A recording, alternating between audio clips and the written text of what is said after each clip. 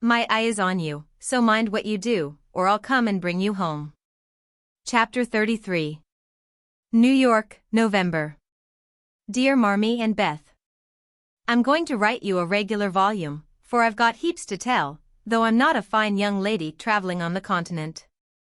When I lost sight of father's dear old face, I felt a trifle blue, and might have shed a briny drop or two, if an Irish lady with 4 small children, all crying more or less, hadn't diverted my mind.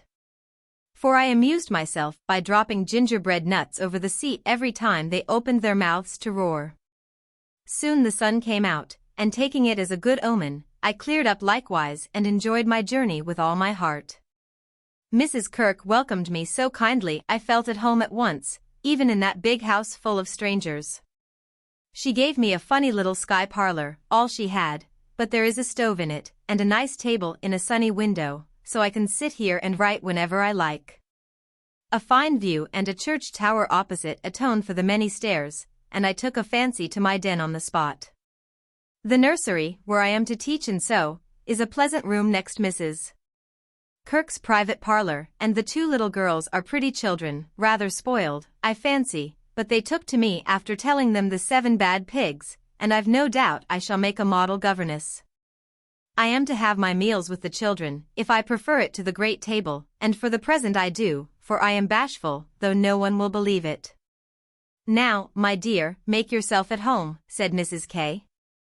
In her motherly way, I'm on the drive from morning to night, as you may suppose with such a family, but a great anxiety will be off my mind if I know the children are safe with you. My rooms are always open to you, and your own shall be as comfortable as I can make it. There are some pleasant people in the house if you feel sociable, and your evenings are always free. Come to me if anything goes wrong, and be as happy as you can.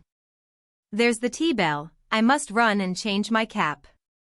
And off she bustled, leaving me to settle myself in my new nest. As I went downstairs soon after, I saw something I liked. The flights are very long in this tall house, and as I stood waiting at the head of the 3rd one for a little servant girl to lumber up, I saw a gentleman come along behind her, take the heavy hod of coal out of her hand, carry it all the way up, put it down at a door nearby, and walk away, saying, with a kind nod and a foreign accent, "It goes better so. The little back is too young to have such heaviness." Wasn't it good of him? I like such things, for as father says, trifles show character. When I mentioned it to Mrs. K. that evening, she laughed, and said, "That must have been Professor Bear, he's always doing things of that sort." Mrs. K. told me he was from Berlin, very learned and good, but poor as a church mouse, and gives lessons to support himself and 2 little orphan nephews whom he is educating here, according to the wishes of his sister, who married an American. Not a very romantic story, but it interested me, and I was glad to hear that Mrs. K. lends him her parlor for some of his scholars. There is a glass door between it and the nursery, and I mean to peep at him, and then I'll tell you how he looks. He's almost 40, so it's no harm, Marmee. After tea and a go-to-bed romp with the little girls, I attacked the big work-basket, and had a quiet evening chatting with my new friend. I shall keep a journal letter, and send it once a week, so good night, and more tomorrow. Tuesday Eve. Had a lively time in my seminary this morning, for the children acted like Sancho, and at one time I really thought I should shake them all round. Some good angel inspired me to try gymnastics, and I kept it up till they were glad to sit down and keep still. After luncheon, the girl took them out for a walk, and I went to my needlework like little Mabel with a willing mind. I was thanking my stars that I'd learned to make nice buttonholes, when the parlor door opened and shut, and someone began to hum, "Canst du das Land," like a big bumblebee. It was dreadfully improper, I know, but I couldn't resist the temptation, and lifting one end of the curtain before the glass door, I peeped in. Professor Bear was there, and while he arranged his books, I took a good look at him. A regular German, rather stout, with brown hair tumbled all over his head, a bushy beard, good nose, the kindest eyes I ever saw, and a splendid big voice that does one's ears good, after our sharp or slipshod American gabble. His clothes were rusty, his hands were large, and he hadn't a really handsome feature in his face, except his beautiful teeth, yet I liked him, for he had a fine head, his linen was very nice, and he looked like a gentleman. Though 2 buttons were off his coat and there was a patch on one shoe. He looked sober in spite of his humming, till he went to the window to turn the hyacinth bulbs toward the sun, and stroke the cat, who received him like an old friend. Then he smiled, and when a tap came at the door, called out in a loud, brisk tone, "Herein." I was just going to run, when I caught sight of a morsel of a child carrying a big book, and stopped, to see what was going on. "Me wants me bear," said the mite, slamming down her book and running to meet him. "Thou shalt have thy bear. Come, then, and take a good hug from him, my Tina," said the professor, catching her up with a laugh, and holding her so high over his head that she had to stoop her little face to kiss him. "Now me muse tuddy my lesson," went on the funny little thing. So he put her up at the table, opened the great dictionary she had brought, and gave her a paper and pencil, and she scribbled away, turning a leaf now and then, and passing her little fat finger down the page, as if finding a word. So soberly that I nearly betrayed myself by a laugh, while Mr. Bear stood stroking her pretty hair with a fatherly look that made me think she must be his own, though she looked more French than German. Another knock and the appearance of 2 young ladies sent me back to my work, and there I virtuously remained through all the noise and gabbling that went on next door. One of the girls kept laughing affectedly, and saying, "Now, Professor," in a coquettish tone, and the other pronounced her German with an accent that must have made it hard for him to keep sober. Both seemed to try his patience sorely, for more than once I heard him say emphatically, "No, no, it is not so, you have not attend to what I say," and once there was a loud rap, as if he struck the table with his book, followed by the despairing exclamation, "Prut! It all goes bad this day." Poor man, I pitied him, and when the girls were gone, took just one more peep to see if he survived it. He seemed to have thrown himself back in his chair, tired out, and sat there with his eyes shut till the clock struck 2, when he jumped up, put his books in his pocket, as if ready for another lesson. And taking little Tina, who had fallen asleep on the sofa, in his arms, he carried her quietly away. I fancy he has a hard life of it. Mrs. Kirk asked me if I wouldn't go down to the 5 o'clock dinner, and feeling a little bit homesick, I thought I would, just to see what sort of people are under the same roof with me. So I made myself respectable and tried to slip in behind Mrs. Kirk, but as she is short and I'm tall, my efforts at concealment were rather a failure. She gave me a seat by her, and after my face cooled off, I plucked up courage and looked about me. The long table was full, and every one intent on getting their dinner, the gentlemen especially, who seemed to be eating on time, for they bolted in every sense of the word, vanishing as soon as they were done. There was the usual assortment of young men absorbed in themselves, young couples absorbed in each other, married ladies in their babies, and old gentlemen in politics. I don't think I shall care to have much to do with any of them, except one sweet-faced maiden lady, who looks as if she had something in her. Cast away at the very bottom of the table was the professor, shouting answers to the questions of a very inquisitive, deaf old gentleman on one side, and talking philosophy with a Frenchman on the other. If Amy had been here, she'd have turned her back on him forever because, sad to relate, he had a great appetite, and shovelled in his dinner in a manner which would have horrified her ladyship. I didn't mind, for I liked to see folks eat with a relish, as Hannah says, and the poor man must have needed a deal of food after teaching idiots all day. As I went upstairs after dinner, 2 of the young men were settling their hats before the hall mirror, and I heard one say low to the other, "Who's the new party? Governess, or something of that sort. What the deuce is she at our table for? Friend of the old lady's. Handsome head, but no style. Not a bit of it. Give us a light and come on." I felt angry at first, and then I didn't care, for a governess is as good as a clerk, and I've got sense, if I haven't style, which is more than some people have, judging from the remarks of the elegant beings who clattered away, smoking like bad chimneys. I hate ordinary people. Thursday. Yesterday was a quiet day spent in teaching, sewing, and writing in my little room, which is very cozy, with a light and fire. I picked up a few bits of news and was introduced to the professor. It seems that Tina is the child of the French woman who does the fine ironing in the laundry here. The little thing has lost her heart to Mr. Bear, and follows him about the house like a dog whenever he is at home, which delights him, as he is very fond of children, though a bachelor. Kitty and Minnie Kirk likewise regard him with affection, and tell all sorts of stories about the plays he invents, the presents he brings, and the splendid tales he tells. The younger men quiz him, it seems, call him Old Fritz, Lagerbier, Ursa Major, and make all manner of jokes on his name. But he enjoys it like a boy, Mrs. Kirk says, and takes it so good-naturedly that they all like him in spite of his foreign ways. The maiden lady is a Miss Norton, rich, cultivated, and kind. She spoke to me at dinner today, for I went to table again, it's such fun to watch people, and asked me to come and see her at her room.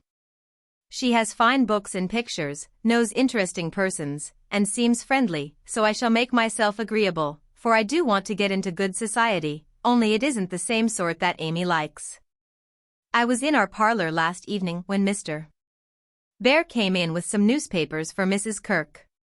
She wasn't there, but Minnie, who is a little old woman, introduced me very prettily.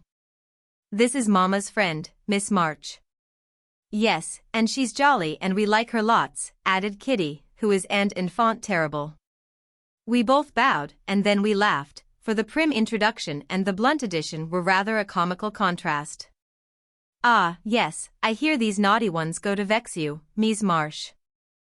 If so again, call at me and I come, he said, with a threatening frown that delighted the little wretches. I promised I would, and he departed, but it seems as if I was doomed to see a good deal of him, for today as I passed his door on my way out, by accident I knocked against it with my umbrella. It flew open, and there he stood in his dressing gown, with a big blue sock on one hand and a darning needle in the other. He didn't seem at all ashamed of it, for when I explained and hurried on, he waved his hand, sock and all, saying in his loud, cheerful way, "You have a fine day to make your walk-bon voyage, mademoiselle." I laughed all the way downstairs, but it was a little pathetic also to think of the poor man having to mend his own clothes. The German gentlemen embroider, I know, but darning hose is another thing and not so pretty. Nothing has happened to write about, except a call on Miss Norton, who has a room full of pretty things, and who was very charming, for she showed me all her treasures, and asked me if I would sometimes go with her to lectures and concerts. As her escort, if I enjoyed them. She put it as a favor, but I'm sure Mrs. Kirk has told her about us, and she does it out of kindness to me. I'm as proud as Lucifer, but such favors from such people don't burden me, and I accepted gratefully. When I got back to the nursery there was such an uproar in the parlor that I looked in, and there was Mr. Bear down on his hands and knees, with Tina on his back, Kitty leading him with a jump rope, and Minnie feeding two small boys with seed cakes, as they roared and ramped in cages built of chairs. "We are playing Nargery," explained Kitty. "Dis is mine effluent," added Tina, holding on by the professor's hair. "Mamma always allows us to do what we like Saturday afternoon, when Franz and Emile come, doesn't she, Mr. Bear?" said Minnie. The effluent sat up, looking as much in earnest as any of them, and said soberly to me, "I give you my word it is so, if we make too large a noise you shall say hush to us, and we go more softly." I promised to do so, but left the door open and enjoyed the fun as much as they did, for a more glorious frolic I never witnessed. They played tag and soldiers, danced and sang, and when it began to grow dark they all piled onto the sofa about the professor, while he told charming fairy stories of the storks on the chimney tops, and the little cobwebs who ride the snowflakes as they fall. I wish Americans were as simple and natural as Germans, don't you? I'm so fond of writing, I should go spinning on forever if motives of economy didn't stop me, for though I've used thin paper and written fine, I tremble to think of the stamps this long letter will need. Pray forward Amy's as soon as you can spare them. My small news will sound very flat after her splendors, but you will like them, I know. Is Teddy studying so hard that he can't find time to write to his friends? Take good care of him for me, Beth, and tell me all about the babies, and give heaps of love to everyone. From your faithful Joe. P.S. On reading over my letter, it strikes me as rather bary, but I am always interested in odd people, and I really had nothing else to write about. Bless you. December. My precious Betsy. As this is to be a scribble-scrabble letter, I direct it to you, for it may amuse you, and give you some idea of my goings-on, for though quiet, they are rather amusing, for which, oh, be joyful.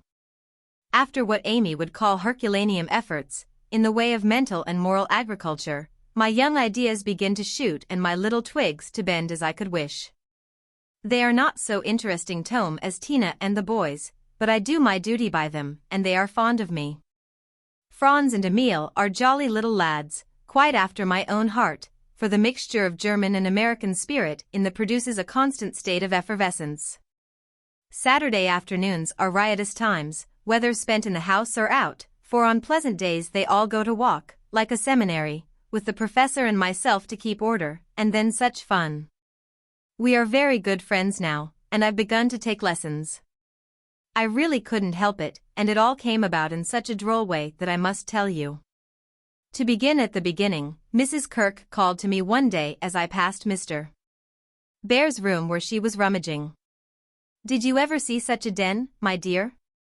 Just come and help me put these books to rights, for I've turned everything upside down, trying to discover what he has done with the 6 new handkerchiefs I gave him not long ago." I went in, and while we worked I looked about me, for it was a den to be sure. Books and papers everywhere, a broken meerschaum, and an old flute over the mantelpiece as if done with, a ragged bird without any tail chirped on one window seat, and a box of white mice adorned the other. Half-finished boats and bits of string lay among the manuscripts. Dirty little boots stood drying before the fire, and traces of the dearly beloved boys, for whom he makes a slave of himself, were to be seen all over the room. After a grand rummage 3 of the missing articles were found, one over the bird cage, one covered with ink, and a third burned brown, having been used as a holder. "Such a man," laughed good-natured Mrs. K., as she put the relics in the rag bay. "I suppose the others are torn up to rig ships, bandage cut fingers, or make kite tails. It's dreadful, but I can't scold him. He's so absent-minded and good-natured, he lets those boys ride over him roughshod. I agreed to do his washing and mending, but he forgets to give out his things and I forget to look them over, so he comes to a sad pass sometimes.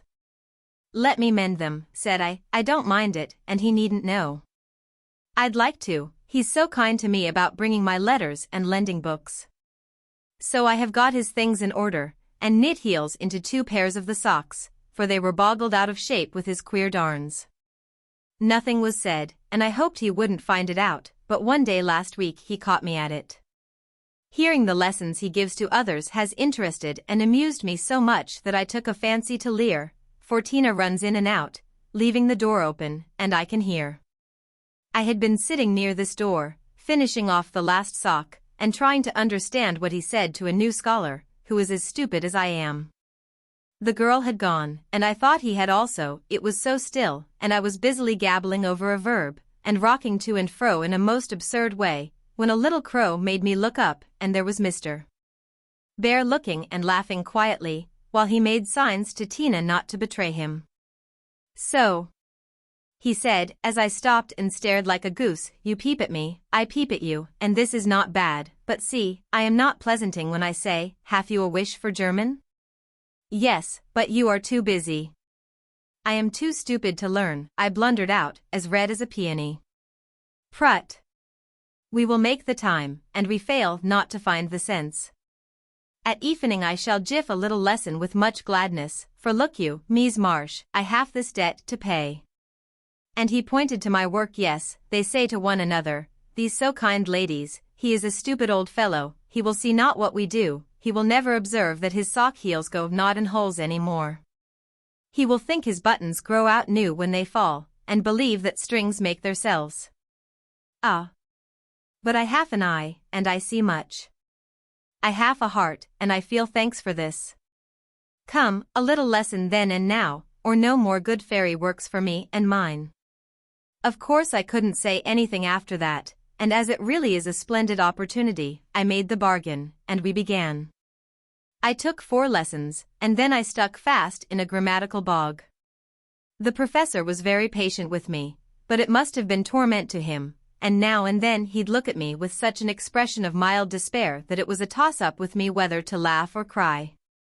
I tried both ways, and when it came to a sniff or utter mortification and woe, he just threw the grammar onto the floor and marched out of the room.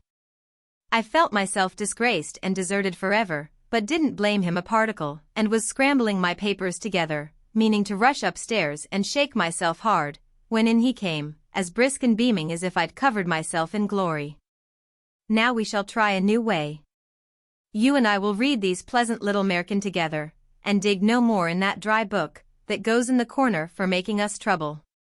He spoke so kindly, and opened Hans Andersen's fairy tales so invitingly before me, that I was more ashamed than ever, and went at my lesson in a neck-or-nothing style that seemed to amuse him immensely. I forgot my bashfulness, and pegged away, no other word will express it, with all my might, tumbling over long words, pronouncing according to inspiration of the minute, and doing my very best. When I finished reading my first page, and stopped for breath, he clapped his hands and cried out in his hearty way, "Das ist gut. Now we go well. My turn. I do him in German, give me your ear." And away he went, rumbling out the words with his strong voice and a relish which was good to see as well as hear. Fortunately the story was The Constant Tin Soldier, which is droll, you know, so I could laugh, and I did, though I didn't understand half he read, for I couldn't help it, he was so earnest, I so excited, and the whole thing so comical. After that we got on better, and now I read my lessons pretty well, for this way of studying suits me, and I can see that the grammar gets tucked into the tales and poetry as one gives pills in jelly. I like it very much, and he doesn't seem tired of it yet, which is very good of him, isn't it? I mean to give him something on Christmas, for I dare not offer money. Tell me something nice, Marmee. I'm glad Laurie seems so happy and busy, that he has given up smoking and lets his hair grow. You see Beth manages him better than I did. I'm not jealous, dear, do your best, only don't make a saint of him.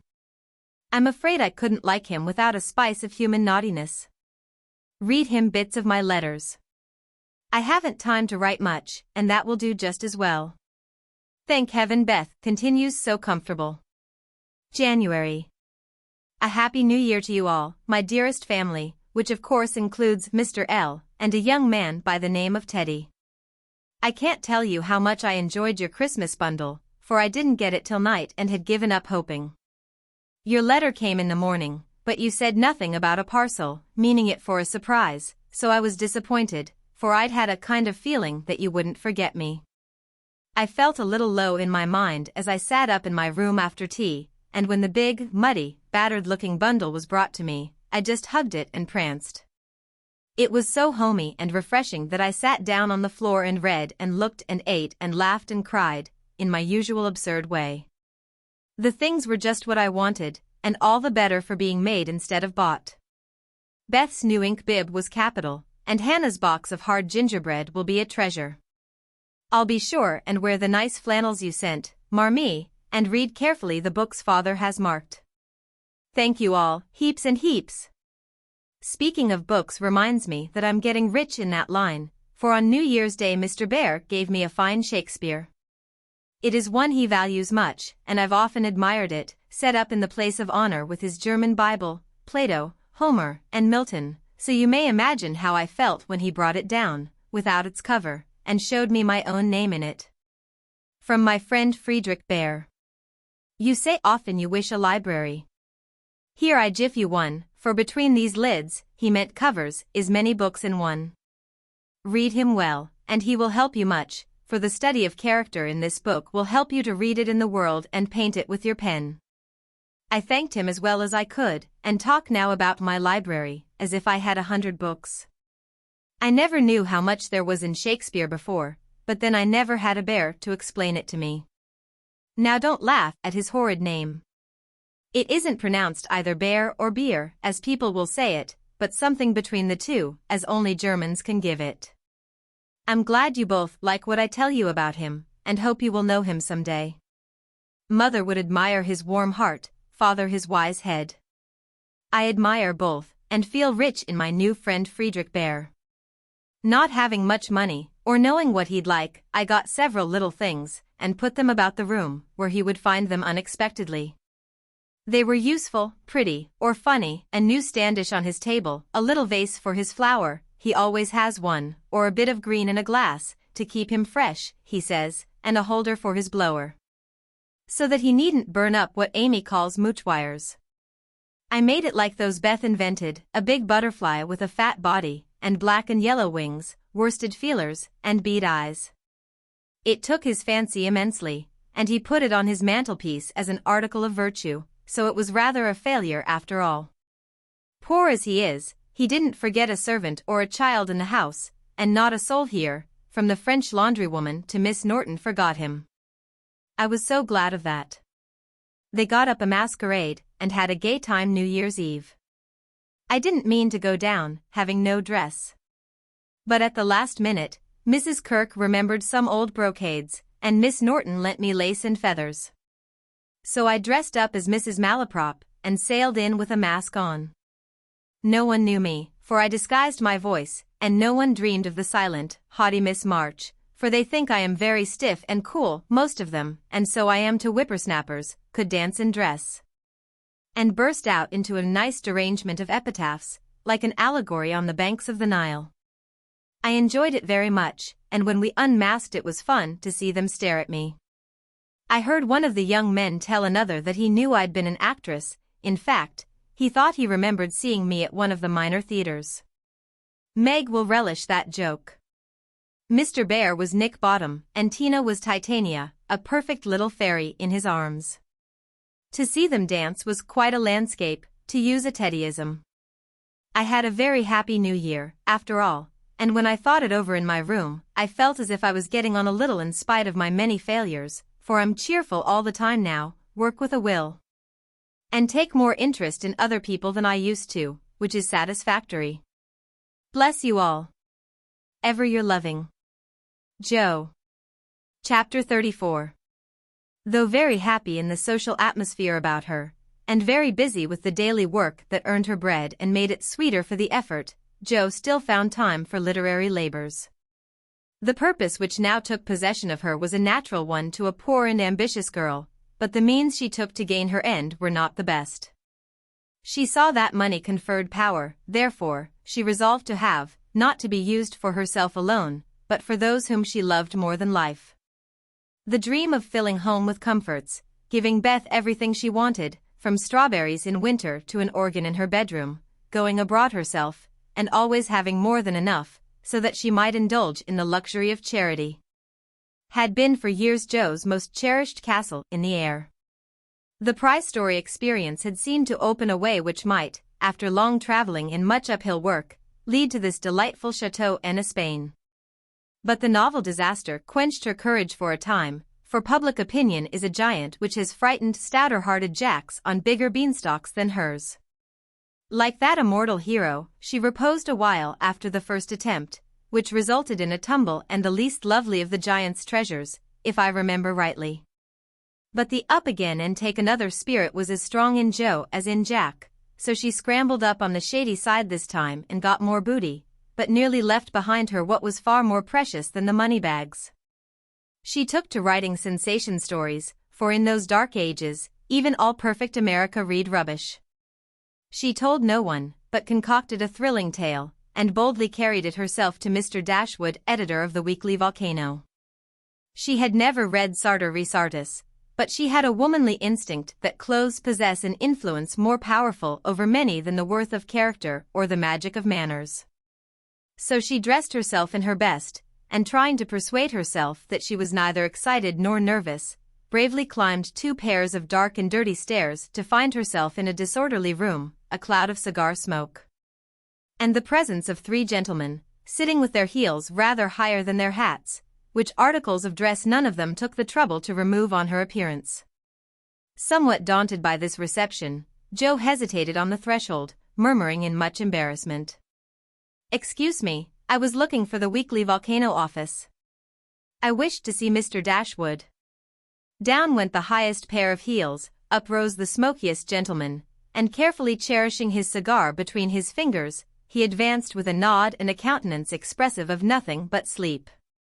Feeling that she must get through the matter somehow, Jo produced her manuscript and, blushing redder and redder with each sentence, blundered out fragments of the little speech carefully prepared for the occasion. A friend of mine desired me to offer a story just as an experiment, would like your opinion, be glad to write more if this suits. While she blushed and blundered, Mr. Dashwood had taken the manuscript, and was turning over the leaves with a pair of rather dirty fingers, and casting critical glances up and down the neat pages. Not a first attempt, I take it. Observing that the pages were numbered, covered only on one side, and not tied up with a ribbon, sure sign of a novice. No, sir. She has had some experience, and got a prize for a tale in the Blarney Stone Banner. Oh, did she? And Mr. Dashwood gave Jo a quick look, which seemed to take note of everything she had on, from the bow in her bonnet to the buttons on her boots. Well, you can leave it, if you like. We've more of this sort of thing on hand than we know what to do with at present, but I'll run my eye over it, and give you an answer next week. Now, Jo did not like to leave it, for Mr. Dashwood didn't suit her at all, but, under the circumstances, there was nothing for her to do but bow and walk away, looking particularly tall and dignified, as she was apt to do when nettled or abashed. Just then she was both, for it was perfectly evident from the knowing glances exchanged among the gentlemen that her little fiction of my friend was considered a good joke, and a laugh, produced by some inaudible remark of the editor, as he closed the door, completed her discomfiture. Half resolving never to return, she went home, and worked off her irritation by stitching pinafores vigorously, and in an hour or two was cool enough to laugh over the scene and long for next week. When she went again, Mr. Dashwood was alone, whereat she rejoiced. Mr. Dashwood was much wider awake than before, which was agreeable, and Mr. Dashwood was not too deeply absorbed in a cigar to remember his manners, so the second interview was much more comfortable than the first. We'll take this, editors never say I, if you don't object to a few alterations. It's too long, but omitting the passages I've marked will make it just the right length, he said, in a businesslike tone. Jo hardly knew her own MS again, so crumpled and underscored were its pages and paragraphs, but feeling as a tender patent might on being asked to cut off her baby's legs in order that it might fit into a new cradle. She looked at the marked passages and was surprised to find that all the moral reflections, which she had carefully put in as ballast for much romance, had been stricken out. But, sir, I thought every story should have some sort of a moral, so I took care to have a few of my sinners repent. Mr. Dashwood's editorial gravity relaxed into a smile, for Jo had forgotten her friend, and spoken as only an author could. People want to be amused, not preached at, you know. Morals don't sell nowadays. Which was not quite a correct statement, by the way. You think it would do with these alterations, then?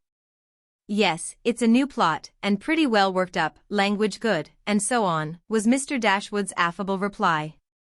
What do you, that is, what compensation, began Jo, not exactly knowing how to express herself. Oh, yes, well, we give from 25 to 30 for things of this sort. Pay when it comes out, returned Mr. Dashwood, as if that point had escaped him. Such trifles do escape the editorial mind, it is said.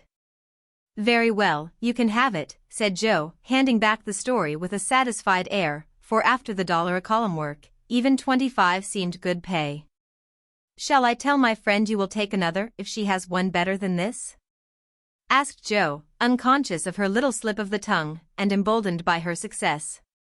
Well, we'll look at it. Can't promise to take it. Tell her to make it short and spicy, and never mind the moral. What name would your friend like to put on it? In a careless tone. None at all, if you please, she doesn't wish her name to appear and has no nom de plume, said Jo, blushing in spite of herself. Just as she likes, of course. The tale will be out next week. Will you call for the money, or shall I send it? Asked Mr. Dashwood, who felt a natural desire to know who his new contributor might be. I'll call. Good morning, sir. As she departed, Mr. Dashwood put up his feet, with the graceful remark, poor and proud, as usual, but she'll do. Following Mr. Dashwood's directions, and making Mrs. Northberry her model, Jo rashly took a plunge into the frothy sea of sensational literature, but thanks to the life-preserver thrown her by a friend, she came up again not much the worse for her ducking. Like most young scribblers, she went abroad for her characters and scenery, and banditti, counts, gypsies, nuns, and duchesses appeared upon her stage, and played their parts with as much accuracy and spirit as could be expected. Her readers were not particular about such trifles as grammar, punctuation, and probability, and Mr. Dashwood graciously permitted her to fill his columns at the lowest prices, not thinking it necessary to tell her that the real cause of his hospitality was the fact that one of his hacks, on being offered higher wages, had basely left him in the lurch. She soon became interested in her work, for her emaciated purse grew stout, and the little hoard she was making to take Beth to the mountains next summer grew slowly but surely as the weeks passed. One thing disturbed her satisfaction, and that was that she did not tell them at home. She had a feeling that father and mother would not approve, and preferred to have her own way first, and beg pardon afterward. It was easy to keep her secret, for no name appeared with her stories. Mr. Dashwood had of course found it out very soon, but promised to be dumb, and for a wonder kept his word. She thought it would do her no harm, for she sincerely meant to write nothing of which she would be ashamed, and quieted all pricks of conscience by anticipations of the happy minute when she should show her earnings and laugh over her well-kept secret. But Mr. Dashwood rejected any but thrilling tales, and as thrills could not be produced except by harrowing up the souls of the readers, history and romance, land and sea, science and art, police records and lunatic asylums, had to be ransacked for the purpose.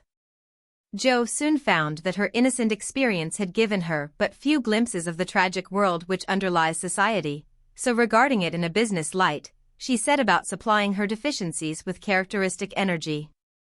Eager to find material for stories, and bent on making them original in plot, if not masterly in execution, she searched newspapers for accidents, incidents, and crimes.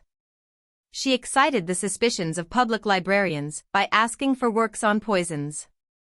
She studied faces in the street, and characters, good, bad, and indifferent, all about her. She delved in the dust of ancient times for facts or fictions so old that they were as good as new, and introduced herself to folly, sin, and misery, as well as her limited opportunities allowed. She thought she was prospering finely, but unconsciously she was beginning to desecrate some of the womanliest attributes of a woman's character. She was living in bad society, and imaginary though it was, its influence affected her, for she was feeding heart and fancy on dangerous and unsubstantial food, and was fast brushing the innocent bloom from her nature by a premature acquaintance with the darker side of life, which comes soon enough to all of us. She was beginning to feel rather than see this, for much describing of other people's passions and feelings set her to studying and speculating about her own. A morbid amusement in which healthy young minds do not voluntarily indulge. Wrongdoing always brings its own punishment, and when Jo most needed hers, she got it. I don't know whether the study of Shakespeare helped her to read character, or the natural instinct of a woman for what was honest, brave, and strong, but while endowing her imaginary heroes with every perfection under the sun, Jo was discovering a live hero, who interested her in spite of many human imperfections. Mr. Bear, in one of their conversations, had advised her to study simple, true, and lovely characters, wherever she found them, as good training for a writer. Jo took him at his word, for she coolly turned round and studied him, a proceeding which would have much surprised him, had he known it, for the worthy professor was very humble in his own conceit. Why everybody liked him was what puzzled Jo, at first. He was neither rich nor great, young nor handsome, in no respect what is called fascinating, imposing, or brilliant, and yet he was as attractive as a genial fire, and people seemed to gather about him as naturally as about a warm hearth. He was poor, yet always appeared to be giving something away, a stranger, yet everyone was his friend, no longer young, but as happy-hearted as a boy.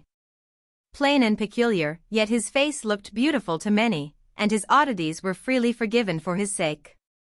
Joe often watched him, trying to discover the charm, and at last decided that it was benevolence which worked the miracle. If he had any sorrow, it sat with its head under its wing, and he turned only his sunny side to the world. There were lines upon his forehead, but time seemed to have touched him gently, remembering how kind he was to others. The pleasant curves about his mouth were the memorials of many friendly words and cheery laughs, his eyes were never cold or hard, and his big hand had a warm, strong grasp that was more expressive than words. His very clothes seemed to partake of the hospitable nature of the wearer. They looked as if they were at ease, and liked to make him comfortable. His capacious waistcoat was suggestive of a large heart underneath. His rusty coat had a social air, and the baggy pockets plainly proved that little hands often went in empty and came out full. His very boots were benevolent, and his collars never stiff and raspy like other people's. "That's it," said Jo to herself, when she at length discovered that genuine goodwill toward one's fellow men could beautify and dignify even a stout German teacher, who shoveled in his dinner, darned his own socks, and was burdened with the name of bear. Jo valued goodness highly, but she also possessed a most feminine respect for intellect, and a little discovery which she made about the professor added much to her regard for him. He never spoke of himself, and no one ever knew that in his native city he had been a man much honored and esteemed for learning and integrity, till a countryman came to see him. He never spoke of himself, and in a conversation with Miss Norton divulged the pleasing fact. From her Jo learned it, and liked it all the better because Mr. Bear had never told it. She felt proud to know that he was an honored professor in Berlin, though only a poor language master in America, and his homely, hard-working life was much beautified by the spice of romance which this discovery gave it. Another and a better gift than intellect was shown her in a most unexpected manner. Miss Norton had the entree into most society, which Jo would have had no chance of seeing but for her. The solitary woman felt an interest in the ambitious girl, and kindly conferred many favors of this sort both on Jo and the professor. She took them with her one night to a select symposium, held in honor of several celebrities. Jo went prepared to bow down and adore the mighty ones whom she had worshipped with youthful enthusiasm afar off. But her reverence for genius received a severe shock that night, and it took her some time to recover from the discovery that the great creatures were only men and women after all. Imagine her dismay, on stealing a glance of timid admiration at the poet whose lines suggested an ethereal being fed on spirit, fire, and dew, to behold him devouring his supper with an ardor which flushed his intellectual countenance. Turning as from a fallen idol, she made other discoveries which rapidly dispelled her romantic illusions. The great novelist vibrated between two decanters with the regularity of a pendulum. The famous divine flirted openly with one of the Madame de Staëls of the age, who looked daggers at another Corinne, who was amiably satirizing her, after outmaneuvering her in efforts to absorb the profound philosopher, who imbibed tea Johnsonianly and appeared to slumber, the loquacity of the lady rendering speech impossible. The scientific celebrities, forgetting their mollusks and glacial periods, gossiped about art, while devoting themselves to oysters and ices with characteristic energy. The young musician, who was charming the city like a second Orpheus, talked horses, and the specimen of the British nobility present happened to be the most ordinary man of the party. Before the evening was half over, Jo felt so completely disillusioned that she sat down in a corner to recover herself. Mr. Bear soon joined her, looking rather out of his element, and presently several of the philosophers, each mounted on his hobby, came ambling up to hold an intellectual tournament in the recess. The conversations were miles beyond Jo's comprehension, but she enjoyed it, though Kant and Hegel were unknown gods, the subjective and objective unintelligible terms. And the only thing evolved from her inner consciousness was a bad headache after it was all over. It dawned upon her gradually that the world was being picked to pieces, and put together on new and, according to the talkers, on infinitely better principles than before, that religion was in a fair way to be reasoned into nothingness, and intellect was to be the only god. Jo knew nothing about philosophy or metaphysics of any sort, but a curious excitement, half pleasurable, half painful, came over her as she listened with a sense of being turned adrift into time and space, like a young balloon out on a holiday. She looked round to see how the professor liked it, and found him looking at her with the grimiest expression she had ever seen him wear. He shook his head and beckoned her to come away, but she was fascinated just then by the freedom of speculative philosophy, and kept her seat, trying to find out what the wise gentleman intended to rely upon after they had annihilated all the old beliefs. Now, Mr. Bear was a diffident man and slow to offer his own opinions, not because they were unsettled, but too sincere and earnest to be lightly spoken. As he glanced from Joe to several other young people, attracted by the brilliancy of the philosophic pyrotechnics, he knit his brows and longed to speak, fearing that some inflammable young soul would be led astray by the rockets, to find when the display was over that they had only an empty stick or a scorched hand. He bore it as long as he could, but when he was appealed to for an opinion, he blazed up with honest indignation and defended religion with all the eloquence of truth, an eloquence which made his broken English musical and his plain face beautiful. He had a hard fight, for the wise men argued well, but he didn't know when he was beaten and stood to his colors like a man. Somehow, as he talked, the world got right again to Joe. The old beliefs that had lasted so long seemed better than the new. God was not a blind force, and immortality was not a pretty fable, but a blessed fact. She felt as if she had solid ground under her feet again, and when Mr. Bear paused, out-talked but not one whit convinced, Joe wanted to clap her hands and thank him. She did neither, but she remembered the scene and gave the professor her heartiest respect, for she knew it cost him an effort to speak out then and there, because his conscience would not let him be silent. She began to see that character is a better possession than money, rank, intellect, or beauty, and to feel that if greatness is what a wise man has defined it to be, truth, reverence, and goodwill, then her friend Friedrich Bear was not only good, but great. This belief strengthened daily. She valued his esteem, she coveted his respect, she wanted to be worthy of his friendship, and just when the wish was sincerest, she came near to losing everything. It all grew out of a cocked hat, for one evening the professor came in to give Joe her lesson with a paper soldier cap on his head, which Tina had put there and he had forgotten to take off. It's evident he doesn't look in his glass before coming down, thought Joe, with a smile, as he said "Good evening," and sat soberly down, quite unconscious of the ludicrous contrast between his subject and his headgear. For he was going to read her The Death of Wallenstein. She said nothing at first, for she liked to hear him laugh out his big, hearty laugh when anything funny happened, so she left him to discover it for himself, and presently forgot all about it. For to hear a German read Schiller is rather an absorbing occupation. After the reading came the lesson, which was a lively one, for Joe was in a gay mood that night, and the cocked hat kept her eyes dancing with merriment. The professor didn't know what to make of her, and stopped at last to ask with an air of mild surprise that was irresistible. "Mies Marsh, for what do you laugh in your master's face? Have you no respect for me, that you go on so bad?"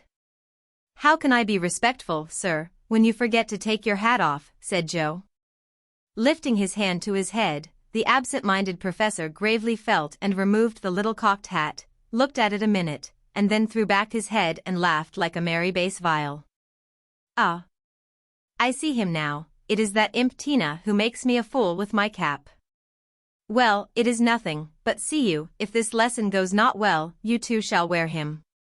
But the lesson did not go at all for a few minutes because Mr. Bear caught sight of a picture on the hat, and unfolding it, said with great disgust, "I wish these papers did not come in the house. They are not for children to see, nor young people to read. It is not well, and I have no patience with those who make this harm." Joe glanced at the sheet and saw a pleasing illustration composed of a lunatic, a corpse, a villain, and a viper. She did not like it, but the impulse that made her turn it over was not one of displeasure but fear, because for a minute she fancied the paper was the volcano. It was not, however, and her panic subsided as she remembered that even if it had been and one of her own tales in it, there would have been no name to betray her. She had betrayed herself, however, by a look and a blush, for though an absent man, the professor saw a good deal more than people fancied. He knew that Jo wrote, and had met her down among the newspaper offices more than once, but as she never spoke of it, he asked no questions in spite of a strong desire to see her work. Now it occurred to him that she was doing what she was ashamed to own, and it troubled him. He did not say to himself, "It is none of my business. I've no right to say anything," as many people would have done.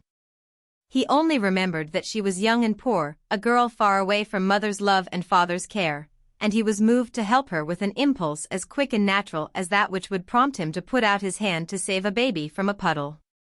All this flashed through his mind in a minute, but not a trace of it appeared in his face, and by the time the paper was turned, and Jo's needle threaded, he was ready to say quite naturally, but very gravely, "Yes, you are right to put it from you. I do not think that good young girls should see such things. They are made pleasant to some, but I would more rather give my boys gunpowder to play with than this bad trash. All may not be bad, only silly, you know, and if there is a demand for it, I don't see any harm in supplying it. Many very respectable people make an honest living out of what are called sensation stories," said Jo, scratching gathers so energetically that a row of little slits followed her pin. "There is a demand for whiskey, but I think you and I do not care to sell it.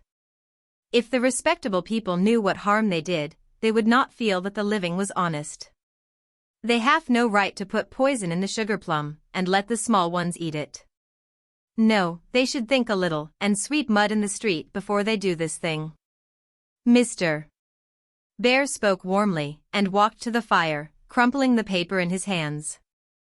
Jo sat still, looking as if the fire had come to her, for her cheeks burned long after the cocked hat had turned to smoke and gone harmlessly up the chimney. "I should like much to send all the rest after him," muttered the professor, coming back with a relieved air. Jo thought what a blaze her pile of papers upstairs would make, and her hard-earned money lay rather heavily on her conscience at that minute.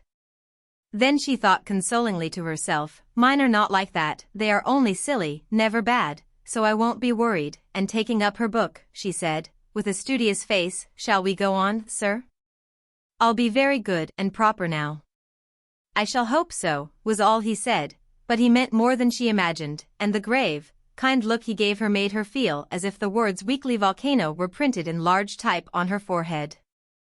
As soon as she went to her room, she got out her papers, and carefully reread every one of her stories, being a little short-sighted. Mr.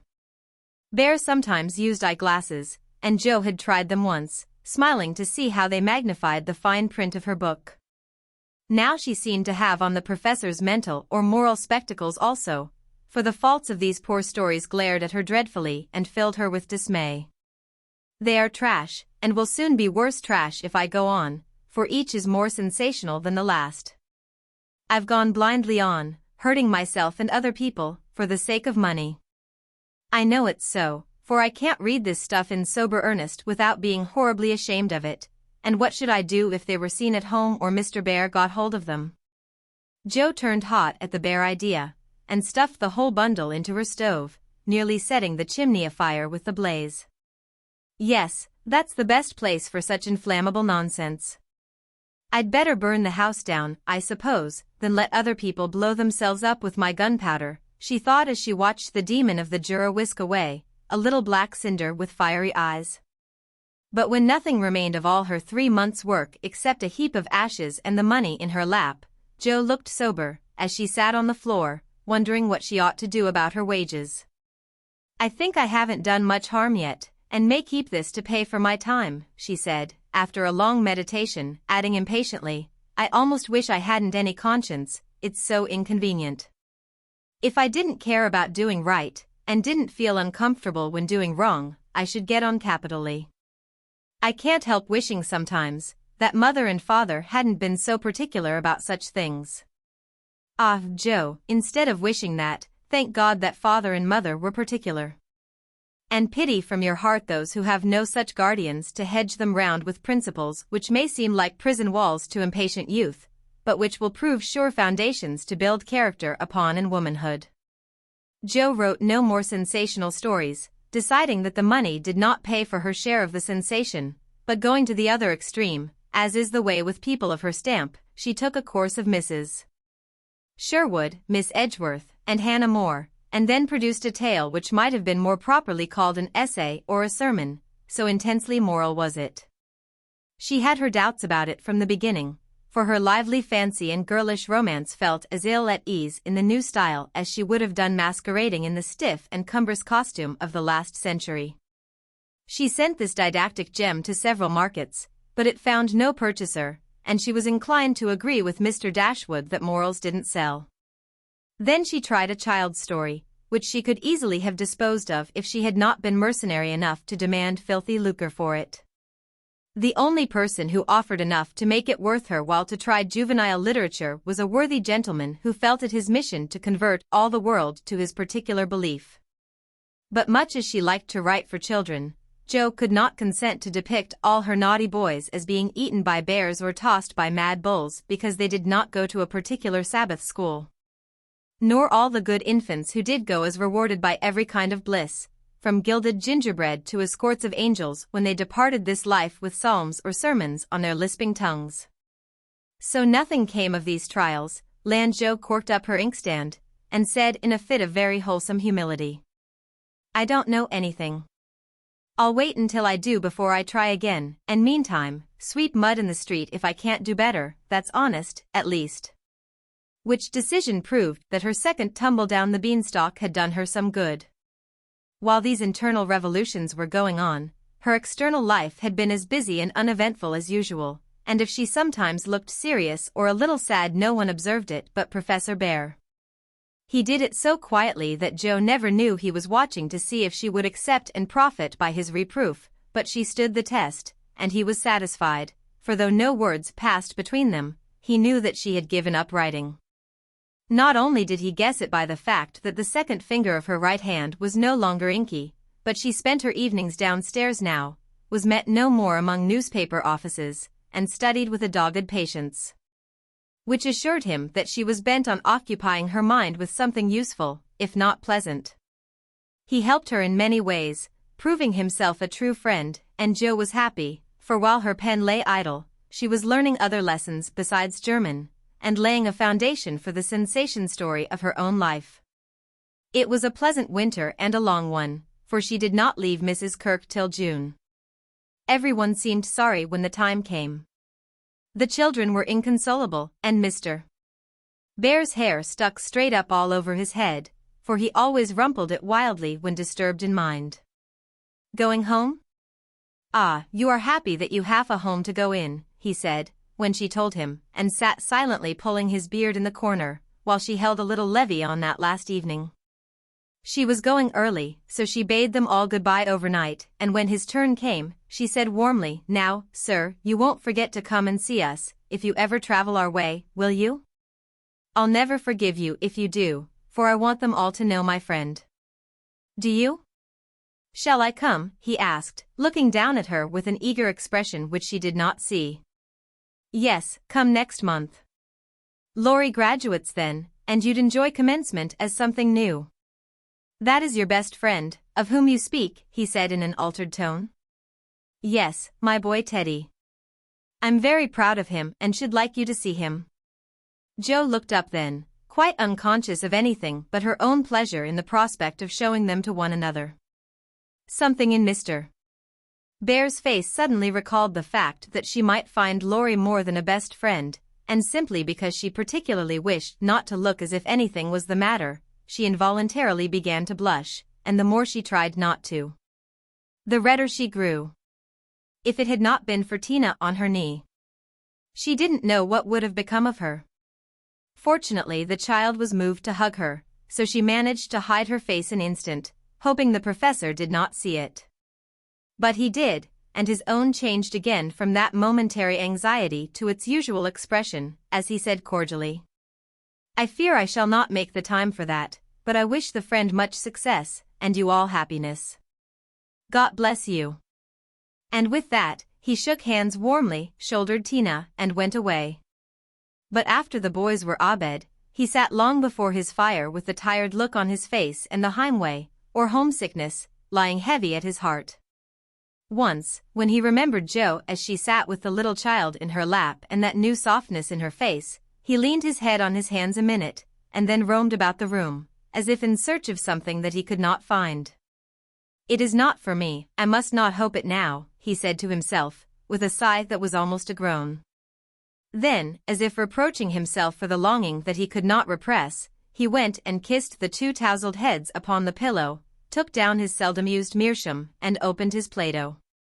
He did his best and did it manfully, but I don't think he found that a pair of rampant boys, a pipe, or even the divine Play-Doh, were very satisfactory substitutes for wife and child at home. Early as it was, he was at the station next morning to see Jo off, and thanks to him, she began her solitary journey with the pleasant memory of a familiar face smiling its farewell, a bunch of violets to keep her company, and best of all, the happy thought, well, the winter's gone, and I've written no books, earned no fortune, but I've made a friend worth having, and I'll try to keep him all my life. Chapter 35. Whatever his motive might have been, Laurie studied to some purpose that year, for he graduated with honor, and gave the Latin oration with the grace of a Phillips and the eloquence of a Demosthenes, so his friends said. They were all there, his grandfather, oh, so proud, Mr. and Mrs. March, John and Meg, Jo and Beth, and all exulted over him with the sincere admiration which boys make light of at the time, but fail to win from the world by any after triumphs. "I've got to stay for this confounded supper, but I shall be home early tomorrow. You'll come and meet me as usual, girls?" Laurie said, as he put the sisters into the carriage after the joys of the day were over. He said girls, but he meant Jo, for she was the only one who kept up the old custom. She had not the heart to refuse her splendid, successful boy anything, and answered warmly.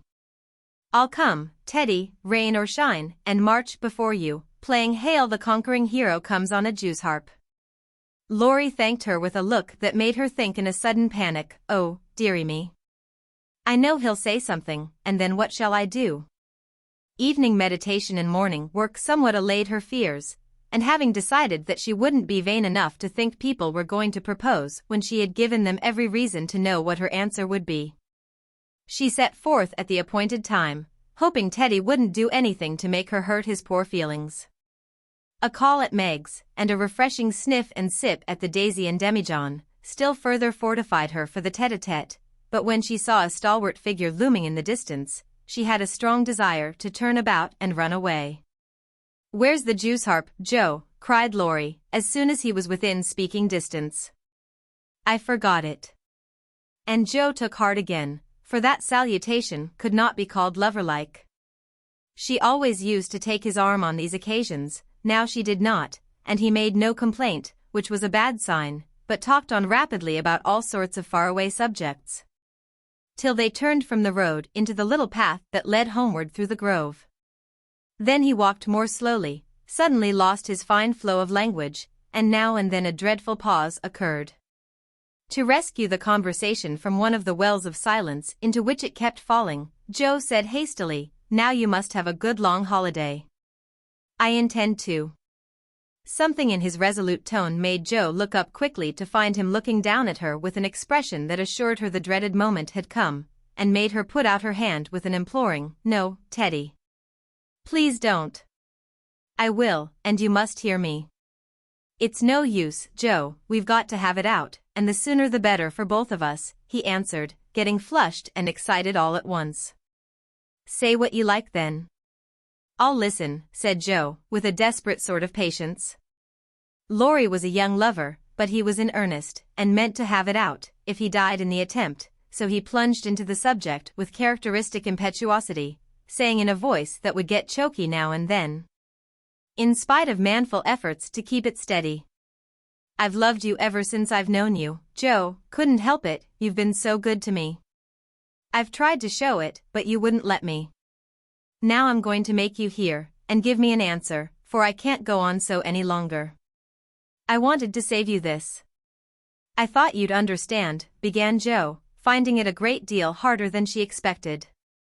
"I know you did, but the girls are so queer you never know what they mean. They say no when they mean yes, and drive a man out of his wits just for the fun of it," returned Laurie, entrenching himself behind an undeniable fact. I don't. I never wanted to make you care for me so, and I went away to keep you from it if I could. I thought so. It was like you, but it was no use. I only loved you all the more, and I worked hard to please you, and I gave up billiards and everything you didn't like, and waited and never complained, for I hoped you'd love me, though I'm not half good enough. Here there was a choke that couldn't be controlled, so he decapitated Buttercups while he cleared his confounded throat. You're a great deal too good for me, and I'm so grateful to you, and so proud and fond of you, I don't know why I can't love you as you want me to. I've tried, but I can't change the feeling, and it would be a lie to say I do when I don't. Really, truly, Joe? He stopped short, and caught both her hands as he put his question with a look that she did not soon forget. Really, truly, dear. They were in the grove now, close by the stile, and when the last words fell reluctantly from Joe's lips, Laurie dropped her hands and turned as if to go on, but for once in his life the fence was too much for him. So he just laid his head down on the mossy post, and stood so still that Joe was frightened. Oh, Teddy, I'm sorry, so desperately sorry, I could kill myself if it would do any good. I wish you wouldn't take it so hard, I can't help it. You know it's impossible for people to make themselves love other people if they don't, cried Joe inelegantly but remorsefully, as she softly patted his shoulder, remembering the time when he had comforted her so long ago. They do sometimes, said a muffled voice from the post. I don't believe it's the right sort of love, and I'd rather not try it, was the decided answer.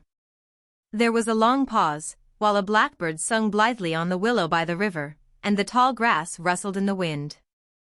Presently Joe said very soberly, as she sat down on the step of the stile, Laurie, I want to tell you something. He started as if he had been shot, threw up his head, and cried out in a fierce tone, Don't tell me that, Joe, I can't bear it now. Tell what? She asked, wondering at his violence. That you love that old man. What old man? Demanded Joe, thinking he must mean his grandfather. That devilish professor you were always writing about. If you say you love him, I know I shall do something desperate. And he looked as if he would keep his word, as he clenched his hands with a wrathful spark in his eyes. Joe wanted to laugh, but restrained herself and said warmly, for she too was getting excited with all this, Don't swear, Teddy. He isn't old, nor anything bad, but good and kind, and the best friend I've got, next to you. Pray, don't fly into a passion. I want to be kind, but I know I shall get angry if you abuse my professor. I haven't the least idea of loving him or anybody else. But you will after a while, and then what will become of me?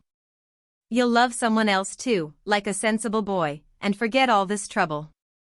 I can't love anyone else, and I'll never forget you, Joe, never. Never, with a stamp to emphasize his passionate words.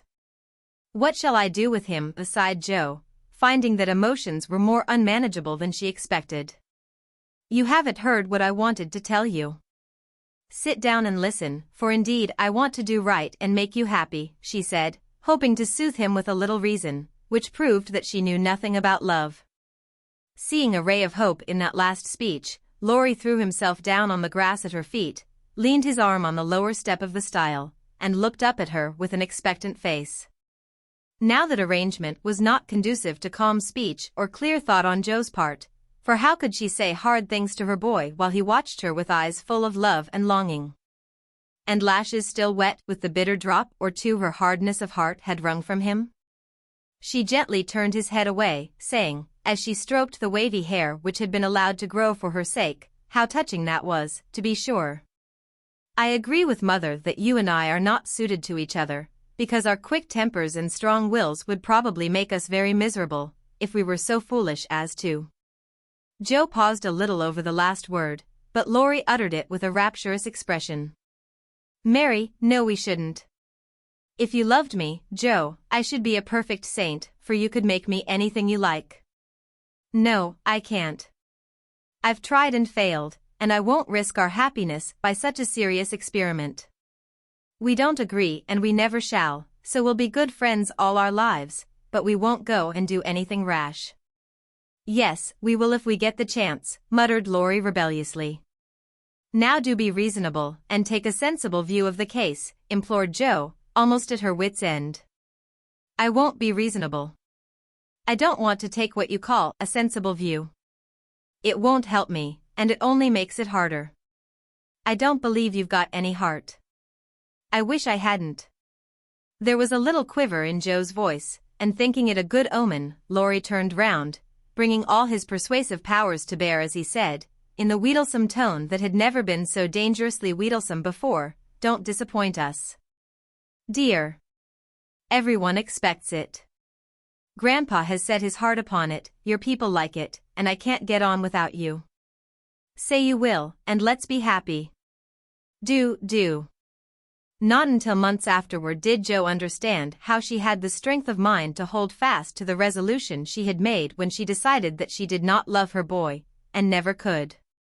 It was very hard to do, but she did it, knowing that delay was both useless and cruel. I can't say yes truly, so I won't say it at all. You'll see that I'm right, by and by, and thank me for it. She began solemnly. I'll be hanged if I do. And Laurie bounced up off the grass, burning with indignation at the very idea. Yes, you will, persisted Joe. You'll get over this after a while, and find some lovely accomplished girl, who will adore you, and make a fine mistress for your fine house. I shouldn't. I'm homely and awkward and odd and old, and you'd be ashamed of me, and we should quarrel. We can't help it even now, you see, and I shouldn't like elegant society and you would, and you'd hate my scribbling, and I couldn't get on without it.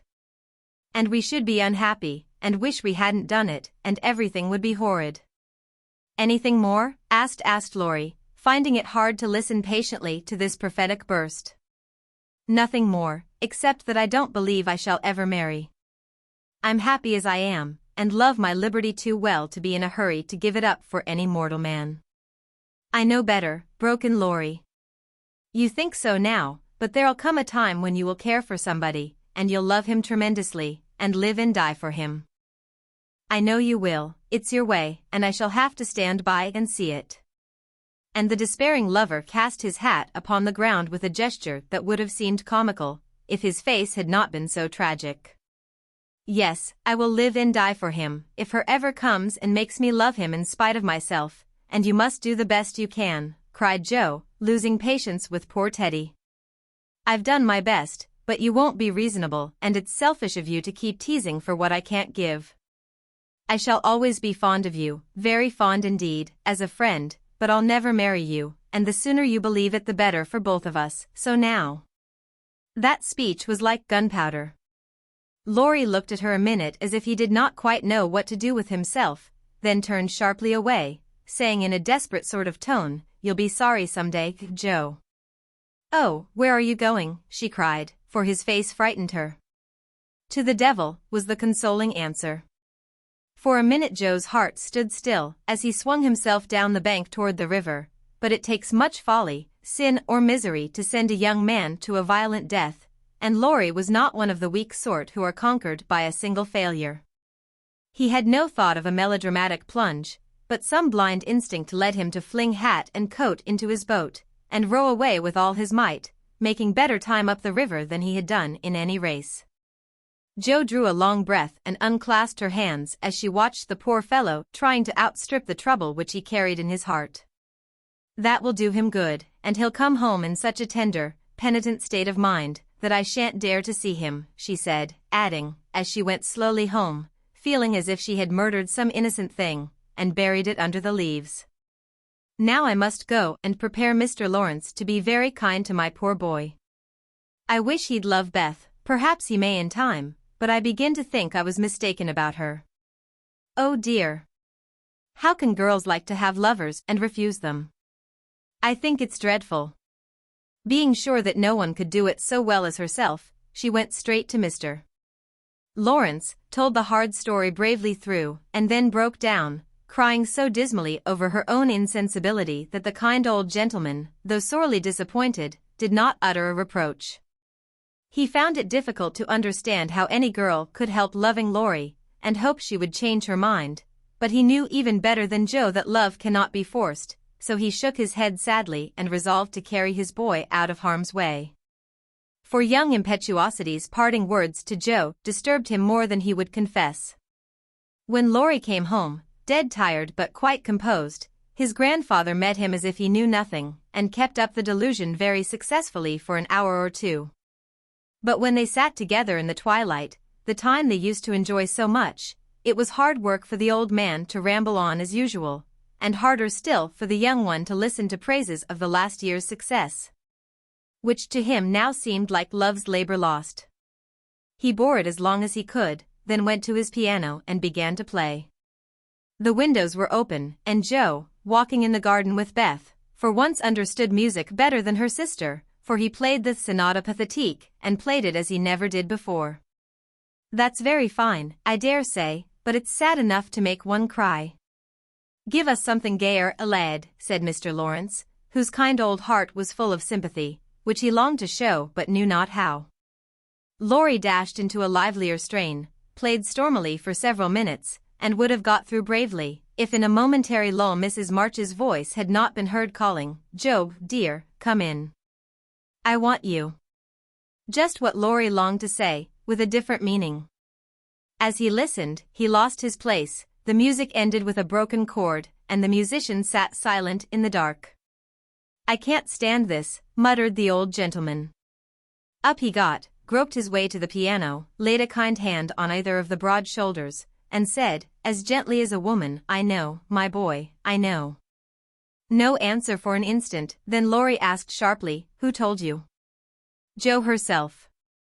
"Then there's an end of it." And he shook off his grandfather's hands with an impatient motion, for though grateful for the sympathy, his man's pride could not bear a man's pity. "Not quite. I want to say one thing, and then there shall be an end of it," returned Mr. Lawrence with unusual mildness. "You won't care to stay at home now, perhaps?" "I don't intend to run away from a girl. Joe can't prevent my seeing her, and I shall stay and do it as long as I like," interrupted Laurie in a defiant tone. "Not if you are the gentleman I think you. I'm disappointed, but the girl can't help it, and the only thing left for you to do is to go away for a time." "Where will you go?" "Anywhere. I don't care what becomes of me." And Laurie got up with a reckless laugh that grated on his grandfather's ear. "Take it like a man, and don't do anything rash, for God's sake. Why not go abroad, as you planned, and forget it?" "I can't." "But you've been wild to go, and I promised you should when you got through college." "Ah, but I didn't mean to go alone." And Laurie walked fast through the room with an expression which it was well his grandfather did not see. "I don't ask you to go alone. There's someone ready and glad to go with you, anywhere in the world." "Who, sir?" stopping to listen. "Myself." Laurie came back as quickly as he went, and put out his hand, saying huskily, "I'm a selfish brute, but, you know grandfather. Lord help me, yes, I do know, for I've been through it all before, once in my own young days, and then with your father. Now, my dear boy, just sit quietly down and hear my plan. It's all settled, and can be carried out at once," said Mr. Lawrence, keeping hold of the young man, as if fearful that he would break away as his father had done before him. "Well, sir, what is it?" And Laurie sat down, without a sign of interest in face or voice. "There is business in London that needs looking after. I meant you should attend to it, but I can do it better myself, and things here will get on very well with Brooke to manage them. My partners do almost everything, I'm merely holding on until you take my place, and can be off at any time." "But you hate traveling, sir." "I can't ask it of you at your age," began Laurie, who was grateful for the sacrifice, but much preferred to go alone, if he went at all. The old gentleman knew that perfectly well, and particularly desired to prevent it, for the mood in which he found his grandson assured him that it would not be wise to leave him to his own devices. So, stifling a natural regret at the thought of the home comforts he would leave behind him, he said stoutly, "Bless your soul, I'm not superannuated yet. I quite enjoy the idea. It will do me good, and my old bones won't suffer, for traveling nowadays is almost as easy as sitting in a chair." A restless movement from Laurie suggested that his chair was not easy, or that he did not like the plan, and made the old man add hastily, I don't mean to be a marplot or a burden. I go because I think you'd feel happier than if I was left behind. I don't intend to gad about with you, but leave you free to go where you like, while I amuse myself in my own way. I've friends in London and Paris, and should like to visit them. Meantime you can go to Italy, Germany, Switzerland, where you will, and enjoy pictures, music, scenery, and adventures to your heart's content. Now, Laurie felt just then that his heart was entirely broken and the world a howling wilderness, but at the sound of certain words which the old gentleman artfully introduced into his closing sentence, the broken heart gave an unexpected leap. And a green oasis or two suddenly appeared in the howling wilderness. He sighed, and then said, in a spiritless tone, "Just as you like, sir. It doesn't matter where I go or what I do. It does to me, remember that, my lad. I give you entire liberty, but I trust you to make an honest use of it. Promise me that, Laurie." "Anything you like, sir." "Good," thought the old gentleman. "You don't care now, but there'll come a time when that promise will keep you out of mischief, or I'm much mistaken. Being an energetic individual, Mr. Lawrence struck while the iron was hot, and before the blighted being recovered spirit enough to rebel, they were off. During the time necessary for preparation, Laurie bore himself as young gentlemen usually do in such cases. He was moody, irritable, and pensive by turns, lost his appetite, neglected his dress and devoted much time to playing tempestuously on his piano, avoided Jo, but consoled himself by staring at her from his window. With a tragic face that haunted her dreams by night and oppressed her with a heavy sense of guilt by day. Unlike some sufferers, he never spoke of his unrequited passion, and would allow no one, not even Mrs. March, to attempt consolation or offer sympathy. On some accounts, this was a relief to his friends, but the weeks before his departure were very uncomfortable, and everyone rejoiced that the poor, dear fellow was going away to forget his trouble and come home happy. Of course, he smiled darkly at their delusion, but passed it by with the sad superiority of one who knew that his fidelity like his love was unalterable. When the parting came he affected high spirits, to conceal certain inconvenient emotions which seemed inclined to assert themselves. This gaiety did not impose upon anybody, but they tried to look as if it did for his sake, and he got on very well till Mrs. March kissed him, with a whisper full of motherly solicitude. Then feeling that he was going very fast, he hastily embraced them all round, not forgetting the afflicted Hannah, and ran downstairs as if for his life. Jo followed a minute after to wave her hand to him if he looked round. He did look round, came back, put his arms about her as she stood on the step above him, and looked up at her with a face that made his short appeal eloquent and pathetic. "Oh, Jo, can't you? Teddy, dear, I wish I could." That was all, except a little pause. Then Laurie straightened himself up, said, "It's all right, never mind," and went away without another word. Ah, but it wasn't all right, and Jo did mind, for while the curly head lay on her arm a minute after her hard answer, she felt as if she had stabbed her dearest friend, and when he left her without a look behind him. She knew that the boy Laurie never would come again. Chapter 36. When Jo came home that spring, she had been struck with the change in Beth. No one spoke of it or seemed aware of it, for it had come too gradually to startle those who saw her daily, but to eyes sharpened by absence, it was very plain, and a heavy weight fell on Jo's heart as she saw her sister's face. It was no paler and but littler thinner than in the autumn, yet there was a strange, transparent look about it, as if the mortal was being slowly refined away, and the immortal shining through the frail flesh with an indescribably pathetic beauty. Jo saw and felt it, but said nothing at the time, and soon the first impression lost much of its power, for Beth seemed happy, no one appeared to doubt that she was better, and presently in other cares Jo for a time forgot her fear. But when Laurie was gone, and peace prevailed again, the vague anxiety returned and haunted her. She had confessed her sins and been forgiven, but when she showed her savings and proposed a mountain trip, Beth had thanked her heartily, but begged not to go so far away from home. Another little visit to the seashore would suit her better, and as Grandma could not be prevailed upon to leave the babies, Jo took Beth down to the quiet place, where she could live much in the open air. and let the fresh sea breezes blow a little color into her pale cheeks. It was not a fashionable place, but even among the pleasant people there, the girls made few friends, preferring to live for one another. Beth was too shy to enjoy society, and Joe too wrapped up in her to care for anyone else. So they were all in all to each other, and came and went, quite unconscious of the interest they excited in those about them, who watched with sympathetic eyes the strong sister and the feeble one, always together. As if they felt instinctively that a long separation was not far away. They did feel it, yet neither spoke of it, for often between ourselves and those nearest and dearest to us there exists a reserve which it is very hard to overcome. Joe felt as if a veil had fallen between her heart and Beth's, but when she put out her hand to lift it up, there seemed something sacred in the silence, and she waited for Beth to speak. She wondered, and was thankful also, that her parents did not seem to see what she saw, and during the quiet weeks when the shadows grew so plain to her, she said nothing of it to those at home, believing that it would tell itself when Beth came back no better.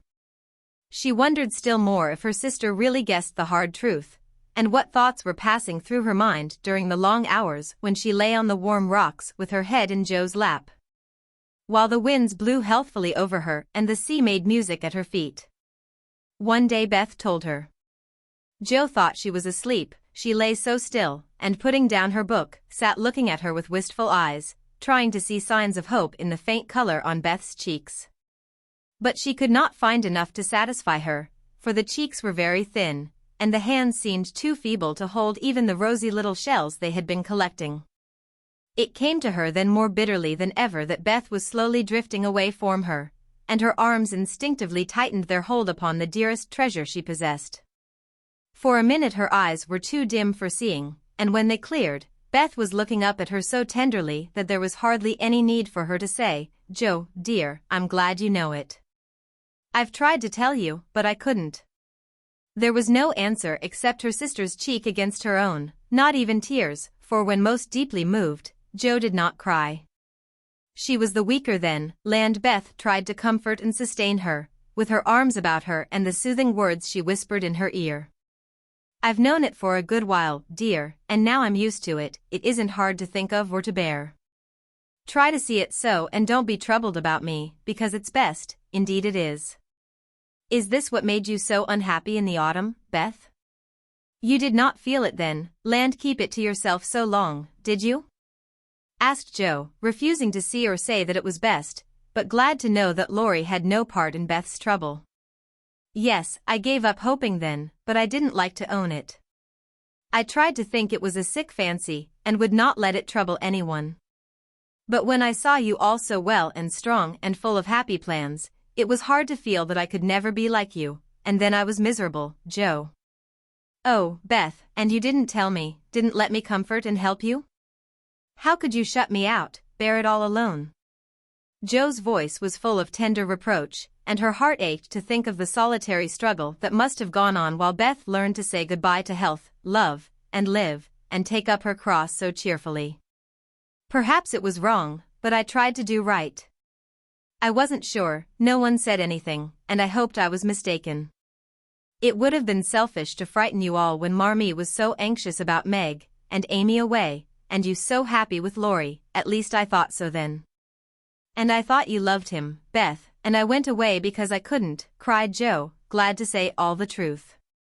Beth looked so amazed at the idea that Joe smiled in spite of her pain, and added softly, "Then you didn't, dearie? I was afraid it was so, and imagined your poor little heart full of lovelornity all that while." "Why, Joe, how could I, when he was so fond of you?" asked Beth, as innocently as a child. "I do love him dearly. He is so good to me, how can I help it? But he could never be anything to me but my brother. I hope he truly will be, sometime." "Not through me," said Joe decidedly. "Amy is left for him, and they would suit excellently, but I have no heart for such things, now. I don't care what becomes of anybody but you, Beth. You must get well. I want to, oh, so much. I try, but every day I lose a little, and feel more sure that I shall never gain it back. It's like the tide, Joe, when it turns, it goes slowly, but it can't be stopped. It shall be stopped, your tide must not turn so soon, 19 is too young, Beth. I can't let you go. I'll work and pray and fight against it. I'll keep you in spite of everything. There must be ways, it can't be too late. God won't be so cruel as to take you from me, cried poor Jo rebelliously, for her spirit was far less piously submissive than Beth's. Simple, sincere people seldom speak much of their piety. It shows itself in acts rather than in words, and has more influence than homilies or protestations. Beth could not reason upon or explain the faith that gave her courage and patience to give up life, and cheerfully wait for death. Like a confiding child, she asked no questions, but left everything to God and nature, Father and Mother of us all, feeling sure that they, and they only, could teach and strengthen heart and spirit for this life and the life to come. She did not rebuke Jo with saintly speeches, only loved her better for her passionate affection, and clung more closely to the dear human love, from which our Father never means us to be weaned, but through which He draws us closer to Himself. She could not say, I'm glad to go, for life was very sweet for her. She could only sob out, I try to be willing, while she held fast to Jo, as the first bitter wave of this great sorrow broke over them together. By and by Beth said, with recovered serenity, you'll tell them this when we go home? I think they will see it without words, sighed Jo, for now it seemed to her that Beth changed every day. Perhaps not. I've heard that the people who love best are often blindest to such things. If they don't see it, you will tell them for me. I don't want any secrets, and it's kinder to prepare them. Meg has John and the babies to comfort her, but you must stand by Father and Mother, won't you, Jo? If I can. But, Beth, I don't give up yet. I'm going to believe that it is a sick fancy, and not let you think it's true, said Jo, trying to speak cheerfully.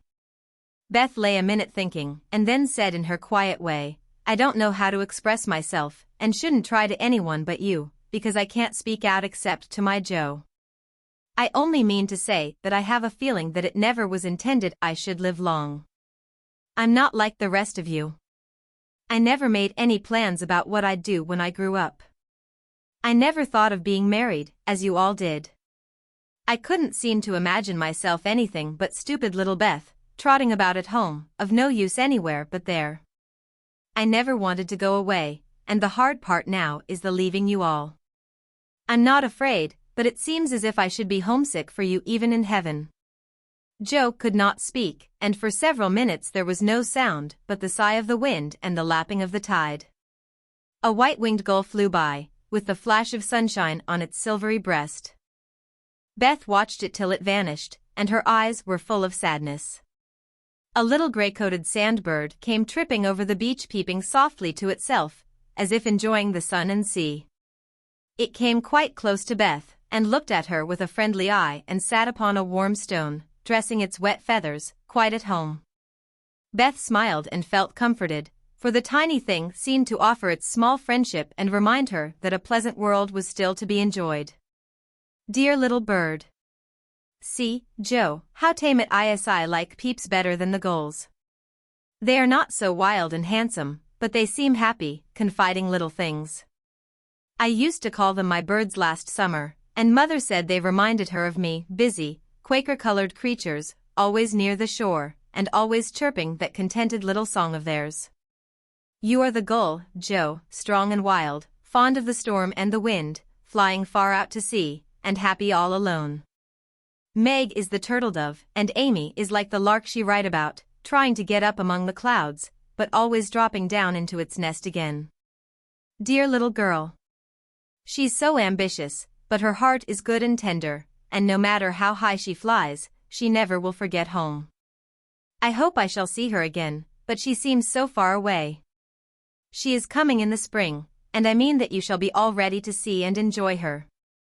I'm going to have you well and rosy by that time, began Jo, feeling that of all the changes in Beth, the talking change was the greatest, for it seemed to cost no effort now, and she thought aloud in a way quite unlike bashful Beth. Jo, dear, don't hope any more. It won't do any good. I'm sure of that. We won't be miserable, but enjoy being together while we wait. We'll have happy times, for I don't suffer much, and I think the tide will go out easily, if you help me."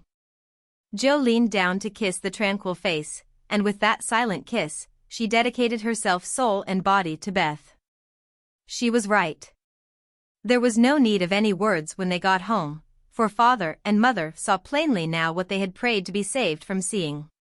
Tired with her short journey, Beth went at once to bed, saying how glad she was to be home, and when Jo went down, she found that she would be spared the hard task of telling Beth's secret.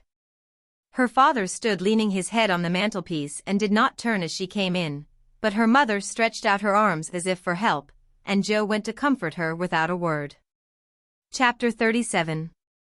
At 3 o'clock in the afternoon, all the fashionable world at Nice may be seen on the Promenade d'Anglais, a charming place, for the wide walk, bordered with palms, flowers, and tropical shrubs, is bounded on one side by the sea, on the other by the Grand Drive, lined with hotels and villas, while beyond lie orange orchards and the hills. Many nations are represented, many languages spoken, many costumes worn, and on a sunny day the spectacle is as gay and brilliant as a carnival. Haughty English, lively French, sober Germans, handsome Spaniards, ugly Russians, meek Jews, free and easy Americans, all drive, sit, or saunter here, chatting over the news, and critiquing the latest celebrity who has arrived, Ristori or Dickens, Victor Emmanuel, or the Queen of the Sandwich Islands.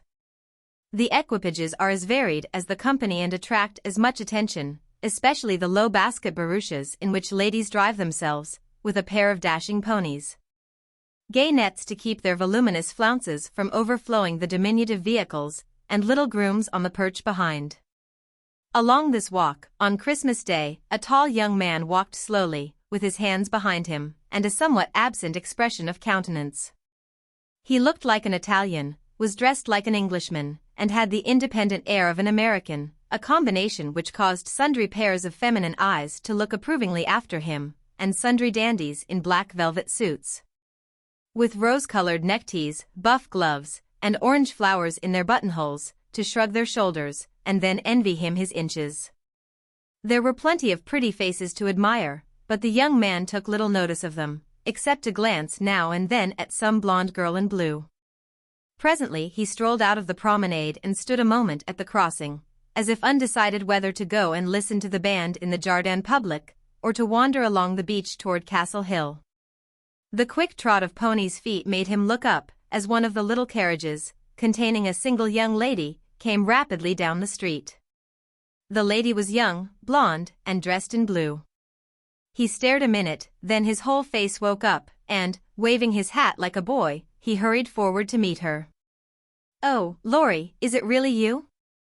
I thought you'd never come," cried Amy, dropping the reins and holding out both hands, to the great scandalization of a French mamma, who hastened her daughter's steps, lest she should be demoralized by beholding the free manners of these mad English. "I was detained by the way, but I promised to spend Christmas with you, and here I am. How is your grandfather? When did you come? Where are you staying?" "Very well, last night, at the Chow Vane. I called at your hotel, but you were out. I have so much to say, I don't know where to begin. Get in and we can talk at our ease. I was going for a drive and longing for company. Flo's saving up for tonight." "What happens then, a ball?" "A Christmas party at Out Hotel. There are many Americans there, and they give it in honor of the day. You'll go with us, of course? Aunt will be charmed." "Thank you." "Where now?" asked Laurie, leaning back and folding his arms, a proceeding which suited Amy, who preferred to drive, for her parasol whip and blue reins over the white ponies' backs afforded her infinite satisfaction. "I'm going to the banker's first for letters, and then to Castle Hill. The view is so lovely, and I like to feed the peacocks." "Have you ever been there?" "Often, years ago, but I don't mind having a look at it.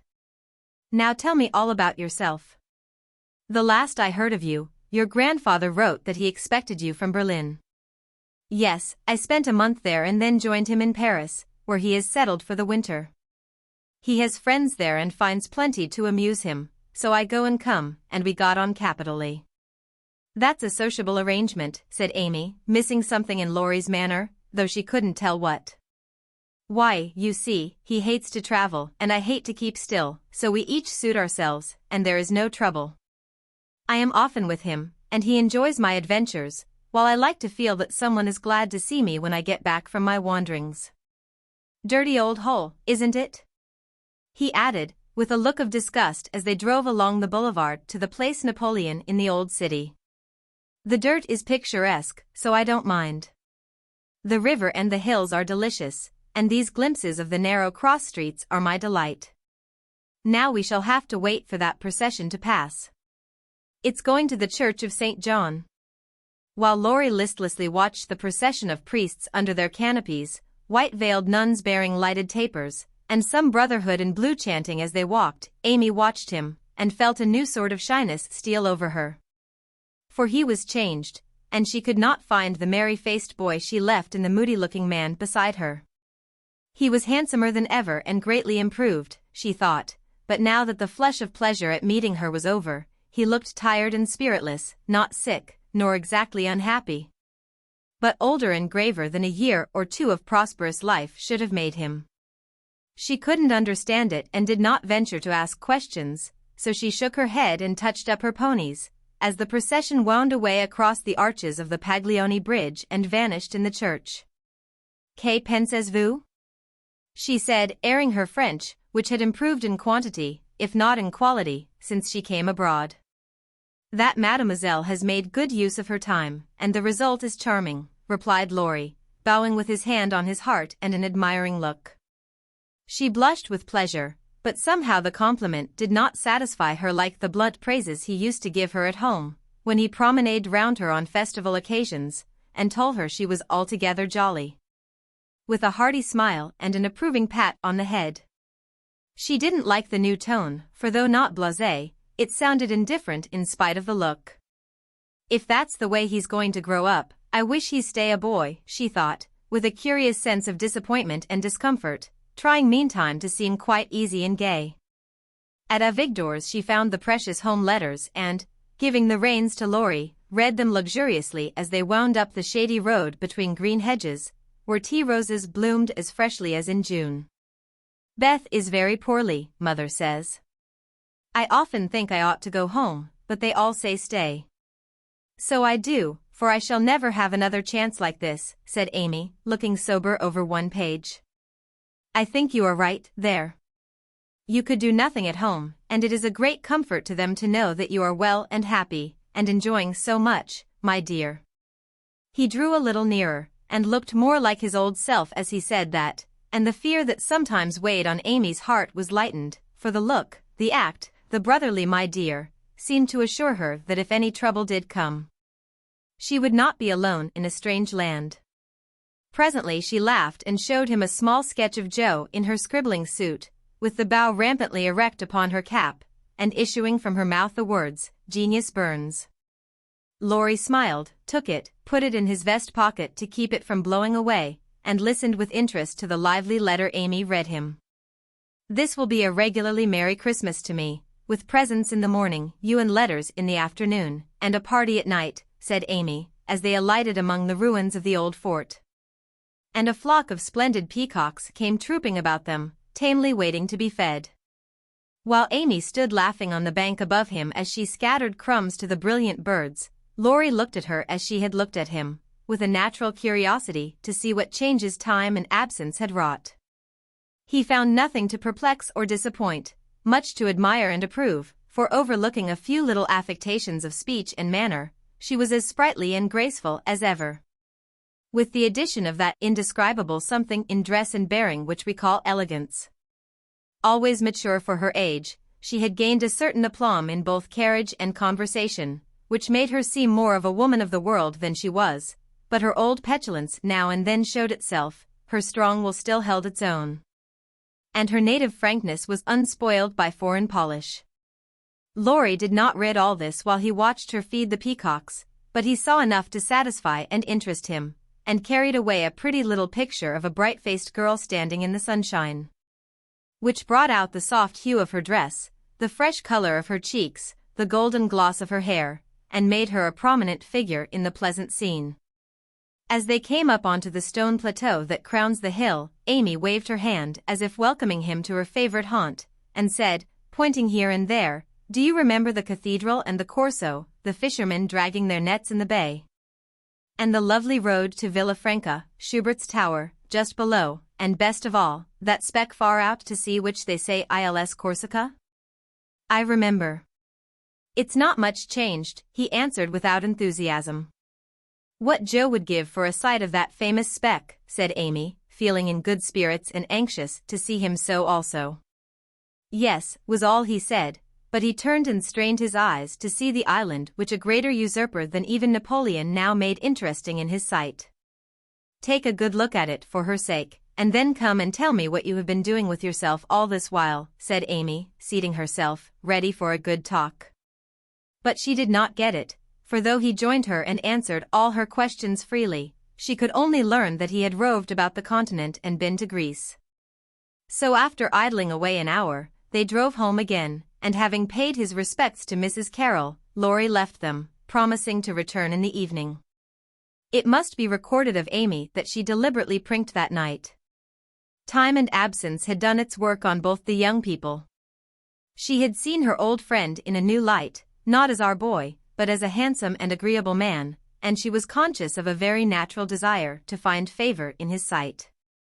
Amy knew her good points, and made the most of them with the taste and skill which is a fortune to a poor and pretty woman. Tarlatan and tulle were cheap at Nice, so she enveloped herself in them on such occasions, and following the sensible English fashion of simple dress for young girls, got up charming little toilettes with fresh flowers, a few trinkets, and all manner of dainty devices, which were both inexpensive and effective. It must be confessed that the artist sometimes got possession of the woman, and indulged in antique coiffures, statuesque attitudes, and classic draperies. But, dear heart, we all have our little weaknesses, and find it easy to pardon such in the young, who satisfy our eyes with their comeliness, and keep our hearts merry with their artless vanities.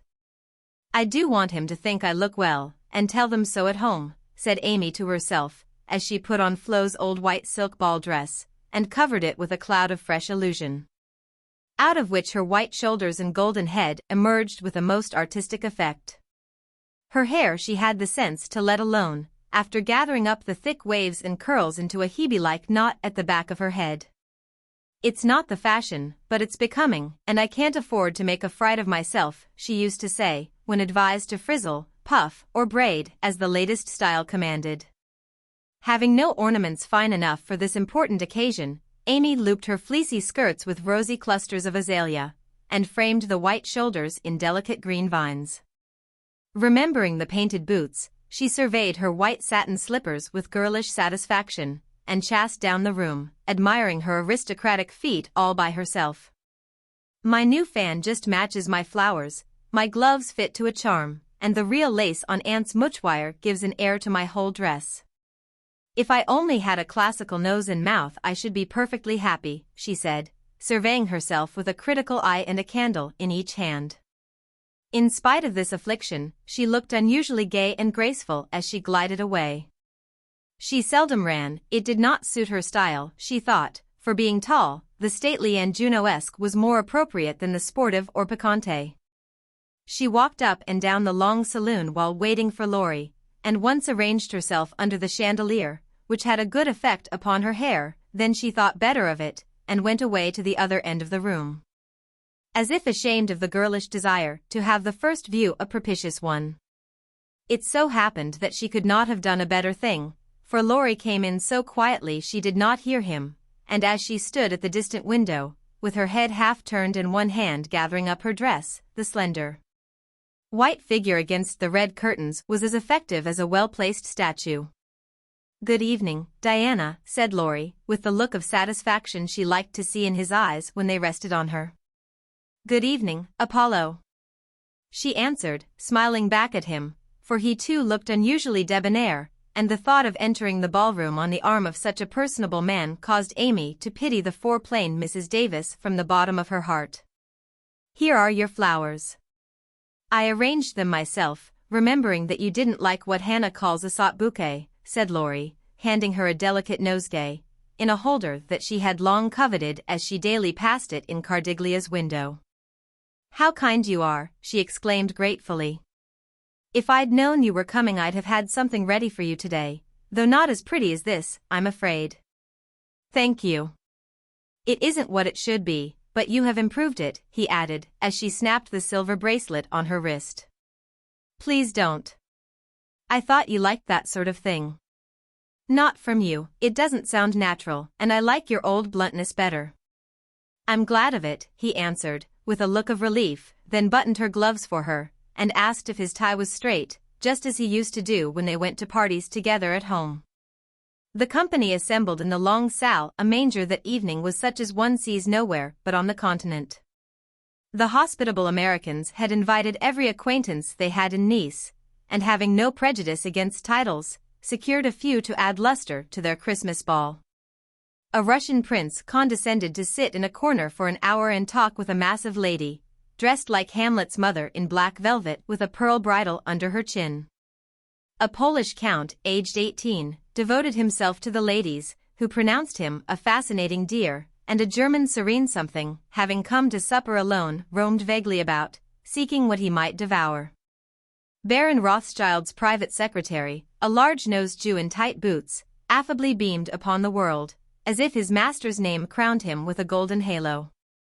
A stout Frenchman, who knew the emperor, came to indulge his mania for dancing, and Lady de Jones, a British matron, adorned the scene with her little family of 8. Of course, there were many light-footed, shrill-voiced American girls, handsome, lifeless-looking English ditto, and a few plain but piquante French demoiselles, likewise the usual set of traveling young gentlemen who disported themselves gaily, while mammas of all nations lined the walls and smiled upon them benignly when they danced with their daughters. Any young girl can imagine Amy's state of mind when she took the stage that night, leaning on Laurie's arm. She knew she looked well, she loved to dance, she felt that her foot was on her native heath in a ballroom, and enjoyed the delightful sense of power which comes when young girls first discover the new and lovely kingdom they are born to rule by virtue of beauty, youth, and womanhood. She did pity the Davis girls, who were awkward, plain, and destitute of escort, except a grim papa and 3 grimmer maiden aunts, and she bowed to them in her friendliest manner as she passed, which was good of her, as it permitted them to see her dress, and burn with curiosity to know who her distinguished-looking friend might be. With the first burst of the band, Amy's color rose, her eyes began to sparkle, and her feet to tap the floor impatiently, for she danced well and wanted Laurie to know it. Therefore the shock she received can better be imagined than described, when he said in a perfectly tranquil tone, "Do you care to dance? One usually does at a ball." Her amazed look and quick answer caused Laurie to repair his error as fast as possible. "I meant the first dance." "May I have the honor?" "I can give you one if I put off the count." "He dances divinely, but he will excuse me, as you are an old friend," said Amy, hoping that the name would have a good effect, and show Laurie that she was not to be trifled with. "Nice little boy, but rather a short pole to support." "A daughter of the gods, divinely tall, and most divinely fair," was all the satisfaction she got, however. The set in which they found themselves was composed of English, and Amy was compelled to walk decorously through a cotillion, feeling all the while as if she could dance the tarantella with relish.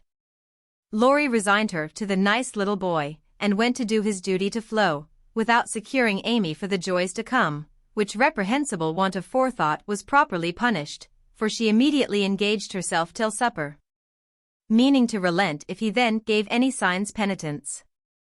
She showed him her ball book with demure satisfaction when he strolled instead of rushed up to claim her for the next, a glorious polka redowa. But his polite regrets didn't impose upon her, and when she galloped away with the count, she saw Laurie sit down by her aunt with an actual expression of relief. That was unpardonable, and Amy took no more notice of him for a long while, except a word now and then when she came to her chaperone between the dances for a necessary pin or a moment's rest. Her anger had a good effect, however, for she hid it under a smiling face, and seemed unusually blithe and brilliant.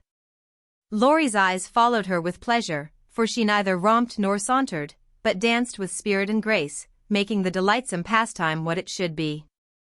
He very naturally fell to studying her from this new point of view, and before the evening was half over, had decided that little Amy was going to make a very charming woman. It was a lively scene, for soon the spirit of the social season took possession of everyone, and Christmas merriment made all faces shine, hearts happy, and heels light. The musicians fiddled, tooted, and banged as if they enjoyed it, everybody danced who could, and those who couldn't admired their neighbors with uncommon warmth. The air was dark with devices, and many Jones gamboled like a flock of young giraffes. The golden secretary darted through the room like a meteor with a dashing Frenchwoman who carped the floor with her pink satin train. The serene Teuton found the supper table and was happy, eating steadily through the bill of fare, and dismayed the garçons by the ravages he committed. But the emperor's friend covered himself with glory, for he danced everything, whether he knew it or not, and introduced impromptu pirouettes when the figures bewildered him. The boyish abandon of that stout man was charming to behold, for though he carried weight, he danced like an india-rubber ball. He ran, he flew, he pranced, his face glowed, his bald head shone, his coat-tails waved wildly, his pumps actually twinkled in the air, and when the music stopped, he wiped the drops from his brow and beamed upon his fellow men like a French Pickwick without glasses. Amy and her Pole distinguished themselves by equal enthusiasm but more graceful agility, and Laurie found himself involuntarily keeping time to the rhythmic rise and fall of the white slippers as they flew by as indefatigably as if winged. When little Vladimir finally relinquished her, with assurances that he was desolated to leave so early, she was ready to rest, and see how her recreant knight had borne his punishment. It had been successful, for at 23, blighted affections find a balm in friendly society, and young nerves will thrill, young blood dance, and healthy young spirits rise, when subjected to the enchantment of beauty, light, music, and motion. Laurie had a waked-up look as he rose to give her his seat, and when he hurried away to bring her some supper, she said to herself, with a satisfied smile, "Ah, I thought that would do him good." "You look like Balzac's femme peinte par elle, he said, as he fanned her with one hand and held her coffee cup in the other. "My rouge won't come off." And Amy rubbed her brilliant cheek, and showed him her white glove with a sober simplicity that made him laugh outright. "What do you call this stuff?" he asked, touching a fold of her dress that had blown over his knee. "Illusion. Good name for it. It's very pretty, new thing, isn't it? It's as old as the hills. You have seen it on dozens of girls, and you never found out that it was pretty till now? Stupid. I never saw it on you before, which accounts for the mistake, you see. None of that, it is forbidden. I'd rather take coffee than compliments just now." "No, don't lounge, it makes me nervous." Laurie sat bolt upright, and meekly took her empty plate, feeling an odd sort of pleasure in having little Amy order him about, for she had lost her shyness now, and felt an irresistible desire to trample on him, as girls have a delightful way of doing when lords of creation show any signs of subjection. "Where did you learn all this sort of thing?" he asked with a quizzical look. "As this sort of thing is rather a vague expression, would you kindly explain?" returned Amy, knowing perfectly well what he meant, but wickedly leaving him to describe what is indescribable. "Well, the general air, the style, the self-possession, the illusion, you know," laughed Laurie, breaking down and helping himself out of his quandary with the new word. Amy was gratified, but of course didn't show it, and demurely answered, "Foreign life polishes one in spite of one's self. I study as well as play, and as for this," with a little gesture toward her dress, "why, tulle is cheap, posies to be had for nothing, and I am used to making the most of my poor little things." Amy rather regretted that last sentence, fearing it wasn't in good taste, but Laurie liked her better for it, and found himself both admiring and respecting the brave patience that made the most of opportunity, and the cheerful spirit that covered poverty with flowers. Amy did not know why he looked at her so kindly, now why he filled up her book with his own name, and devoted himself to her for the rest of the evening in the most delightful manner. But the impulse that wrought this agreeable change was the result of one of the new impressions which both of them were unconsciously giving and receiving. Chapter 38. In France, the young girls have a dull time of it till they are married, when Vive la Liberté becomes their motto. In America, as everyone knows, girls early sign the Declaration of Independence and enjoy their freedom with Republican zest.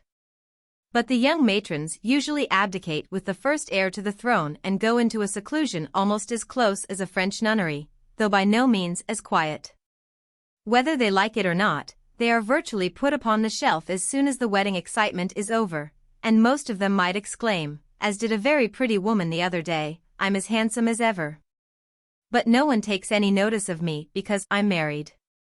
Not being a belle or even a fashionable lady, Meg did not experience this affliction till her babies were a year old, for in her little world primitive customs prevailed, and she found herself more admired and beloved than ever. As she was a womanly little woman, the maternal instinct was very strong, and she was entirely absorbed in her children, to the utter exclusion of everything and everybody else. Day and night she brooded over them with tireless devotion and anxiety, leaving John to the tender mercies of the help, for an Irish lady now presided over the kitchen department. Being a domestic man, John decidedly missed the wifely attentions he had been accustomed to receive, but as he adored his babies, he cheerfully relinquished his comfort for a time, supposing with masculine ignorance that peace would soon be restored.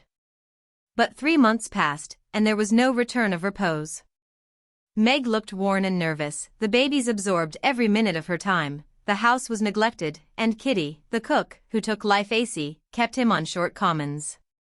When he went out in the morning he was bewildered by small commissions for the captive mamma. If he came gaily in at night, eager to embrace his family, he was quenched by a hush.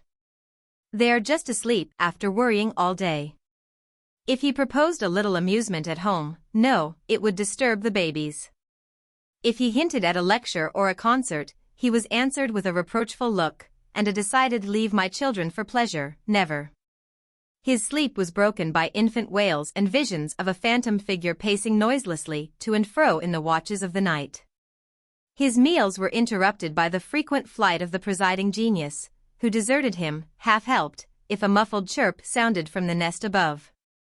And when he read his paper of an evening, Demi's colic got into the shipping list and Daisy's fall affected the price of stocks, for Mrs. Brooke was only interested in domestic news. The poor man was very uncomfortable, for the children had bereft him of his wife, home was merely a nursery, and the perpetual hushing made him feel like a brutal intruder whenever he entered the sacred precincts of Babyland. He bore it very patiently for 6 months, and when no signs of amendment appeared, he did what other paternal exiles do, tried to get a little comfort elsewhere. Scott had married and gone to housekeeping not far off, and John fell into the way of running over for an hour or two of an evening, when his own parlor was empty, and his own wife singing lullabies that seemed to have no end. Mrs. Scott was a lively, pretty girl, with nothing to do but be agreeable, and she performed her mission most successfully. The parlor was always bright and attractive, the chessboard ready, the piano in tune, plenty of gay gossip, and a nice little supper set forth in tempting style. John would have preferred his own fireside if it had not been so lonely, but as it was he gratefully took the next best thing and enjoyed his neighbor's society. Meg rather approved of the new arrangement at first, and found it a relief to know that John was having a good time instead of dozing in the parlor, or tramping about the house and waking the children.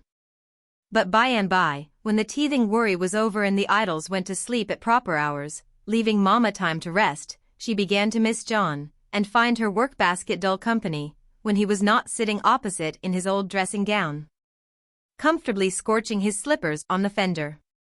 She would not ask him to stay at home, but felt injured because he did not know that she wanted him without being told, entirely forgetting the many evenings he had waited for her in vain. She was nervous and worn out with watching and worry, and in that unreasonable frame of mind which the best of mothers occasionally experience when domestic cares oppress them. Want of exercise robs them of cheerfulness, and too much devotion to that idol of American women, the teapot, makes them feel as if they were all nerve and no muscle. "Yes," she would say, looking in the glass, "I'm getting old and ugly. John doesn't find me interesting any longer, so he leaves his faded wife and goes to see his pretty neighbor, who has no encumbrances. Well, the babies love me, they don't care if I am thin and pale and haven't time to crimp my hair, they are my comfort, and someday John will see what I've gladly sacrificed for them, won't he, my precious? To which pathetic appeal Daisy would answer with a coo, or Demi with a crow, and Meg would put by her lamentations for a maternal revel, which soothed her solitude for the time being. But the pain increased as politics absorbed John, who was always running over to discuss interesting points with Scott, quite unconscious that Meg missed him. Not a word did she say, however, till her mother found her in tears one day, and insisted on knowing what the matter was, for Meg's drooping spirits had not escaped her observation. I wouldn't tell anyone except you, Mother, but I really do need advice, for if John goes on much longer I might as well be widowed, replied Mrs. Brooke, drying her tears on Daisy's bib with an injured air. Goes on how, my dear? Asked her mother anxiously. He's away all day, and at night when I want to see him, he is continually going over to the Scots. It isn't fair that I should have the hardest work, and never any amusement. Men are very selfish, even the best of them. So are women. Don't blame John till you see where you are wrong yourself. But it can't be right for him to neglect me. Don't you neglect him? Why, Mother, I thought you'd take my part. So I do, as far as sympathizing goes, but I think the fault is yours, Meg. I don't see how. Let me show you. Did John ever neglect you, as you call it, while you made it a point to give him your society of an evening, his only leisure time? No, but I can't do it now, with 2 babies to tend. I think you could, dear, and I think you ought. May I speak quite freely? And will you remember that it's Mother who blames as well as Mother who sympathizes? Indeed I will. Speak to me as if I were little Meg again.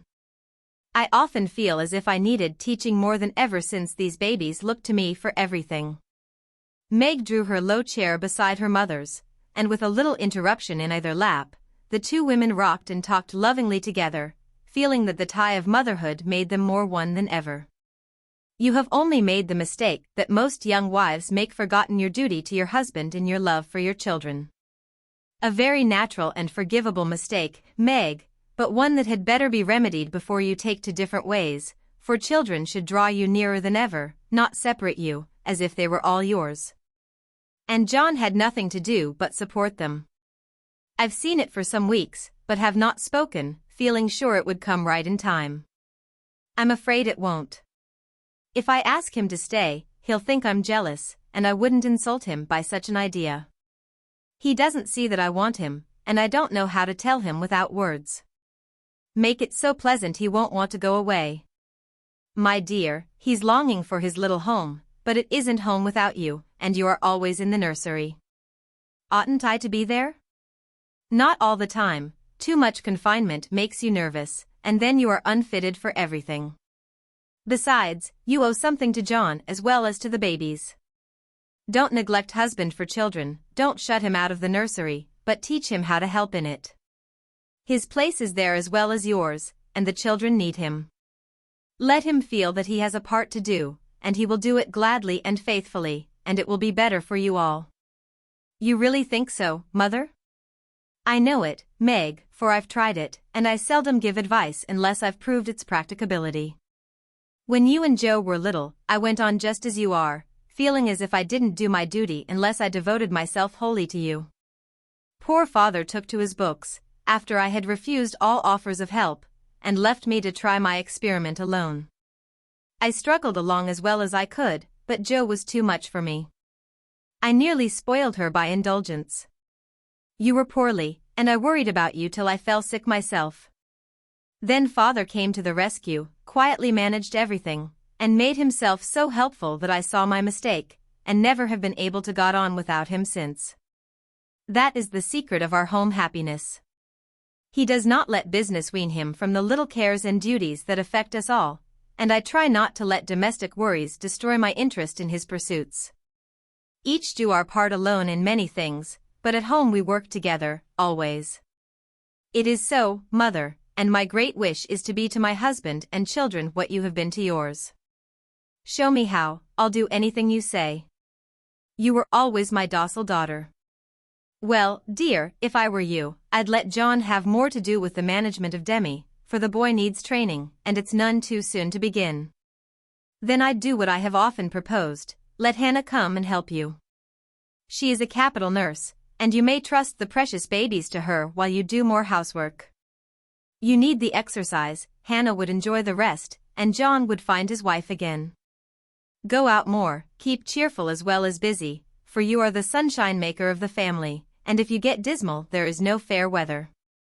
Then I'd try to take an interest in whatever John likes, talk with him, let him read to you, exchange ideas, and help each other in that way. Don't shut yourself up in a bandbox because you are a woman, but understand what is going on, and educate yourself to take your part in the world's work, for it all affects you and yours. John is so sensible, I'm afraid he will think I'm stupid if I ask questions about politics and things. I don't believe he would. Love covers a multitude of sins, and of whom could you ask more freely than of him? Try it, and see if he doesn't find your society far more agreeable than Mrs. Scott's suppers. I will. Poor John. I'm afraid I have neglected him sadly, but I thought I was right, and he never said anything. He tried not to be selfish, but he has felt rather forlorn, I fancy. This is just the time, Meg, when young married people are apt to grow apart, and the very time when they ought to be most together, for the first tenderness soon wears off, and less care is taken to preserve it. And no time is so beautiful and precious to parents as the first years of the little lives given to them to train. Don't let John be a stranger to the babies, for they will do more to keep him safe and happy in this world of trial and temptation than anything else, and through them you will learn to know and love one another as you should. Now, dear, goodbye. Think over Mother's preachment, act upon it if it seems good, and God bless you all. Meg did think it over, found it good, and acted upon it, though the first attempt was not made exactly as she planned to have it. Of course the children tyrannized over her, and ruled the house as soon as they found out that kicking and squalling brought them whatever they wanted. Mama was an abject slave to their caprices, but Papa was not so easily subjugated, and occasionally afflicted his tender spouse by an attempt at paternal discipline with his obstreperous son. For Demi inherited a trifle of his sire's firmness of character, we won't call it obstinacy, and when he made up his little to have or to do anything, all the king's horses and all the king's men could not change that pertinacious little mind. Mama thought the dear too young to be taught to conquer his prejudices, but Papa believed that it never was too soon to learn obedience. So Master Demi early discovered that when he undertook to wrestle with Parpar, he always got the worst of it, yet like the Englishman, Baby respected the man who conquered him, and loved the father whose grave no was more impressive than all Mama's love pats. A few days after the talk with her mother, Meg resolved to try a social evening with John, so she ordered a nice supper, set the parlor in order, dressed herself prettily, and put the children to bed early. That nothing should interfere with her experiment. But unfortunately Demi's most unconquerable prejudice was against going to bed, and that night he decided to go on a rampage. So poor Meg sang and rocked, told stories and tried every sleep-provoking while she could devise, but all in vain, the big eyes wouldn't shut, and long after Daisy had gone to buy low, like the chubby little bunch of good nature she was. Naughty Demi lay staring at the light, with the most discouragingly wide-awake expression of countenance. Will Demi lie still like a good boy, while Mama runs down and gives poor Papa his tea? Asked Meg, as the hall door softly closed, and the well-known step went tiptoeing into the dining room. Me has tea, said Demi, preparing to join in the revel. No, but I'll save you some little cakeys for breakfast, if you'll go bye-bye like Daisy, will you, lovey? ISS, and Demi shut his eyes tight, as if to catch sleep and hurry the desired day. Taking advantage of the propitious moment, Meg slipped away and ran down to greet her husband with a smiling face and the little blue bow in her hair which was his especial admiration. He saw it at once and said with pleased surprise, "Why, little mother, how gay we are tonight. Do you expect company?" "Only you, dear." "No, I'm tired of being dowdy, so I dressed up as a change." "You always make yourself nice for table, no matter how tired you are, so why shouldn't I when I have the time?" I do it out of respect for you, my dear, said old-fashioned John. Ditto, ditto, Mr. Brooke, laughed Meg, looking young and pretty again, as she nodded to him over the teapot. Well, it's altogether delightful, and like old times. This tastes right. I drink your health, dear. And John sipped his tea with an air of reposeful rapture, which was of very short duration however, for as he put down his cup, the door handle rattled mysteriously, and a little voice was heard, saying impatiently, Opie doy. Me's tummin'. It's that naughty boy. I told him to go to sleep alone, and here he is, downstairs, getting his death-a-cold pattering over that canvas, said Meg, answering the call. Mornin' now, announced Demi in joyful tone as he entered, with his long nightgown gracefully festooned over his arm and every curl bobbing gaily as he pranced about the table, eyeing the cakeys with loving glances. No, it isn't morning yet. You must go to bed, and not trouble poor Mama. Then you can have the little cake with sugar on it. Me loves par, said the artful one, preparing to climb the paternal knee and revel in forbidden joys. But John shook his head, and said to Meg, If you told him to stay up there, and go to sleep alone, make him do it, or he will never learn to mind you. Yes, of course. Come, Demi. And Meg led her son away, feeling a strong desire to spank the little marplot who hopped beside her, laboring under the delusion that the bribe was to be administered as soon as they reached the nursery. Nor was he disappointed, for that short-sighted woman actually gave him a lump of sugar, tucked him into his bed, and forbade any more promenades till morning. ISS. Said Demi the perjured, blissfully sucking his sugar, and regarding his first attempt as eminently successful. Meg returned to her place, and supper was progressing pleasantly, when the little ghost walked again and exposed the maternal delinquencies by boldly demanding more Sudar, Marmar. Now this won't do, said John, hardening his heart against the engaging little sinner. We shall never know any peace till that child learns to go to bed properly. You have made a slave of yourself long enough. Give him one lesson, and then there will be an end of it. Put him in his bed and leave him, Meg. He won't stay there, he never does unless I sit by him. I'll manage him. Demi, go upstairs, and get into your bed, as Mama bids you. Sant. Replied the young rebel, helping himself to the coveted cakey, and beginning to eat the same with calm audacity. You must never say that to Papa. I shall carry you if you don't go yourself. Go way, me don't love par. And Demi retired to his mother's skirts for protection. But even that refuge proved unavailing, for he was delivered over to the enemy, with a "Be gentle with him, John," which struck the culprit with dismay, for when Mama deserted him, then the judgment day was at hand. Bereft of his cake, defrauded of his frolic, and borne away by a strong hand to that detested bed, poor Demi could not restrain his wrath, but openly defied Papa, and kicked and screamed lustily all the way upstairs. The minute he was put into bed on one side, he rolled out on the other, and made for the door, only to be ignominiously caught up by the tail of his little toga and put back again. Which lively performance was kept up till the young man's strength gave out, when he devoted himself to roaring at the top of his voice. This vocal exercise usually conquered Meg, but John sat as unmoved as the post which is popularly believed to be deaf. No coaxing, no sugar, no lullaby, no story, even the light was put out and only the red glow of the fire enlivened the big dark which Demi regarded with curiosity rather than fear. This new order of things disgusted him, and he howled dismally for Marmar, as his angry passions subsided, and recollections of his tender bondwoman returned to the captive autocrat. The plaintive wail which succeeded the passionate roar went to Meg's heart, and she ran up to say beseechingly, "Let me stay with him, he'll be good now, John." "No, my dear. I've told him he must go to sleep, as you bid him, and he must if I stay here all night." "But he'll cry himself sick," pleaded Meg, reproaching herself for deserting her boy. "No, he won't, he's so tired he will soon drop off and then the matter is settled, for he will understand that he has got to mind. Don't interfere, I'll manage him.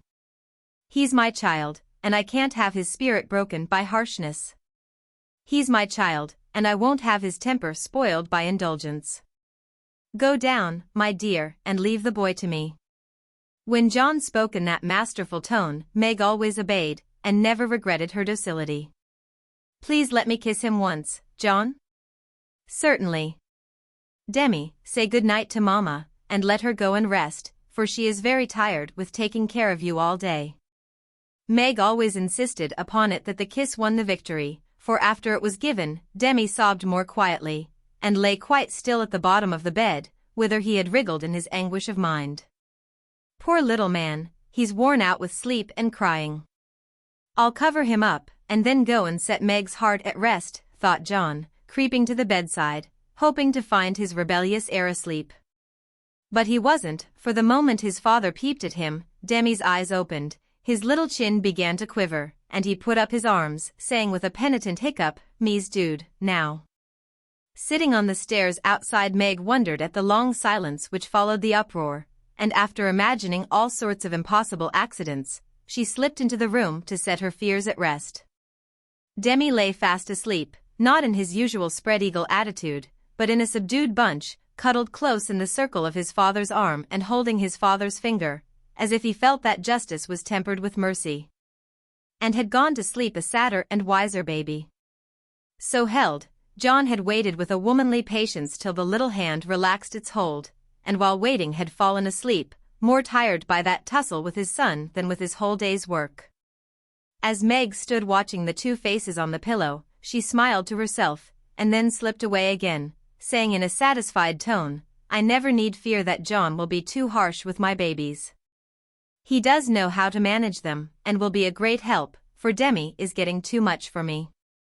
When John came down at last, expecting to find a pensive or reproachful wife, he was agreeably surprised to find Meg placidly trimming a bonnet, and to be greeted with the request to read something about the election, if he was not too tired. John saw in a minute that a revolution of some kind was going on, but wisely asked no questions, knowing that Meg was such a transparent little person, she couldn't keep a secret to save her life, and therefore the clue would soon appear. He read a long debate with the most amiable readiness and then explained it in his most lucid manner, while Meg tried to look deeply interested, to ask intelligent questions, and keep her thoughts from wandering from the state of the nation to the state of her bonnet.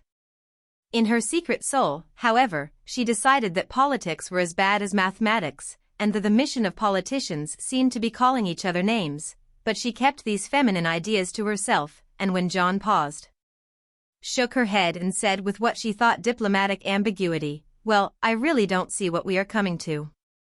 John laughed, and watched her for a minute, as she poised a pretty little preparation of lace and flowers on her hand, and regarded it with the genuine interest which his harangue had failed to waken.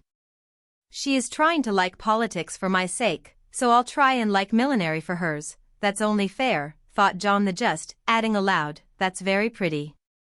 Is it what you call a breakfast cap?" "My dear man, it's a bonnet. My very best go-to-concert and theatre bonnet. I beg your pardon, it was so small, I naturally mistook it for one of the flyaway things you sometimes wear. How do you keep it on?" "These bits of lace are fastened under the chin with a rosebud, so." And Meg illustrated by putting on the bonnet and regarding him with an air of calm satisfaction that was irresistible. "It's a love of a bonnet, but I prefer the face inside, for it looks young and happy again." And John kissed the smiling face, to the great detriment of the rosebud under the chin. "I'm glad you like it, for I want you to take me to one of the new concerts some night. I really need some music to put me in tune. Will you, please?" "Of course I will, with all my heart, or anywhere else you like. You have been shut up so long, it will do you no end of good, and I shall enjoy it, of all things." "What put it into your head, little mother?" "Well, I had a talk with Marmee the other day, and told her how nervous and cross and out of sorts I felt, and she said I needed change and less care, so Hannah is to help me with the children, and I'm to see to things about the house more, and now and then have a little fun, just to keep me from getting to be a fidgety, broken-down old woman before my time. It's only an experiment, John, and I want to try it for your sake as much as for mine, because I've neglected you shamefully lately, and I'm going to make home what it used to be, if I can. You don't object, I hope?" Never mind what John said, or what a very narrow escape the little bonnet had from utter ruin. All that we have any business to know is that John did not appear to object, judging from the changes which gradually took place in the house and its inmates. It was not all paradise by any means, but everyone was better for the division of labor system. The children throve under the paternal rule, for accurate, steadfast John brought order and obedience into babydom, while Meg recovered her spirits and composed her nerves by plenty of wholesome exercise, a little pleasure, and much confidential conversation with her sensible husband. Home grew home-like again, and John had no wish to leave it, unless he took Meg with him. The Scotts came to the Brooks now, and everyone found the little house a cheerful place, full of happiness, content, and family love. Even Sally Moffat liked to go there. "It is always so quiet and pleasant here, it does me good, Meg," she used to say, looking about her with wistful eyes, as if trying to discover the charm, that she might use it in her great house, full of splendid loneliness. For there were no riotous, sunny-faced babies there, and Ned lived in a world of Lee's own, where there was no place for her. This household happiness did not come all at once, but John and Meg had found the key to it, and each year of married life taught them how to use it, unlocking the treasuries of real home love and mutual helpfulness, which the poorest may possess, and the richest cannot buy. This is the sort of shelf on which young wives and mothers may consent to be laid, safe from the restless fret and fever of the world, finding loyal lovers in the little sons and daughters who cling to them, undaunted by sorrow, poverty, or age. Walking side by side, through fair and stormy weather, with a faithful friend, who is, in the true sense of the good old Saxon word, the houseband, and learning, as Meg learned, that a woman's happiest kingdom is home. Her highest honor the art of ruling it not as a queen, but as a wise wife and mother. Chapter 39. Laurie went to Nice intending to stay a week, and remained a month. He was tired of wandering about alone, and Amy's familiar presence seemed to give a homelike charm to the foreign scenes in which she bore a part. He rather missed the petting he used to receive, and enjoyed a taste of it again, for no attentions, however flattering, from strangers, were half so pleasant as the sisterly adoration of the girls at home.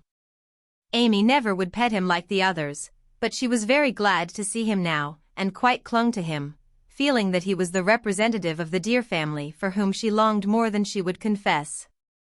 They naturally took comfort in each other's society and were much together, riding, walking, dancing, or dawdling, for at Nice no one can be very industrious during the gay season.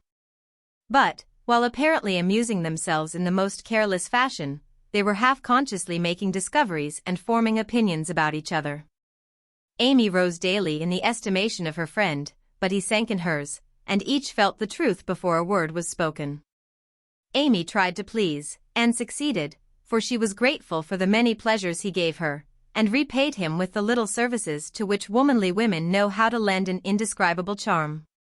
Laurie made no effort of any kind, but just let himself drift along as comfortably as possible, trying to forget, and feeling that all women owed him a kind word because one had been cold to him. It cost him no effort to be generous, and he would have given Amy all the trinkets in Nice if she would have taken them, but at the same time he felt that he could not change the opinion she was forming of him. And he rather dreaded the keen blue eyes that seemed to watch him with such half-sorrowful, half-scornful surprise. All the rest have gone to Monaco for the day. I preferred to stay at home and write letters. They are done now, and I am going to Valrosa to sketch. Will you come?" said Amy, as she joined Laurie one lovely day when he lounged in as usual about noon. "Well, yes, but isn't it rather warm for such a long walk?" he answered slowly, for the shaded salon looked inviting after the glare without. "I'm going to have the little carriage, and Baptiste can drive, so you'll have nothing to do but hold your umbrella, and keep your gloves nice," returned Amy, with a sarcastic glance at the immaculate kids, which were a weak point with Laurie. "Then I'll go with pleasure." And he put out his hand for her sketchbook. But she tucked it under her arm with a sharp, "Don't trouble yourself. It's no exertion to me, but you don't look equal to it." Laurie lifted his eyebrows and followed at a leisurely pace as she ran downstairs, but when they got into the carriage he took the reins himself, and left little Baptiste nothing to do but fold his arms and fall asleep on his perch. The two never quarreled. Amy was too well-bred, and just now Laurie was too lazy, so in a minute he peeped under her hat brim with an inquiring air. She answered him with a smile, and they went on together in the most amicable manner. It was a lovely drive, along winding roads rich in the picturesque scenes that delight beauty-loving eyes. Here an ancient monastery, whence the solemn chanting of the monks came down to them. There a bare-legged shepherd, in wooden shoes, pointed hat, and rough jacket over one shoulder, sat piping on a stone while his goats skipped among the rocks or lay at his feet. Meek, mouse-colored donkeys, laden with panniers of freshly cut grass passed by, with a pretty girl in a capeline sitting between the green piles, or an old woman spinning with a distaff as she went. Brown, soft-eyed children ran out from the quaint stone hovels to offer nosegays, or bunches of oranges still on the bough.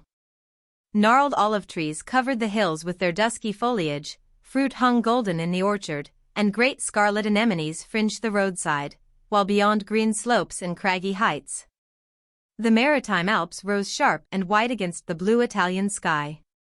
Valrosa well deserved its name, for in that climate of perpetual summer roses blossomed everywhere. They overhung the archway, thrust themselves between the bars of the great gate with a sweet welcome to passers-by, and lined the avenue, winding through lemon trees and feathery palms up to the villa on the hill. Every shadowy nook, where seats invited one to stop and rest, was a mass of bloom, every cool grotto had its marble nymph smiling from a veil of flowers, and every fountain reflected crimson, white, or pale pink roses, leaning down to smile at their own beauty.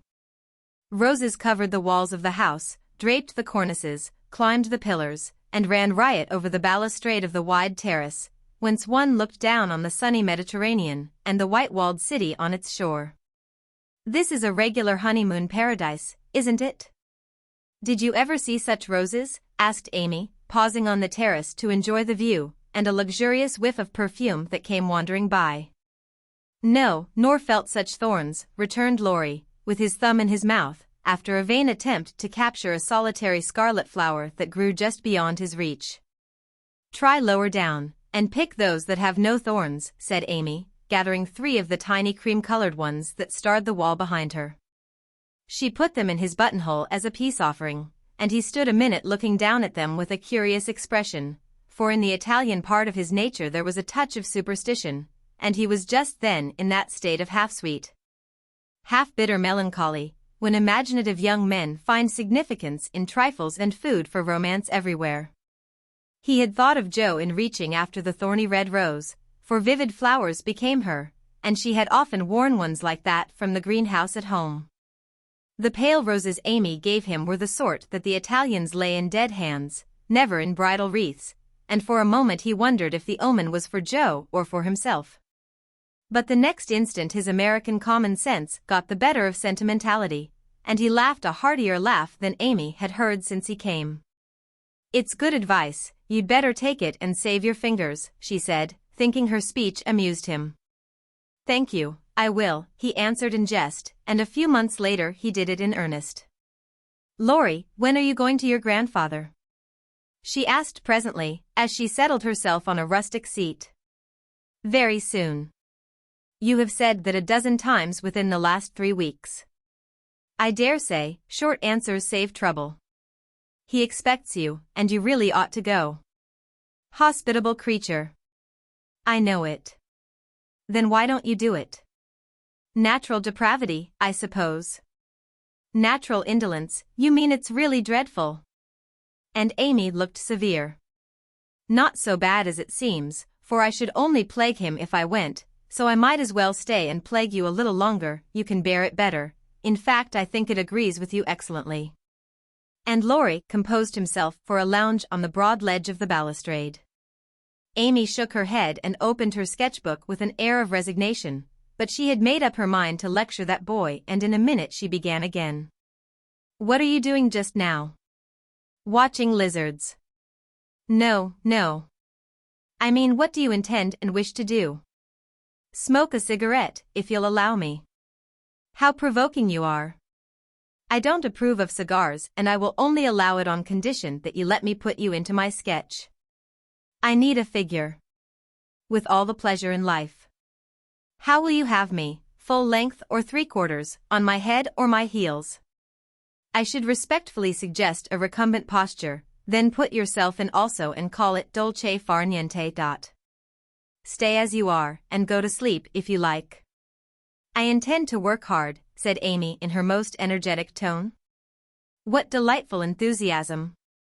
And he leaned against a tall urn with an air of entire satisfaction. What would Jo say if she saw you now? Asked Amy impatiently, hoping to stir him up by the mention of her still more energetic sister's name. As usual, go away, Teddy. I'm busy. He laughed as he spoke, but the laugh was not natural, and a shade passed over his face, for the utterance of the familiar name touched the wound that was not healed yet. Both tone and shadow struck Amy, for she had seen and heard them before, and now she looked up in time to catch a new expression on Laurie's face, a hard bitter look, full of pain, dissatisfaction, and regret. It was gone before she could study it, and the listless expression back again.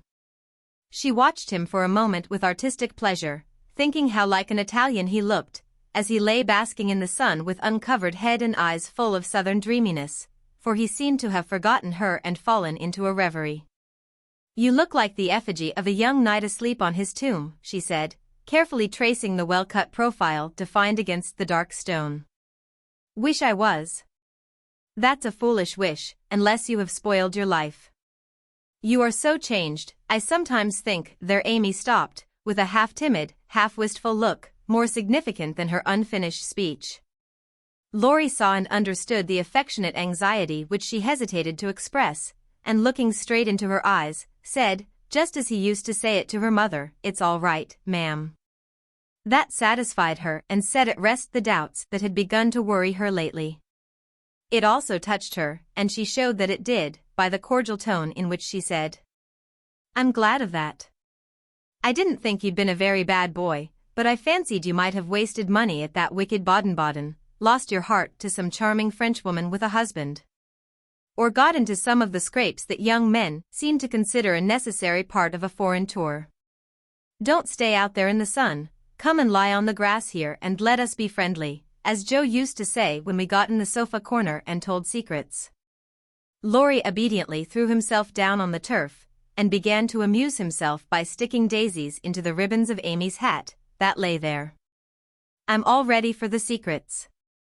And he glanced up with a decided expression of interest in his eyes. "I've none to tell. You may begin." "Haven't one to bless myself with. I thought perhaps you'd had some news from home. You have heard all that has come lately. Don't you hear often? I fancied Jo would send you volumes. She's very busy. I'm roving about so, it's impossible to be regular, you know." "When do you begin your great work of art, Raffaella?" he asked, changing the subject abruptly after another pause, in which he had been wondering if Amy knew his secret and wanted to talk about it. "Never," she answered, with a despondent but decided air. "Rome took all the vanity out of me, for after seeing the wonders there, I felt too insignificant to live and gave up all my foolish hopes in despair." "Why should you, with so much energy and talent?" "That's just why, because talent isn't genius, and no amount of energy can make it so. I want to be great, or nothing. I won't be a commonplace dauber, so I don't intend to try any more." "And what are you going to do with yourself now, if I may ask?" "Polish up my other talents, and be an ornament to society, if I get the chance." It was a characteristic speech and sounded daring, but audacity becomes young people, and Amy's ambition had a good foundation. Laurie smiled, but he liked the spirit with which she took up a new purpose when a long-cherished one died, and spent no time lamenting. "Good. And here is where Fred Vaughan comes in, I fancy." Amy preserved a discreet silence, but there was a conscious look in her downcast face that made Laurie sit up and say gravely, "Now I'm going to play brother, and ask questions." "May I?" "I don't promise to answer." Your face will, if your tongue won't. You aren't woman of the world enough yet to hide your feelings, my dear. I heard rumors about Fred and you last year, and it's my private opinion that if he had not been called home so suddenly and detained so long, something would have come of it, hey? That's not for me to say, was Amy's grim reply, but her lips would smile, and there was a traitorous sparkle of the eye which betrayed that she knew her power and enjoyed the knowledge. You are not engaged, I hope? And Laurie looked very elder brotherly and grave all of a sudden. No. But you will be, if he comes back and goes properly down on his knees, won't you? Very likely. Then you are fond of old Fred? I could be, if I tried. But you don't intend to try till the proper moment? Bless my soul, what unearthly prudence. He's a good fellow, Amy, but not the man I fancied you'd like. He is rich, a gentleman, and has delightful manners, began Amy, trying to be quite cool and dignified, but feeling a little ashamed of herself, in spite of the sincerity of her intentions. I understand. Queens of society can't get on without money, so you mean to make a good match, and start in that way? Quite right and proper, as the world goes, but it sounds odd from the lips of one of your mother's girls. True, nevertheless. A short speech, but the quiet decision with which it was uttered contrasted curiously with the young speaker. Laurie felt this instinctively and laid himself down again, with a sense of disappointment which he could not explain. His look and silence, as well as a certain inward self-disapproval, ruffled Amy, and made her resolve to deliver her lecture without delay. I wish you'd do me the favor to rouse yourself a little, she said sharply. Do it for me, there's a dear girl. I could, if I tried. And she looked as if she would like doing it in the most summary style. Try, then. I give you leave, returned Laurie, who enjoyed having someone to tease, after his long abstinence from his favorite pastime. You'd be angry in 5 minutes. I'm never angry with you. It takes 2 flints to make a fire. You are as cool and soft as snow. You don't know what I can do. Snow produces a glow and a tingle, if applied rightly. Your indifference is half affectation, and a good stirring up would prove it. Stir away, it won't hurt me and it may amuse you, as the big man said when his little wife beat him. Regard me in the light of a husband or a carpet, and beat till you are tired, if that sort of exercise agrees with you. Being decidedly nettled herself, and longing to see him shake off the apathy that so altered him, Amy sharpened both tongue and pencil, and began. Flo and I have got a new name for you. It's Lazy Lawrence. How do you like it? She thought it would annoy him, but he only folded his arms under his head, with an imperturbable, that's not bad. Thank you, ladies. Do you want to know what I honestly think of you? Pining to be told. Well, I despise you. If she had even said I hate you in a petulant or coquettish tone, he would have laughed and rather liked it, but the grave, almost sad, accent in her voice made him open his eyes, and ask quickly. Why, if you please? Because, with every chance for being good, useful, and happy, you are faulty, lazy, and miserable. Strong language, mademoiselle. If you like it, I'll go on. Pray do, it's quite interesting.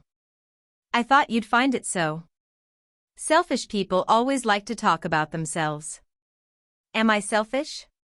The question slipped out involuntarily and in a tone of surprise, for the one virtue on which he prided himself was generosity. Yes, very selfish, continued Amy, in a calm, cool voice, twice as effective just then as an angry one. I'll show you how, for I've studied you while we were frolicking, and I'm not at all satisfied with you. Here you have been abroad nearly 6 months, and done nothing but waste time and money and disappoint your friends. Isn't a fellow to have any pleasure after a 4-year grind? You don't look as if you'd had much. At any rate, you are none the better for it, as far as I can see. I said when we first met that you had improved. Now I take it all back, for I don't think you half so nice as when I left you at home. You have grown abominably lazy, you like gossip, and waste time on frivolous things, you are contented to be petted and admired by silly people, instead of being loved and respected by wise ones. With money, talent, position, health, and beauty, you like that old vanity. But it's the truth, so I can't help saying it. With all these splendid things to use and enjoy, you can find nothing to do but dawdle, and instead of being the man you ought to be, you are only. There she stopped, with a look that had both pain and pity in it. St. Lawrence on a gridiron, added Laurie, blandly finishing the sentence. But the lecture began to take effect, for there was a wide-awake sparkle in his eyes now, and a half-angry, half-injured expression replaced the former indifference. I supposed you'd take it so. You men tell us we are angels, and say we can make you what we will, but the instant we honestly try to do you good, you laugh at us and won't listen, which proves how much your flattery is worth. Amy spoke bitterly, and turned her back on the exasperating martyr at her feet. In a minute a hand came down over the page, so that she could not draw, and Laurie's voice said, with a droll imitation of a penitent child, I will be good, oh, I will be good. But Amy did not laugh, for she was in earnest, and tapping on the outspread hand with her pencil, said soberly, Aren't you ashamed of a hand like that? It's as soft and white as a woman's, and looks as if it never did anything but wear Juven's best gloves and pick flowers for ladies. You are not a dandy, thank heaven, so I'm glad to see there are no diamonds or big seal rings on it, only the little old one Joe gave you so long ago. Dear soul, I wish she was here to help me. So do I. The hand vanished as suddenly as it came, and there was energy enough in the echo of her wish to suit even Amy. She glanced down at him with a new thought in her mind, but he was lying with his hat half over his face, as if for shade, and his mustache hid his mouth. She only saw his chest rise and fall, with a long breath that might have been a sigh, and the hand that wore the ring nestled down into the grass, as if to hide something too precious or too tender to be spoken of. All in a minute various hints and trifles assumed shape and significance in Amy's mind, and told her what her sister never had confided to her. She remembered that Laurie never spoke voluntarily of Joe, she recalled the shadow on his face just now, the change in his character, and the wearing of the little old ring which was no ornament to a handsome hand. Girls are quick to read such signs and feel their eloquence. Amy had fancied that perhaps a love trouble was at the bottom of the alteration, and now she was sure of it. Her keen eyes filled, and when she spoke again, it was in a voice that could be beautifully soft and kind when she chose to make it so. I know I have no right to talk so to you, Laurie, and if you weren't the sweetest-tempered fellow in the world, you'd be very angry with me. But we are all so fond and proud of you, I couldn't bear to think they should be disappointed in you at home as I have been, though, perhaps they would understand the change better than I do. I think they would, came from under the hat, in a grim tone, quite as touching as a broken one. They ought to have told me, and not let me go blundering and scolding, when I should have been more kind and patient than ever. I never did like that Miss Randall and now I hate her, said artful Amy, wishing to be sure of her facts this time. Hang Miss Randall. And Laurie knocked the hat off his face with a look that left no doubt of his sentiments toward that young lady. I beg pardon, I thought.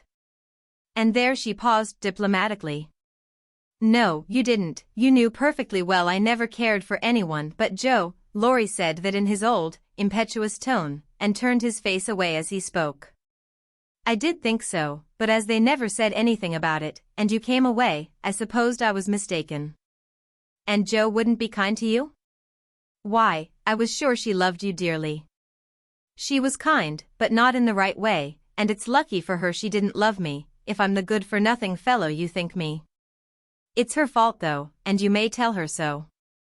The hard, bitter look came back again as he said that, and it troubled Amy, for she did not know what balm to apply. I was wrong, I didn't know. I'm very sorry I was so cross, but I can't help wishing you'd bear it better, Teddy, dear. Don't, that's her name for me. And Laurie put up his hand with a quick gesture to stop the words spoken in Joe's half-kind, half-reproachful tone. Wait till you've tried it yourself, he added in a low voice, as he pulled up the grass by the handful. I'd take it manfully, and be respected if I couldn't be loved, said Amy, with the decision of one who knew nothing about it. Now, Laurie flattered himself that he had borne it remarkably well, making no moan, asking no sympathy, and taking his trouble away to live it down alone. Amy's lecture put the matter in a new light, and for the first time it did look weak and selfish to lose heart at the first failure, and shut himself up in moody indifference. He felt as if suddenly shaken out of a pensive dream and found it impossible to go to sleep again. Presently he sat up and asked slowly, "Do you think Jo would despise me as you do?" "Yes, if she saw you now. She hates lazy people. Why don't you do something splendid, and make her love you?" "I did my best, but it was no use." "Graduating well, you mean?" "That was no more than you ought to have done, for your grandfather's sake. It would have been shameful to fail after spending so much time and money, when everyone knew that you could do well." "I did fail, say what you will, for Jo wouldn't love me," began Laurie, leaning his head on his hand in a despondent attitude. "No, you didn't, and you'll say so in the end, for it did you good, and proved that you could do something if you tried. If you'd only set about another task of some sort, you'd soon be your hearty, happy self again, and forget your trouble." "That's impossible." "Try it and see. You needn't shrug your shoulders, and think, much she knows about such things. I don't pretend to be wise, but I am observing, and I see a great deal more than you'd imagine. I'm interested in other people's experiences and inconsistencies, and though I can't explain, I remember and use them for my own benefit. Love Jo all your days, if you choose, but don't let it spoil you, for it's wicked to throw away so many good gifts because you can't have the one you want. There, I won't lecture any more, for I know you'll wake up and be a man in spite of that hard-hearted girl." Neither spoke for several minutes. Laurie sat turning the little ring on his finger, and Amy put the last touches to the hasty sketch she had been working at while she talked. Presently she put it on his knee, merely saying, "How do you like that?" He looked and then he smiled, as he could not well help doing, for it was capitally done, the long, lazy figure on the grass, with listless face, half-shut eyes, and one hand holding a cigar, from which came the little wreath of smoke that encircled the dreamer's head. "How well you draw," he said, with a genuine surprise and pleasure at her skill, adding, with a half-laugh, "Yes, that's me. As you are. This is as you were." And Amy laid another sketch beside the one he held. It was not nearly so well done, but there was a life and spirit in it which atoned for many faults, and it recalled the past so vividly that a sudden change swept over the young man's face as he looked. Only a rough sketch of Laurie taming a horse. Hat and coat were off, and every line of the active figure, resolute face, and commanding attitude was full of energy and meaning. The handsome brute, just subdued, stood arching his neck under the tightly drawn rein, with one foot impatiently pawing the ground, and ears pricked up as if listening for the voice that had mastered him. In the ruffled mane, the rider's breezy hair and direct attitude, there was a suggestion of suddenly arrested motion, of strength, courage, and youthful buoyancy that contrasted sharply with the supine grace of the dolce far niente sketch. Laurie said nothing, but as his eye went from one to the other, Amy saw him flush up and fold his lips together as if he read and accepted the little lesson she had given him. That satisfied her, and without waiting for him to speak, she said, in her sprightly way, "Don't you remember the day you played Rari with Puck, and we all looked on? Meg and Beth were frightened, but Jo clapped and pranced, and I sat on the fence and drew you. I found that sketch in my portfolio the other day, touched it up, and kept it to show you. Much obliged. You've improved immensely since then, and I congratulate you. May I venture to suggest in A Honeymoon Paradise that 5 o'clock is the dinner hour at your hotel?" Laurie rose as he spoke, returned the pictures with a smile and a bow and looked at his watch, as if to remind her that even moral lectures should have an end. He tried to resume his former easy, indifferent air, but it was an affectation now, for the rousing had been more efficacious than he would confess. Amy felt the shade of coldness in his manner, and said to herself, "Now, I've offended him. Well, if it does him good, I'm glad. If it makes him hate me, I'm sorry, but it's true, and I can't take back a word of it." They laughed and chatted all the way home, and little Baptiste, up behind, thought that Monsieur and Mademoiselle were in charming spirits. But both felt ill at ease.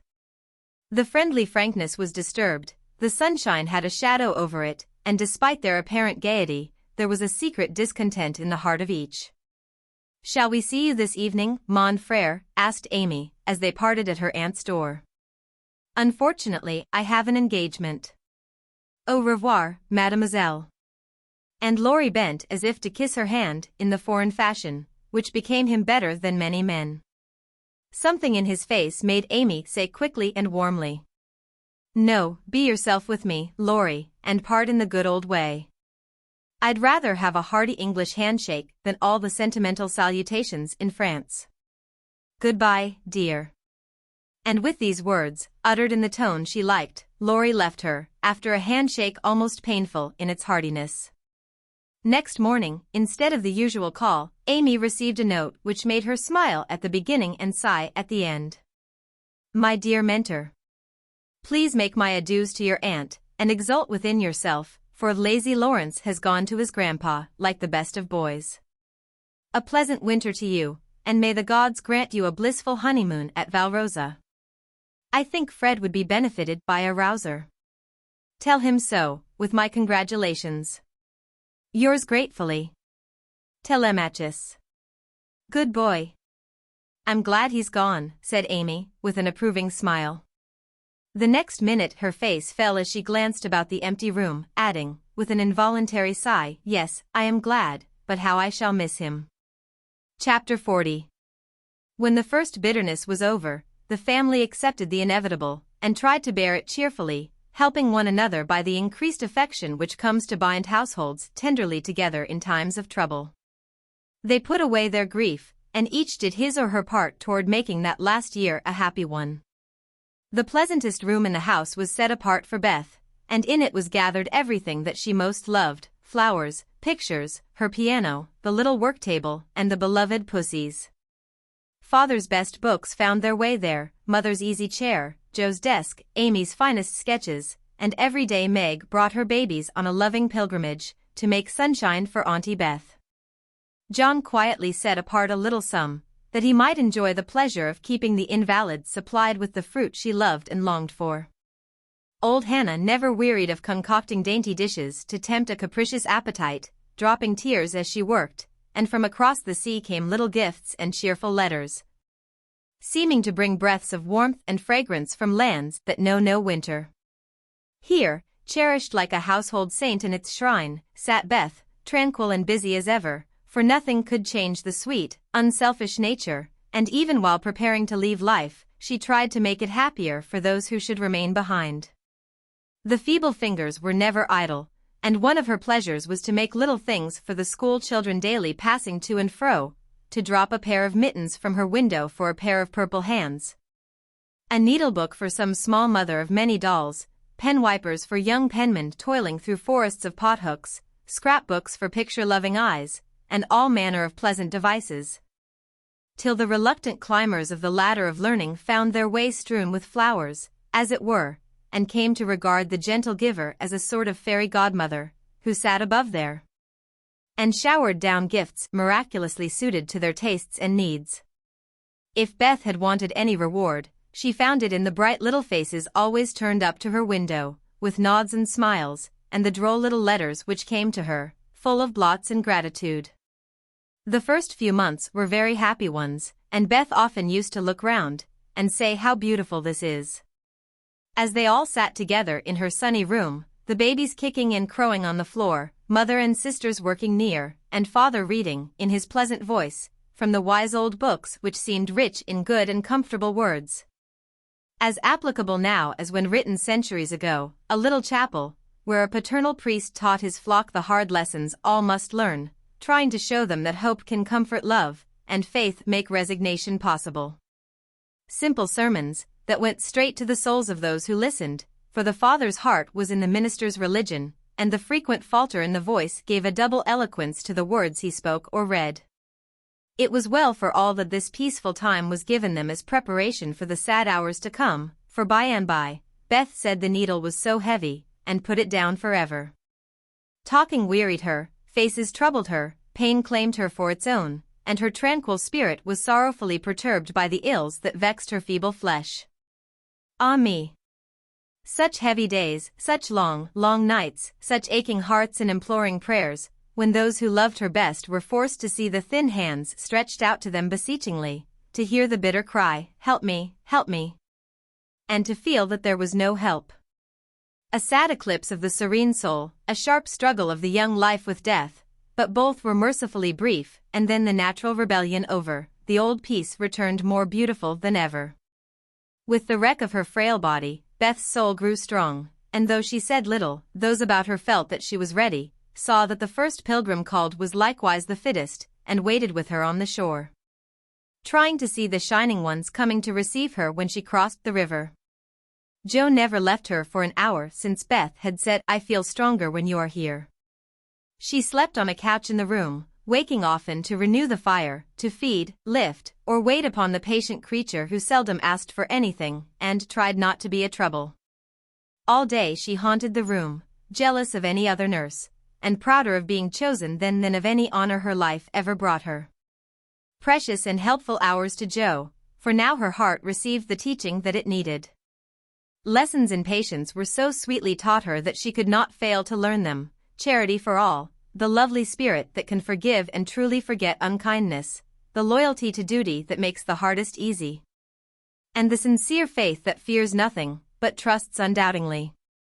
Often when she woke, Joe found Beth reading in her well-worn little book, heard her singing softly, to beguile the sleepless night, or saw her lean her face upon her hands, while slow tears dropped through the transparent fingers. And Joe would lie watching her with thoughts too deep for tears, feeling that Beth, in her simple, unselfish way, was trying to wean herself from the dear old life, and fit herself for the life to come, by sacred words of comfort, quiet prayers, and the music she loved so well. Seeing this did more for Joe than the wisest sermons, the saintliest hymns, the most fervent prayers that any voice could utter. For with eyes made clear by many tears, and a heart softened by the tenderest sorrow, she recognized the beauty of her sister's life, uneventful, unambitious, yet full of the genuine virtues which smell sweet and blossom in the dust. The self-forgetfulness that makes the humblest on earth remembered soonest in heaven, the true success which is possible to all. One night when Beth looked among the books upon her table, to find something to make her forget the mortal weariness that was almost as hard to bear as pain, as she turned the leaves of her old favorite, Pilgrim's Progress, she found a little paper, scribbled over in Joe's hand. The name caught her eye, and the blurred look of the lines made her sure that tears had fallen on it. Poor Joe! She's fast asleep, so I won't wake her to ask leave. She shows me all her things, and I don't think she'll mind if I look at this, thought Beth, with a glance at her sister, who lay on the rug, with the tongs beside her, ready to wake up the minute the log fell apart. My Beth! Sitting patient in the shadow, till the blessed light shall come. A serene and saintly presence sanctifies our troubled home. Earthly joys and hopes and sorrows break like ripples on the strand of the deep and solemn river, where her willing feet now stand. O my sister, passing from me, out of human care and strife, leave me, as a gift, those virtues which have beautified your life. Dear, bequeath me that great patience which has power to sustain a cheerful, uncomplaining spirit in its prison house of pain. Give me, for I need it sorely, of that courage, wise and sweet, which has made the path of duty green beneath your willing feet. Give me that unselfish nature, that with charity divine can pardon wrong for love's dear sake. Meek heart, forgive me mine. Thus our parting daily losseth something of its bitter pain, and while learning this hard lesson, my great loss becomes my gain. For the touch of grief will render my wild nature more serene, give to life new aspirations, a new trust in the unseen. Henceforth, safe across the river, I shall see forevermore a beloved household spirit waiting for me on the shore. Hope and faith, born of my sorrow, guardian angels shall become. And the sister gone before me. By their hands shall lead me home. Blurred and blotted, faulty and feeble as the lines were, they brought a look of inexpressible comfort to Beth's face, for her one regret had been that she had done so little, and this seemed to assure her that her life had not been useless. That her death would not bring the despair she feared. As she sat with the paper folded between her hands, the charred log fell asunder. Joe started up, revived the blaze, and crept to the bedside, hoping Beth slept. Not asleep, but so happy, dear. See, I found this and read it. I knew you wouldn't care.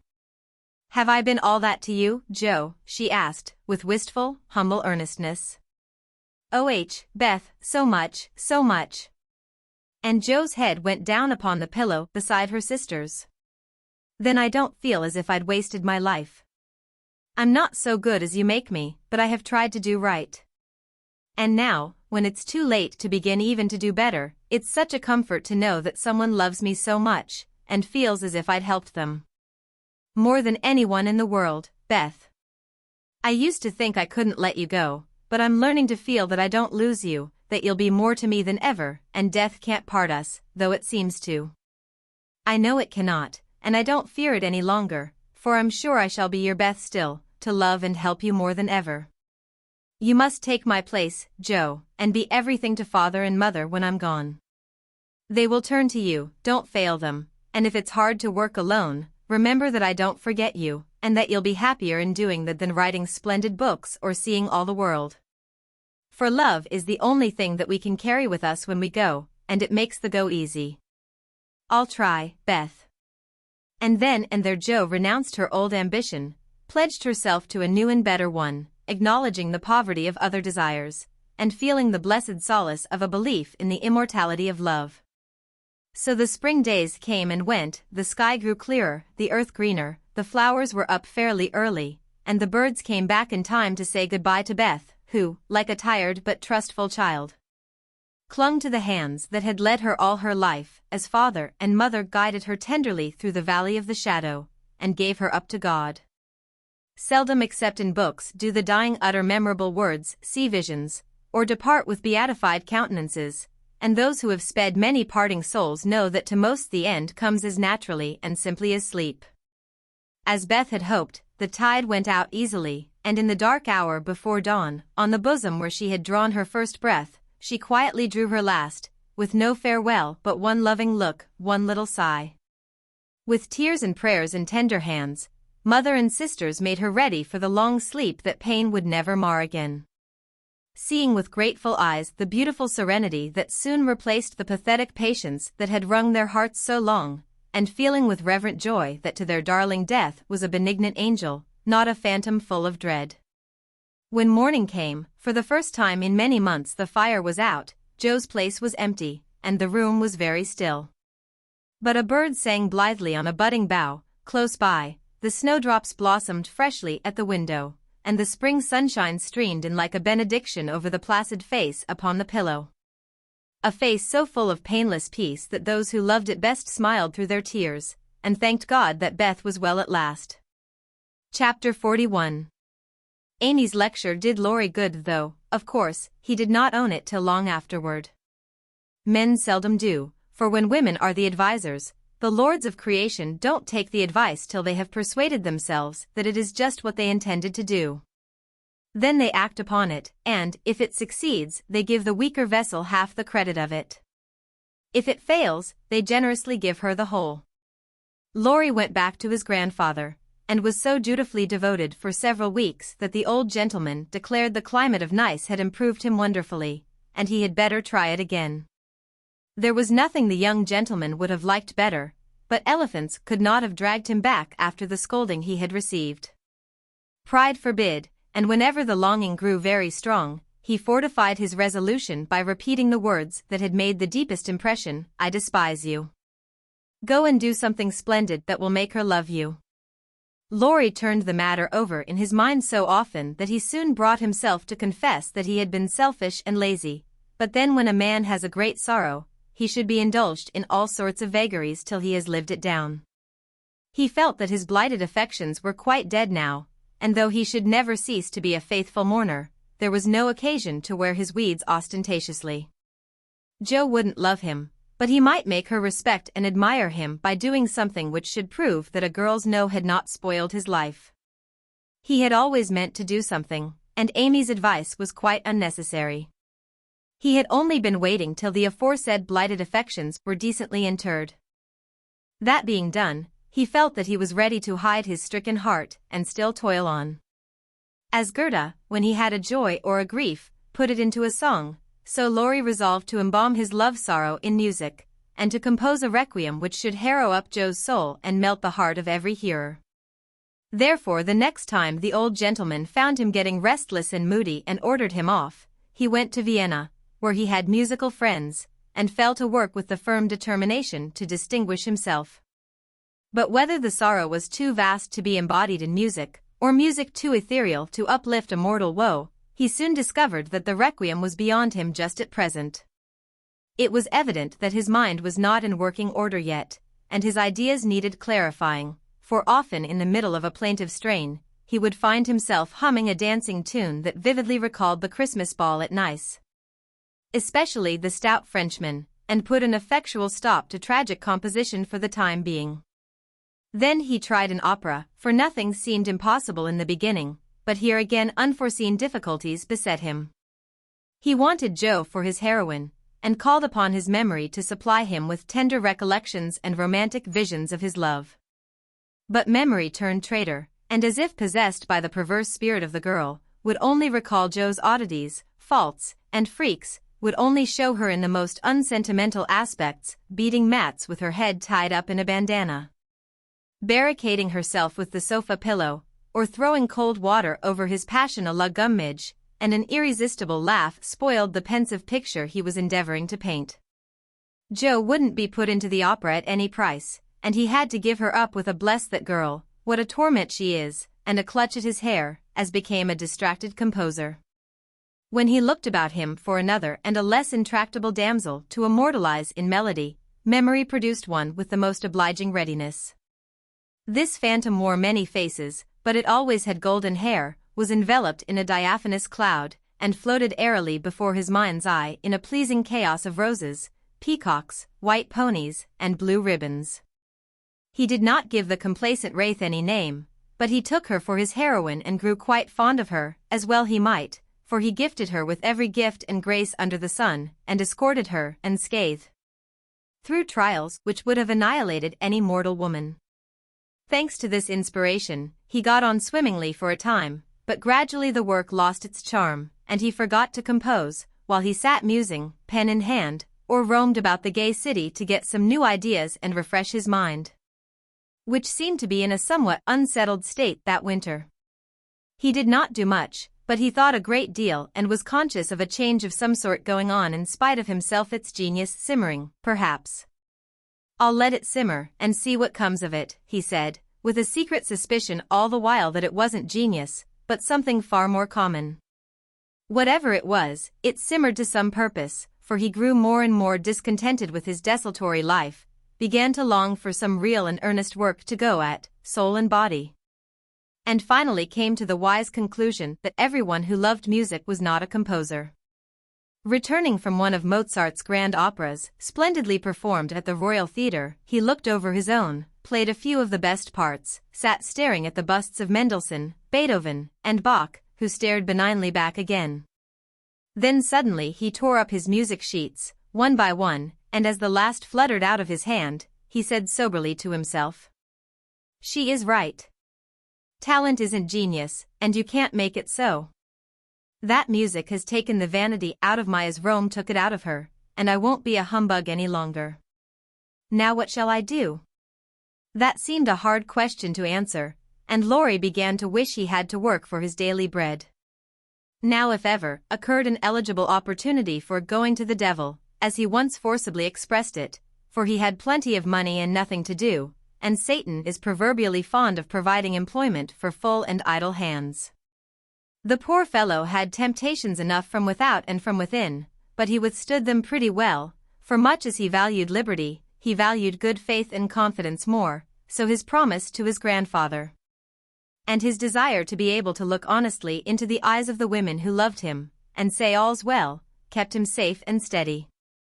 Very likely some Mrs. Grundy will observe, I don't believe it, boys will be boys, young men must sow their wild oats, and women must not expect miracles. I dare say you don't, Mrs. Grundy, but it's true nevertheless.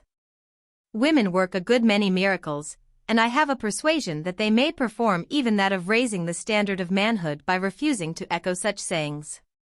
Let the boys be boys, the longer the better, and let the young men sow their wild oats if they must.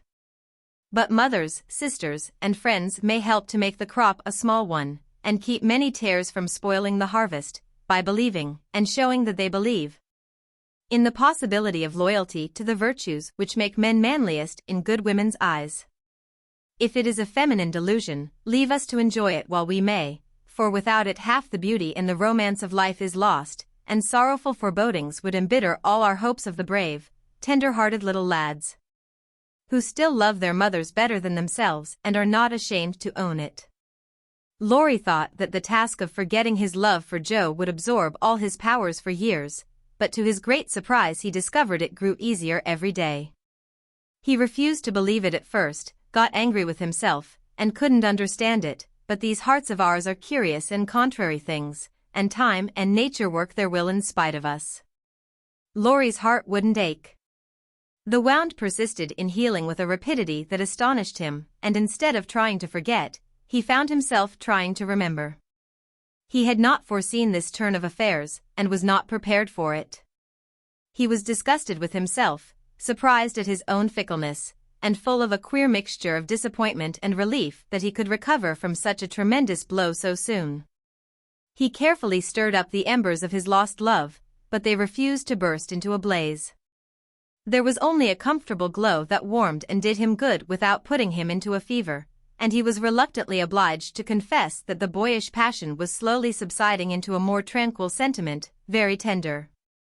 A little sad and resentful still, but that was sure to pass away in time, leaving a brotherly affection which would last unbroken to the end. As the word brotherly passed through his mind in one of his reveries, he smiled, and glanced up at the picture of Mozart that was before him. Well, he was a great man, and when he couldn't have one sister he took the other, and was happy. Laurie did not utter the words, but he thought them, and the next instant kissed the little old ring, saying to himself, No, I won't. I haven't forgotten, I never can. I'll try again, and if that fails, why then? Leaving his sentence unfinished, he seized pen and paper and wrote to Joe, telling her that he could not settle to anything while there was the least hope of her changing her mind. Couldn't she, wouldn't she, and let him come home and be happy? While waiting for an answer he did nothing, but he did it energetically, for he was in a fever of impatience. It came at last, and settled his mind effectually on one point, for Joe decidedly couldn't and wouldn't. She was wrapped up in Beth, and never wished to hear the word love again. Then she begged him to be happy with somebody else, but always keep a little corner of his heart for his loving sister Joe.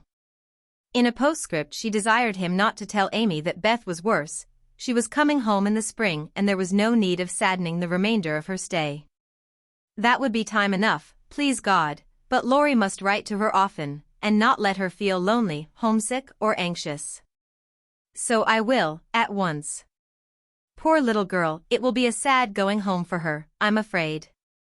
And Laurie opened his desk, as if writing to Amy had been the proper conclusion of the sentence left unfinished some weeks before. But he did not write the letter that day, for as he rummaged out his best paper, he came across something which changed his purpose. Tumbling about in one part of the desk among bills, passports, and business documents of various kinds were several of Joe's letters, and in another compartment were 3 notes from Amy, carefully tied up with one of her blue ribbons and sweetly suggestive of the little dead roses put away inside.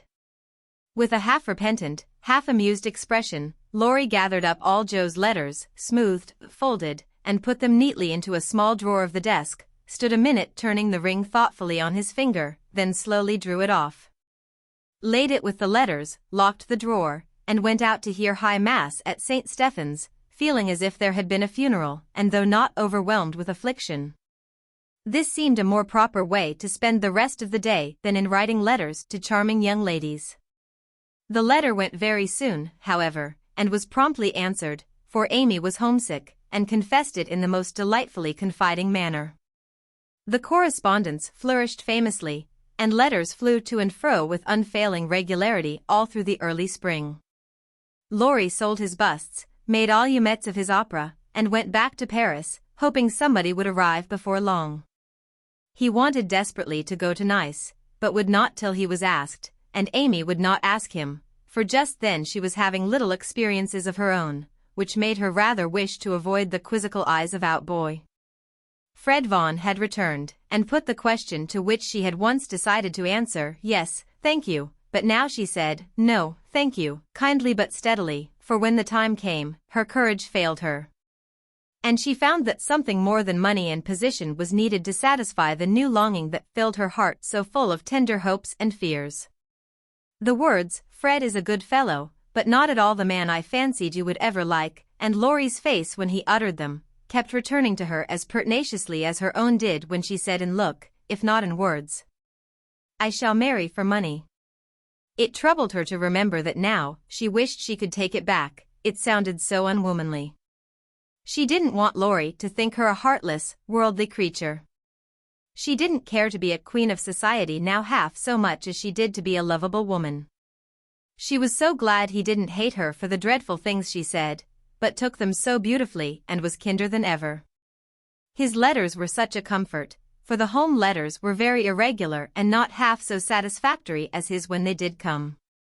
It was not only a pleasure, but a duty to answer them, for the poor fellow was forlorn, and needed petting, since Joe persisted in being stony-hearted. She ought to have made an effort and tried to love him. It couldn't be very hard, many people would be proud and glad to have such a dear boy care for them. But Joe never would act like other girls, so there was nothing to do but be very kind and treat him like a brother. If all brothers were treated as well as Laurie was at this period, they would be a much happier race of beings than they are. Amy never lectured now. She asked his opinion on all subjects, she was interested in everything he did, made charming little presents for him, and sent him 2 letters a week, full of lively gossip, sisterly confidences, and captivating sketches of the lovely scenes about her. As few brothers are complimented by having their letters carried about in their sisters' pockets, read and reread diligently, cried over when short, kissed when long, and treasured carefully. We will not hint that Amy did any of these fond and foolish things. But she certainly did grow a little pale and pensive that spring, lost much of her relish for society, and went out sketching alone a good deal.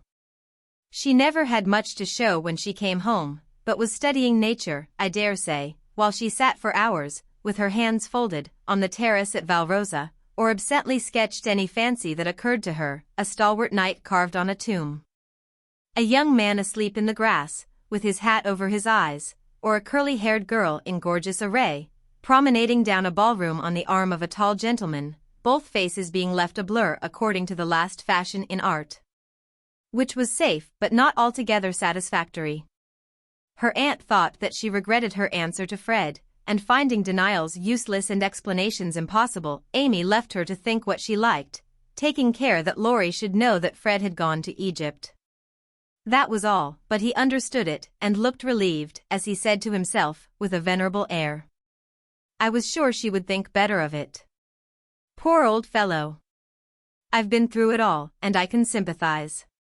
With that he heaved a great sigh, and then, as if he had discharged his duty to the past, put his feet up on the sofa and enjoyed Amy's letter luxuriously. While these changes were going on abroad, trouble had come at home. But the letter telling that Beth was failing never reached Amy, and when the next found her at Vevey, for the heat had driven them from Nice in May, and they had traveled slowly to Switzerland, by way of Genoa and the Italian lakes. She bore it very well, and quietly submitted to the family decree that she should not shorten her visit, for since it was too late to say goodbye to Beth, she had better stay, and let absence soften her sorrow. But her heart was very heavy, she longed to be at home, and every day looked wistfully across the lake, waiting for Laurie to come and comfort her. He did come very soon, for the same mail brought letters to them both, but he was in Germany, and it took some days to reach him. The moment he read it, he packed his knapsack, bade adieu to his fellow pedestrians, and was off to keep his promise, with a heart full of joy and sorrow, hope and suspense. He knew Vevey well, and as soon as the boat touched the little quay, he hurried along the shore to La Tour, where the Carrolls were living en pension. The garçon was in despair that the whole family had gone to take a promenade on the lake, but no, the blonde mademoiselle might be in the chateau garden. If Monsieur would give himself the pain of sitting down, a flash of time should present her. But Monsieur could not wait even a flash of time, and in the middle of the speech departed to find Mademoiselle himself. A pleasant old garden on the borders of the lovely lake, with chestnuts rustling overhead, ivy climbing everywhere, and the black shadow of the tower falling far across the sunny water. At one corner of the wide, low wall was a seat, and here Amy often came to read or work, or console herself with the beauty all about her. She was sitting here that day, leaning her head on her hand, with a homesick heart and heavy eyes, thinking of Beth and wondering why Laurie did not come. She did not hear him cross the courtyard beyond, nor see him pause in the archway that led from the subterranean path into the garden. He stood a minute looking at her with new eyes, seeing what no one had ever seen before, the tender side of Amy's character.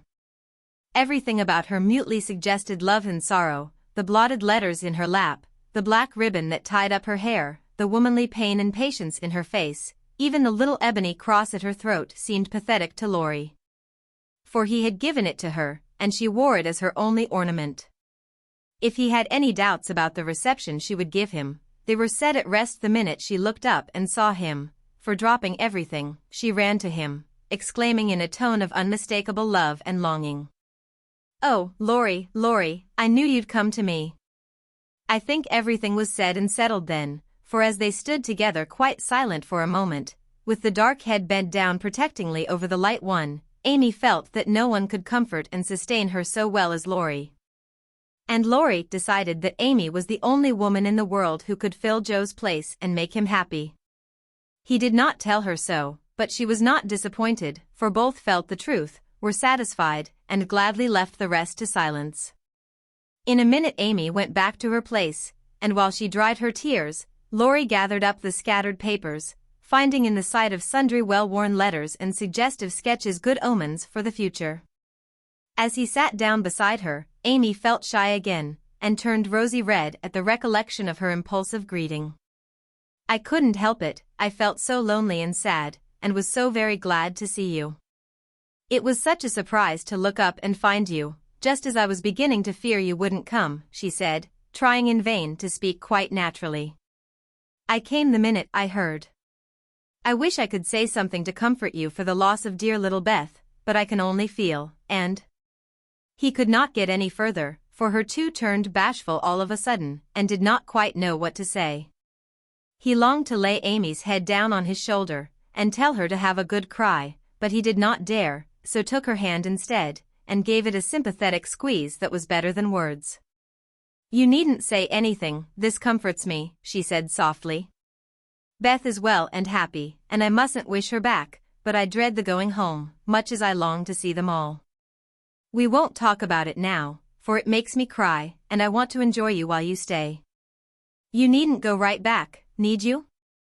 Not if you want me, dear. I do, so much.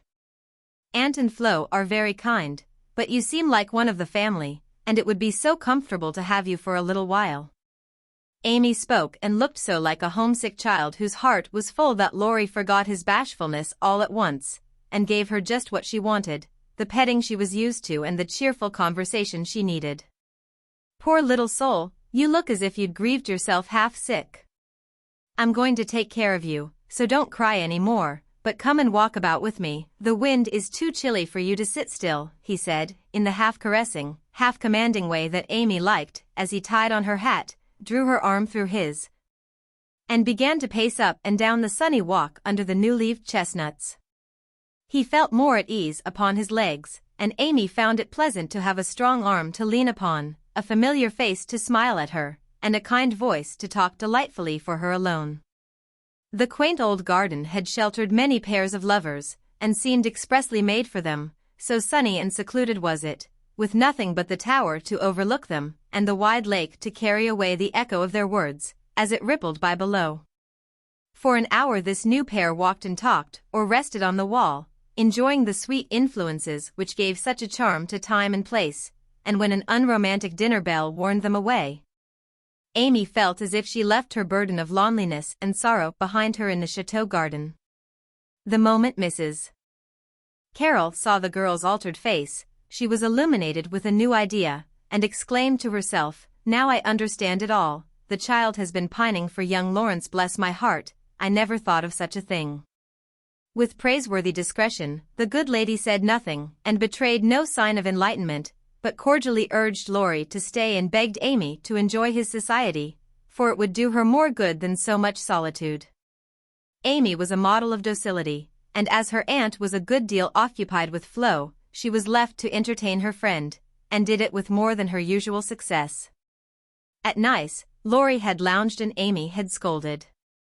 At Vevey, Laurie was never idle, but always walking, riding, boating, or studying in the most energetic manner, while Amy admired everything he did and followed his example as far and as fast as she could. He said the change was owing to the climate, and she did not contradict him, being glad of a like excuse for her own recovered health and spirits.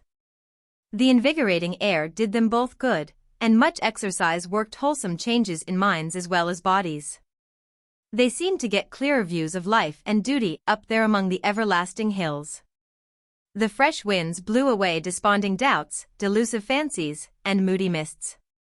The warm spring sunshine brought out all sorts of aspiring ideas, tender hopes, and happy thoughts. The lake seemed to wash away the troubles of the past, and the grand old mountains to look benignly down upon them, saying, "Little children, love one another." In spite of the new sorrow, it was a very happy time, so happy that Laurie could not bear to disturb it by a word. It took him a little while to recover from his surprise at the cure of his first, and as he had firmly believed, his last and only love. He consoled himself for the seeming disloyalty by the thought that Joe's sister was almost the same as Joe's self, and the conviction that it would have been impossible to love any other woman but Amy so soon and so well.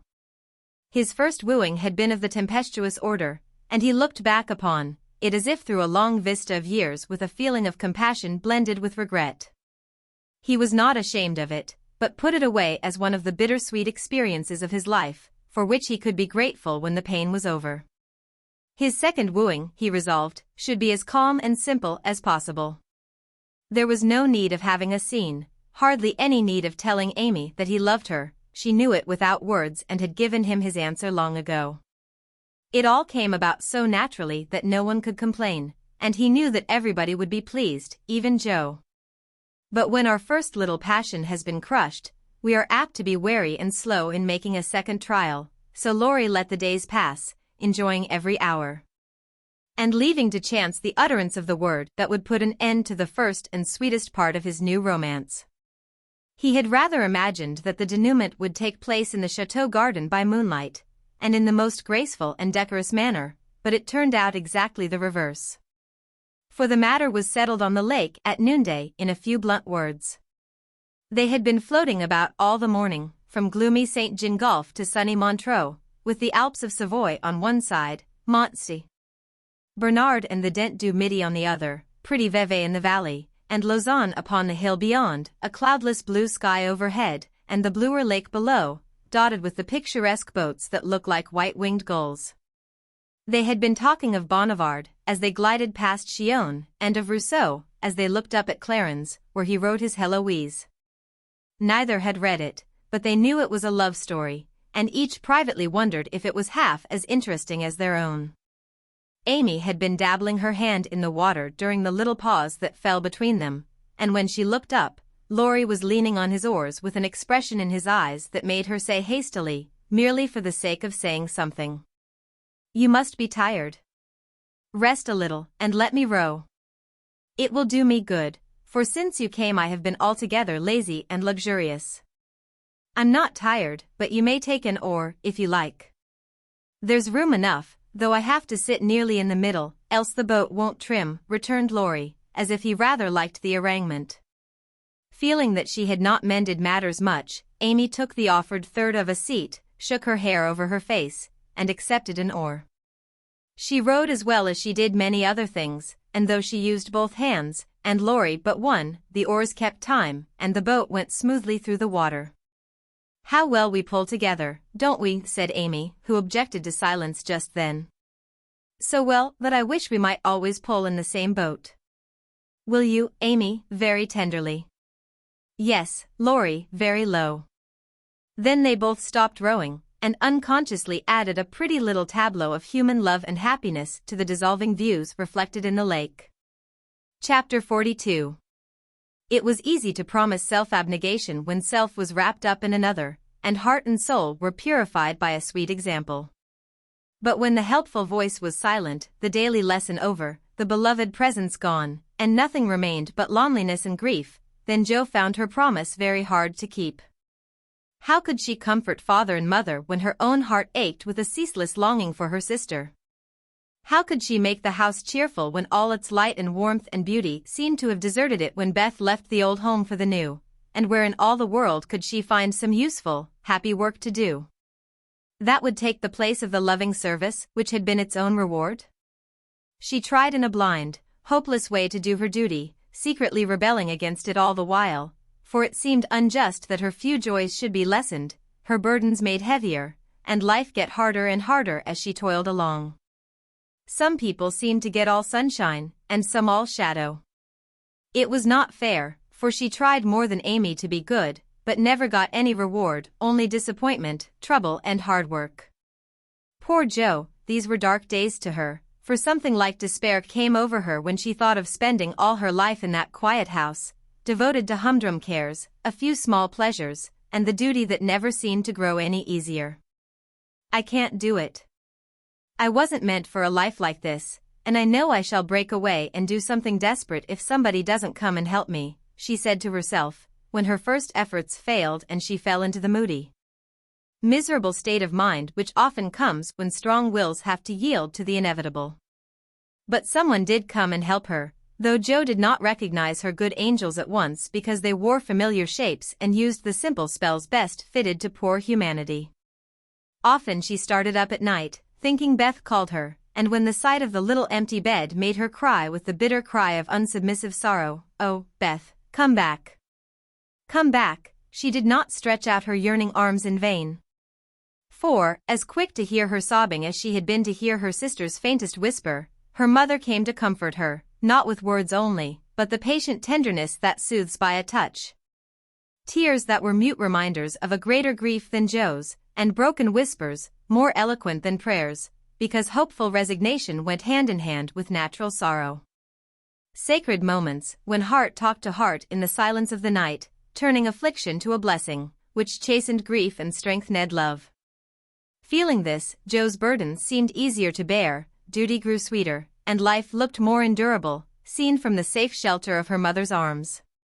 When aching heart was a little comforted, troubled mind likewise found help, for one day she went to the study, and leaning over the good gray head lifted to welcome her with a tranquil smile, she said very humbly, "Father, talk to me as you did to Beth.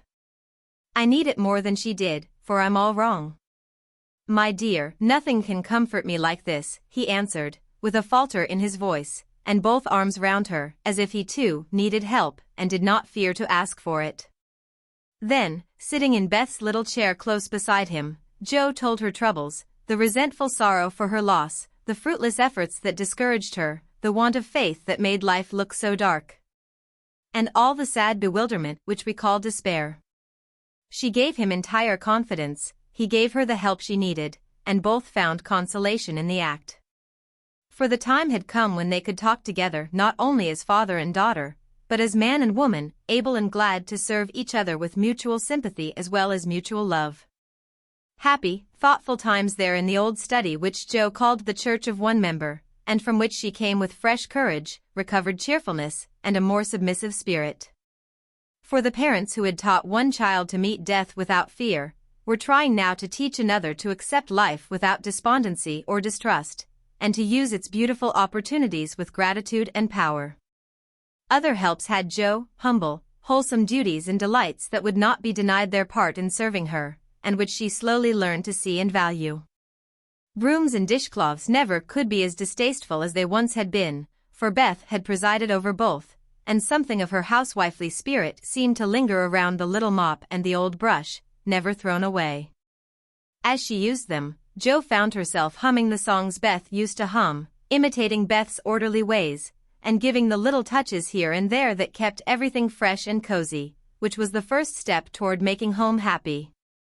Though she didn't know it till Hannah said with an approving squeeze of the hand, "You thoughtful creetur, you're determined we shan't miss that dear lamb if you can help it. We don't say much, but we see it, and the Lord will bless you for't, see if he don't." As they sat sewing together, Jo discovered how much improved her sister Meg was, how well she could talk, how much she knew about good, womanly impulses, thoughts, and feelings, how happy she was in husband and children, and how much they were all doing for each other. Marriage is an excellent thing, after all. "I wonder if I should blossom out half as well as you have, if I tried it," said Jo, as she constructed a kite for Demi in the topsy-turvy nursery. "It's just what you need to bring out the tender womanly half of your nature, Jo. You are like a chestnut burr, prickly outside, but silky soft within, and a sweet kernel, if one can only get at it. Love will make you show your heart one day, and then the rough burr will fall off. Frost opens chestnut burrs, ma'am, and it takes a good shake to bring them down." "Boys go nutting, and I don't care to be bagged by them," returned Jo, pasting away at the kite which no wind that blows would ever carry up, for Daisy had tied herself on as a bob. Meg laughed, for she was glad to see a glimmer of Jo's old spirit, but she felt it her duty to enforce her opinion by every argument in her power, and the sisterly chats were not wasted. Especially as two of Meg's most effective arguments were the babies, whom Jo loved tenderly. Grief is the best opener of some hearts, and Jo's was nearly ready for the bag. A little more sunshine to ripen the nut, then, not a boy's impatient shake, but a man's hand reached up to pick it gently from the burr, and find the kernel sound and sweet. If she suspected this, she would have shut up tight and been more prickly than ever. Fortunately, she wasn't thinking about herself, so when the time came, down she dropped. Now, if she had been the heroine of a moral storybook, she ought at this period of her life to have become quite saintly, renounced the world, and gone about doing good in a mortified bonnet, with tracts in her pocket. But, you see, Jo wasn't a heroine, she was only a struggling human girl like hundreds of others, and she just acted out her nature, being sad, cross, listless, or energetic, as the mood suggested. It's highly virtuous to say we'll be good, but we can't do it all at once, and it takes a long pull, a strong pull, and a pull all together before some of us even get our feet set in the right way. Jo had got so far, she was learning to do her duty, and to feel unhappy if she did not, but to do it cheerfully, that was another thing. She had often said she wanted to do something splendid, no matter how hard, and now she had her wish, for what could be more beautiful than to devote her life to father and mother, trying to make home as happy to them as they had to her? And if difficulties were necessary to increase the splendor of the effort, what could be harder for a restless, ambitious girl than to give up her own hopes, plans, and desires, and cheerfully live for others? Providence had taken her at her word. Here was the task, not what she had expected, but better because self had no part in it. Now, could she do it?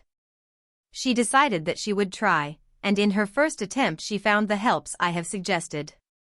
Still another was given her, and she took it, not as a reward, but as a comfort, as Christian took the refreshment afforded by the little arbor where he rested, as he climbed the hill called Difficulty. "Why don't you write? That always used to make you happy," said her mother once, when the desponding fit overshadowed Jo. "I've no heart to write, and if I had, nobody cares for my things." "We do. Write something for us, and never mind the rest of the world. Try it, dear. I'm sure it would do you good, and please us very much." "Don't believe I can."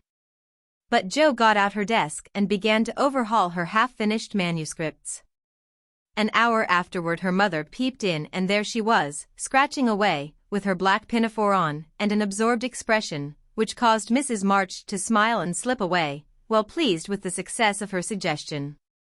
Jo never knew how it happened, but something got into that story that went straight to the hearts of those who read it, for when her family had laughed and cried over it, her father sent it, much against her will, to one of the popular magazines. And to her utter surprise, it was not only paid for, but others requested. Letters from several persons, whose praise was honor, followed the appearance of the little story, newspapers copied it, and strangers as well as friends admired it. For a small thing it was a great success, and Jo was more astonished than when her novel was commended and condemned all at once. I don't understand it. What can there be in a simple little story like that to make people praise it so? She said, quite bewildered. There is truth in it, Jo, that's the secret. Humor and pathos make it alive, and you have found your style at last. You wrote with not thoughts of fame and money, and put your heart into it, my daughter. You have had the bitter, now comes the sweet. Do your best, and grow as happy as we are in your success. If there is anything good or true in what I write, it isn't mine. I owe it all to you and Mother and Beth, said Jo, more touched by her father's words than by any amount of praise from the world. So taught by love and sorrow, Jo wrote her little stories, and sent them away to make friends for themselves and her, finding it a very charitable world to such humble wanderers, for they were kindly welcomed. And sent home comfortable tokens to their mother, like dutiful children whom good fortune overtakes. When Amy and Laurie wrote of their engagement, Mrs. March feared that Jo would find it difficult to rejoice over it, but her fears were soon set at rest, for thought Jo looked grave at first, she took it very quietly. And was full of hopes and plans for the children before she read the letter twice. It was a sort of written duet, wherein each glorified the other in lover-like fashion, very pleasant to read and satisfactory to think of, for no one had any objection to make. You like it, Mother? Said Jo, as they laid down the closely written sheets and looked at one another. Yes, I hoped it would be so, ever since Amy wrote that she had refused Fred. I felt sure then that something better than what you call the mercenary spirit had come over her, and a hint here and there in her letters made me suspect that love and Laurie would win the day. How sharp you are, Marmee, and how silent. You never said a word to me. Mothers have need of sharp eyes and discreet tongues when they have girls to manage. I was half afraid to put the idea into your head, lest you should write and congratulate them before the thing was settled. I'm not the scatterbrain I was. You may trust me. I'm sober and sensible enough for anyone's confidant now. So you are, my dear, and I should have made you mine, only I fancied it might pain you to learn that your Teddy loved someone else. Now, Mother, did you really think I could be so silly and selfish after I'd refused his love, when it was freshest, if not best? I knew you were sincere then, Jo, but lately I have thought that if he came back and asked again, you might perhaps feel like giving another answer. Forgive me, dear, I can't help seeing that you are very lonely, and sometimes there is a hungry look in your eyes that goes to my heart. So I fancied that your boy might fill the empty place if he tried now. No, Mother, it is better as it is, and I'm glad Amy has learned to love him. But you are right in one thing.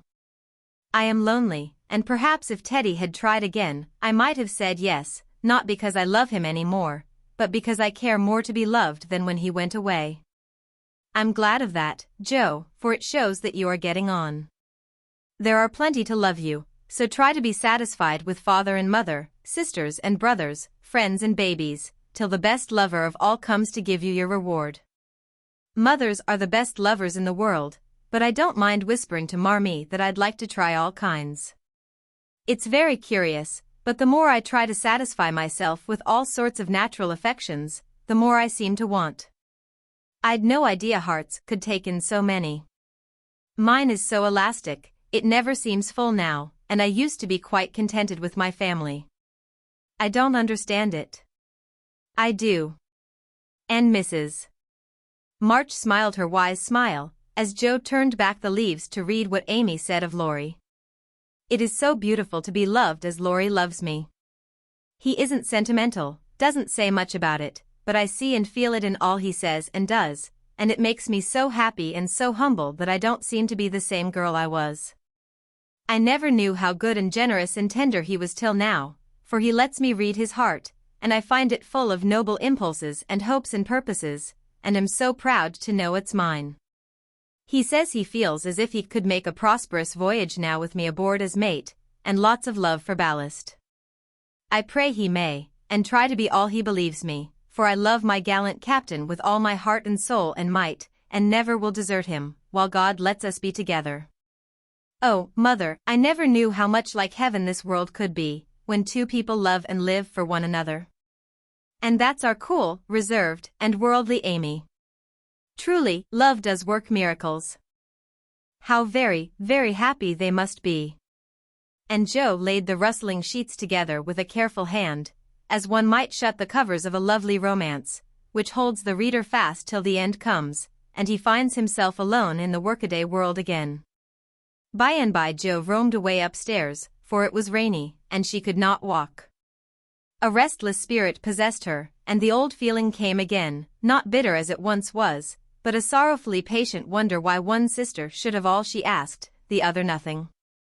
It was not true, she knew that and tried to put it away, but the natural craving for affection was strong, and Amy's happiness woke the hungry longing for someone to love with heart and soul, and cling to while God let them be together. Up in the garret, where Joe's unquiet wanderings ended, stood 4 little wooden chests in a row, each marked with its owner's name, and each filled with relics of the childhood and girlhood ended now for all. Joe glanced into them, and when she came to her own, leaned her chin on the edge and stared absently at the chaotic collection, till a bundle of old exercise books caught her eye. She drew them out, turned them over, and relived that pleasant winter at kind Mrs. Kirk's. She had smiled at first, then she looked thoughtful, next sad, and when she came to a little message written in the professor's hand, her lips began to tremble, the books slid out of her lap, and she sat looking at the friendly words, as they took a new meaning and touched a tender spot in her heart. Wait for me, my friend. I may be a little late, but I shall surely come. Oh, if he only would. So kind, so good, so patient with me always, my dear old Fritz. I didn't value him half enough when I had him, but now how I should love to see him, for everyone seems going away from me, and I'm all alone. And holding the little paper fast, as if it were a promise yet to be fulfilled, Joe laid her head down on a comfortable rag bag, and cried, as if in opposition to the rain pattering on the roof. Was it all self-pity, loneliness, or low spirits? Or was it the waking up of a sentiment which had bided its time as patiently as its inspirer? Who shall say? Chapter 43. Joe was alone in the twilight, lying on the old sofa, looking at the fire, and thinking. It was her favorite way of spending the hour of dusk. No one disturbed her, and she used to lie there on Beth's little red pillow, planning stories, dreaming dreams, or thinking tender thoughts of the sister who never seemed far away. Her face looked tired, grave, and rather sad, for tomorrow was her birthday, and she was thinking how fast the years went by, how old she was getting, and how little she seemed to have accomplished. Almost 25, and nothing to show for it. Joe was mistaken in that. There was a good deal to show, and by she saw, and was grateful for it. An old maid, that's what I'm to be. A literary spinster, with a pen for a spouse, a family of stories for children, and 20 years hence a morsel of fame, perhaps, when, like poor Johnson, I'm old and can't enjoy it, solitary, and can't share it, independent, and don't need it. Well, I needn't be a sour saint nor a selfish sinner, and, I dare say, old maids are very comfortable when they get used to it, but... And there Joe sighed, as if the prospect was not inviting. It seldom is, at first, and 30 seems the end of all things to 25. But it's not as bad as it looks, and one can get on quite happily if one has something in one's self to fall back upon. At 25, girls begin to talk about being old maids, but secretly resolve that they never will be. At 30 they say nothing about it, but quietly accept the fact, and if sensible, console themselves by remembering that they have 20 more useful, happy years, in which they may be learning to grow old gracefully. Don't laugh at the spinsters, dear girls, for often very tender, tragic romances are hidden away in the hearts that beat so quietly under the sober gowns, and many silent sacrifices of youth, health, ambition, love itself. Make the faded faces beautiful in God's sight. Even the sad, sour sisters should be kindly dealt with, because they have missed the sweetest part of life, if for no other reason. And looking at them with compassion, not contempt, girls in their bloom should remember that they too may miss the blossom time. That rosy cheeks don't last forever, that silver threads will come in the bonny brown hair, and that, by and by, kindness and respect will be as sweet as love and admiration now. Gentlemen, which means boys, be courteous to the old maids, no matter how poor and plain and prim, for the only chivalry worth having is that which is the readiest to pay deference to the old, protect the feeble, and serve womankind, regardless of rank, age, or color. Just recollect the good aunts who have not only lectured and fussed, but nursed and petted, too often without thanks, the scrapes they have helped you out of, the tips they have given you from their small store, the stitches the patient old fingers have set for you, the steps the willing old feet have taken, and gratefully pay the dear old ladies the little attentions that women love to receive as long as they live. The bright-eyed girls are quick to see such traits, and will like you all the better for them, and if death, almost the only power that can part mother and son, should rob you of yours, you will be sure to find a tender welcome and maternal cherishing from some Aunt Priscilla, who has kept the warmest corner of her lonely old heart for the best nevy in the world. Joe must have fallen asleep, as I dare say my reader has during this little homily, for suddenly Laurie's ghost seemed to stand before her, a substantial, lifelike ghost, leaning over her with the very look he used to wear when he felt a good deal and didn't like to show it. But, like Jenny in the ballad, she could not think it he, and lay staring up at him in startled silence, till he stooped and kissed her. Then she knew him and flew up, crying joyfully, "Oh my Teddy! Oh my Teddy! Dear Joe, you are glad to see me, then?" "Glad? My blessed boy, words can't express my gladness. Where's Amy?" "Your mother has got her down at Meg's. We stopped there by the way, and there was no getting my wife out of their clutches." "Your what?" cried Joe, for Laurie uttered those two words with an unconscious pride and satisfaction which betrayed him. "Oh, the dickens! Now I've done it." And he looked so guilty that Joe was down on him like a flash. "You've gone and got married?" "Yes, please, but I never will again." And he went down upon his knees, with a penitent clasping of hands, and a face full of mischief, mirth, and triumph. "Actually married?" "Very much so, thank you." "Mercy on us! What dreadful thing will you do next?" And Joe fell into her seat with a gasp.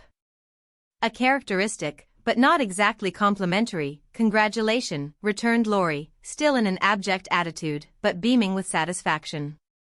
"What can you expect, when you take one's breath away, creeping in like a burglar, and letting cats out of bags like that? Get up, you ridiculous boy, and tell me all about it." "Not a word, unless you let me come in my old place, and promise not to barricade." Joe laughed at that as she had not done for many a long day, and patted the sofa invitingly, as she said in a cordial tone, "The old pillow is up garret, and we don't need it now. So, come and fess, Teddy." "How good it sounds to hear you say, Teddy. No one ever calls me that but you." And Laurie sat down with an air of great content. "What does Amy call you?" "My lord." "That's like her." "Well, you look it." And Joe's eye plainly betrayed that she found her boy comelier than ever. The pillow was gone, but there was a barricade, nevertheless, a natural one, raised by time, absence, and change of heart. Both felt it, and for a minute looked at one another as if that invisible barrier cast a little shadow over them. It was gone directly, however, for Laurie said, with a vain attempt at dignity, "Don't I look like a married man and the head of a family?" "Not a bit, and you never will.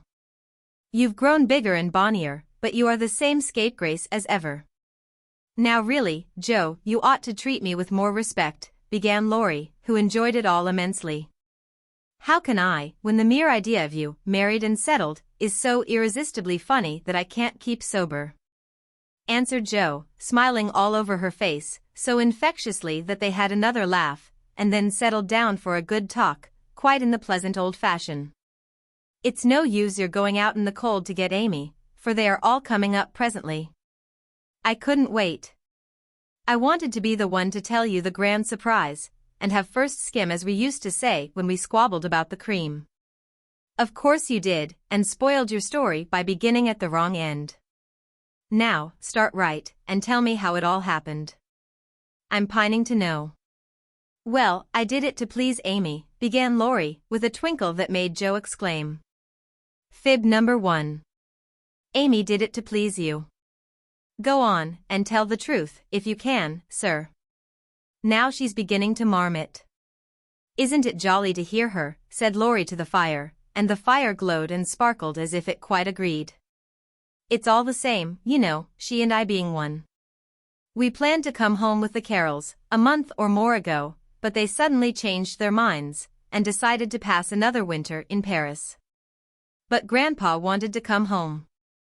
He went to please me, and I couldn't let him go along, neither could I leave Amy, and Mrs. Carroll had got English notions about chaperones and such nonsense, and wouldn't let Amy come with us.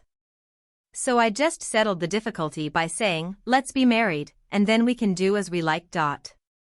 Of course you did. You always have things to suit you. Not always." And something in Laurie's voice made Jo say hastily, "How did you ever get Aunt to agree?" "It was hard work, but between us, we talked her over, for we had heaps of good reasons on our side. There wasn't time to write and ask leave, but you all liked it, had consented to it by and by, and it was only taking time by the fetlock, as my wife says. Aren't we proud of those 2 words, and don't we like to say them?" interrupted Jo, addressing the fire in her turn, and watching with delight the happy light it seemed to kindle in the eyes that had been so tragically gloomy when she saw them last. "A trifle, perhaps, she's such a captivating little woman I can't help being proud of her." Well, then Uncle and Aunt were there to play propriety. We were so absorbed in one another we were of no mortal use apart, and that charming arrangement would make everything easy all round, so we did it. "When, where, how?" asked Jo, in a fever of feminine interest and curiosity, for she could not realize it a particle. 6 weeks ago, at the American consul's, in Paris, a very quiet wedding of course, for even in our happiness we didn't forget dear little Beth. Jo put her hand in his as he said that, and Laurie gently smoothed the little red pillow, which he remembered well. "Why didn't you let us know afterward?" asked Jo, in a quieter tone, when they had sat quite still a minute. "We wanted to surprise you. We thought we were coming directly home, at first, but the dear old gentleman, as soon as we were married, found he couldn't be ready under a month, at least, and sent us off to spend our honeymoon wherever we liked. Amy had once called Valrosa a regular honeymoon home, so we went there, and were as happy as people are but once in their lives. My faith!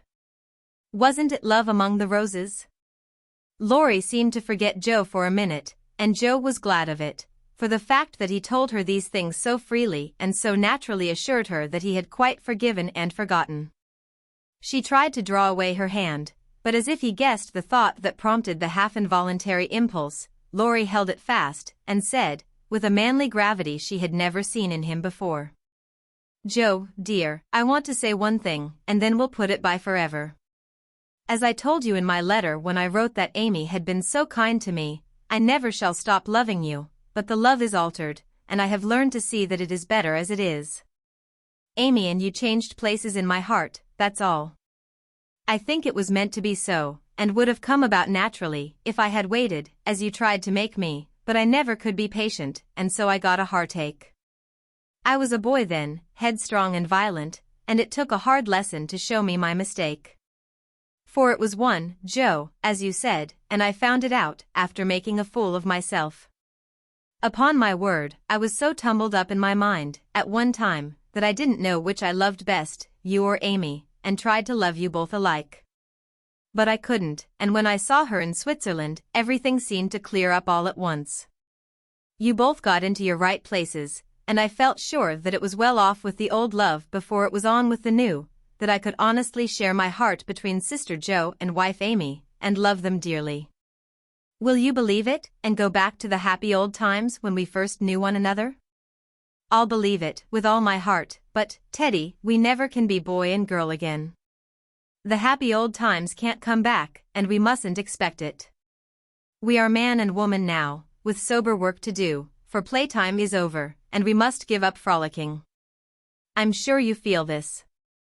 I see the change in you, and you'll find it in me. I shall miss my boy, but I shall love the man as much, and admire him more, because he means to be what I hoped he would. We can't be little playmates any longer, but we will be brother and sister, to love and help one another all our lives, won't we, Laurie? He did not say a word, but took the hand she offered him, and laid his face down on it for a minute, feeling that out of the grave of a boyish passion, there had risen a beautiful, strong friendship to bless them both. Presently Joe said cheerfully, for she didn't the coming home to be a sad one, I can't make it true that you children are really married and going to set up housekeeping. Why, it seems only yesterday that I was buttoning Amy's pinafore, and pulling your hair when you teased. Mercy me, how time does fly. As one of the children is older than yourself, you needn't talk so like a grandma. I flatter myself I'm a gentleman growed as Peggotty said of David, and when you see Amy, you'll find her rather a precocious infant, said Laurie, looking amused at her maternal air. You may be a little older in years, but I'm ever so much older in feeling, Teddy. Women always are, and this last year has been such a hard one that I feel 40. Poor Joe.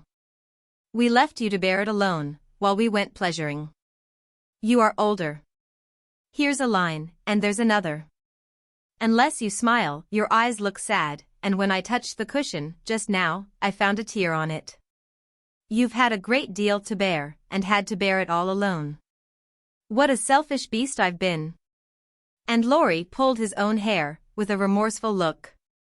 But Joe only turned over the traitorous pillow, and answered, in a tone which she tried to make more cheerful, No, I had father and mother to help me, and the dear babies to comfort me, and the thought that you and Amy were safe and happy. To make the troubles here easier to bear.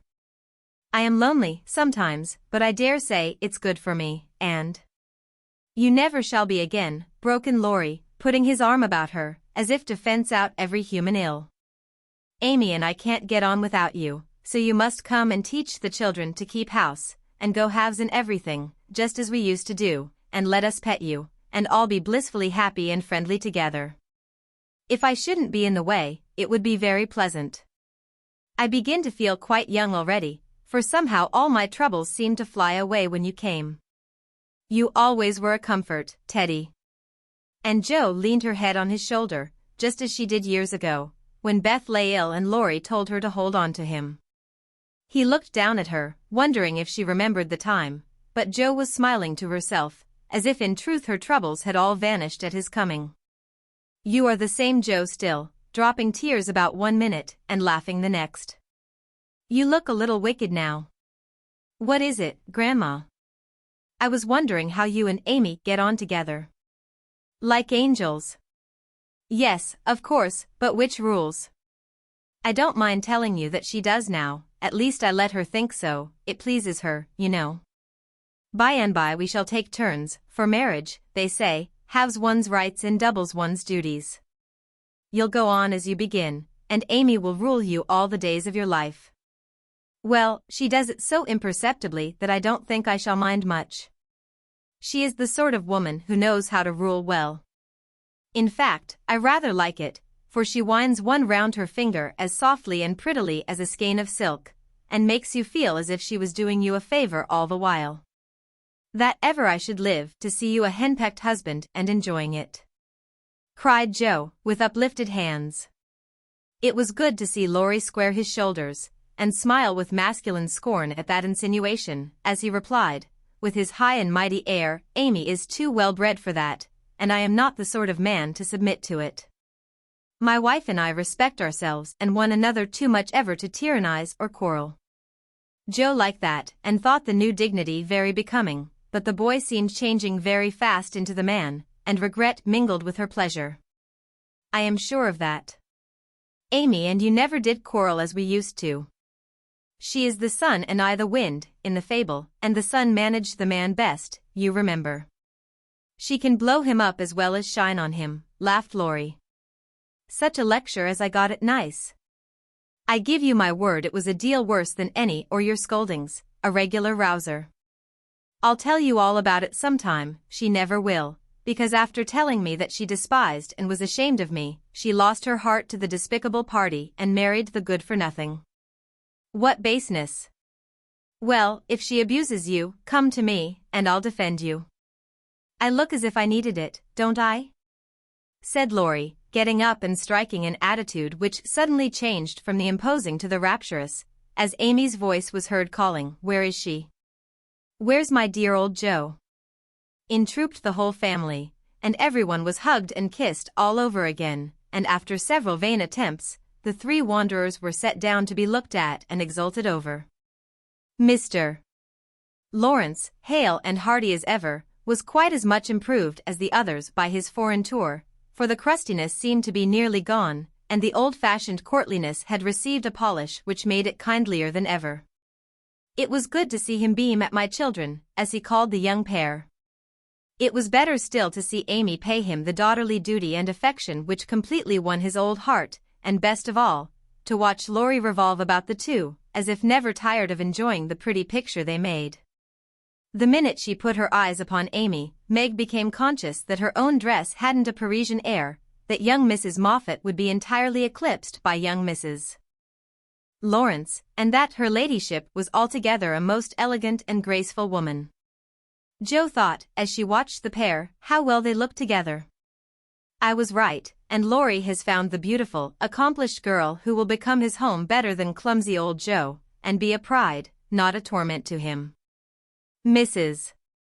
March and her husband smiled and nodded at each other with happy faces, for they saw that their youngest had done well, not only in worldly things, but the better wealth of love, confidence, and happiness. For Amy's face was full of the soft brightness which betokens a peaceful heart, her voice had a new tenderness in it, and the cool, prim carriage was changed to a gentle dignity, both womanly and winning. No little affectations marred it, and the cordial sweetness of her manner was more charming than the new beauty or the old grace, for it stamped her at once with the unmistakable sign of the true gentlewoman she had hoped to become. "Love has done much for our little girl," said her mother softly. "She has had a good example before her all her life, my dear," Mr. March whispered back, with a loving look at the worn face and grey head beside him. Daisy found it impossible to keep her eyes off her pitty auntie, but attached herself like a lapdog to the wonderful chatelaine full of delightful charms. Demi paused to consider the new relationship before he compromised himself by the rash acceptance of a bribe, which took the tempting form of a family of wooden bears from Bern. A flank movement produced an unconditional surrender, however, for Laurie knew where to have him. "Young man, when I first had the honor of making your acquaintance you hit me in the face. Now I demand the satisfaction of a gentleman," and with that the tall uncle proceeded to toss and touzle the small nephew in a way that damaged his philosophical dignity as much as it delighted his boyish soul. "Blessed if she ain't in silk from head to foot? Ain't it a relishin' sight to see her set tin there as fine as a fiddle, and a happy procession as filed away into the little dining room." Mr. March proudly escorted Mrs. Lawrence. Mrs. March as proudly leaned on the arm of my son. The old gentleman took Jo, with a whispered, "You must be my girl now," and a glance at the empty corner by the fire, that made Jo whisper back, "I'll try to fill her place, sir." The twins pranced behind, feeling that the millennium was at hand, for everyone was so busy with the newcomers that they were left to revel at their own sweet will, and you may be sure they made the most of the opportunity. Didn't they steal sips of tea, stuff gingerbread ad libitum, get a hot biscuit apiece, and as a crowning trespass, didn't they each whisk a captivating little tart into their tiny pockets, there to stick and crumble treacherously? Teaching them that both human nature and a pastry are frail? Burdened with the guilty consciousness of the sequestered tarts, and fearing that Dodo's sharp eyes would pierce the thin disguise of cambric and merino which hid their booty, the little sinners attached themselves to Drampa. who hadn't his spectacles on. Amy, who was handed about like refreshments, returned to the parlor on Father Lawrence's arm. The others paired off as before, and this arrangement left Jo companionless. She did not mind it at the minute, for she lingered to answer Hannah's eager inquiry. "Will Miss Amy ride in her coupe, and use all them lovely silver dishes that's stored away over yender? Shouldn't wonder if she drove 6 white horses, ate off gold plate, and wore diamonds and point lace every day." "Teddy thinks nothing too good for her," returned Jo with infinite satisfaction. "No more there is." "Will you have hash or fish balls for breakfast?" asked Hannah, who wisely mingled poetry and prose. "I don't care." And Jo shut the door, feeling that food was an uncongenial topic just then. She stood a minute looking at the party vanishing above, and as Demi's short plaid legs toiled up the last stair, a sudden sense of loneliness came over her so strongly that she looked about her with dim eyes, as if to find something to lean upon. For even Teddy had deserted her. If she had known what birthday gift was coming every minute nearer and nearer, she would not have said to herself, "I'll weep a little weep when I go to bed. It won't do to be dismal now." Then she drew her hand over her eyes, for one of her boyish habits was never to know where her handkerchief was, and had just managed to call up a smile when there came a knock at the porch door.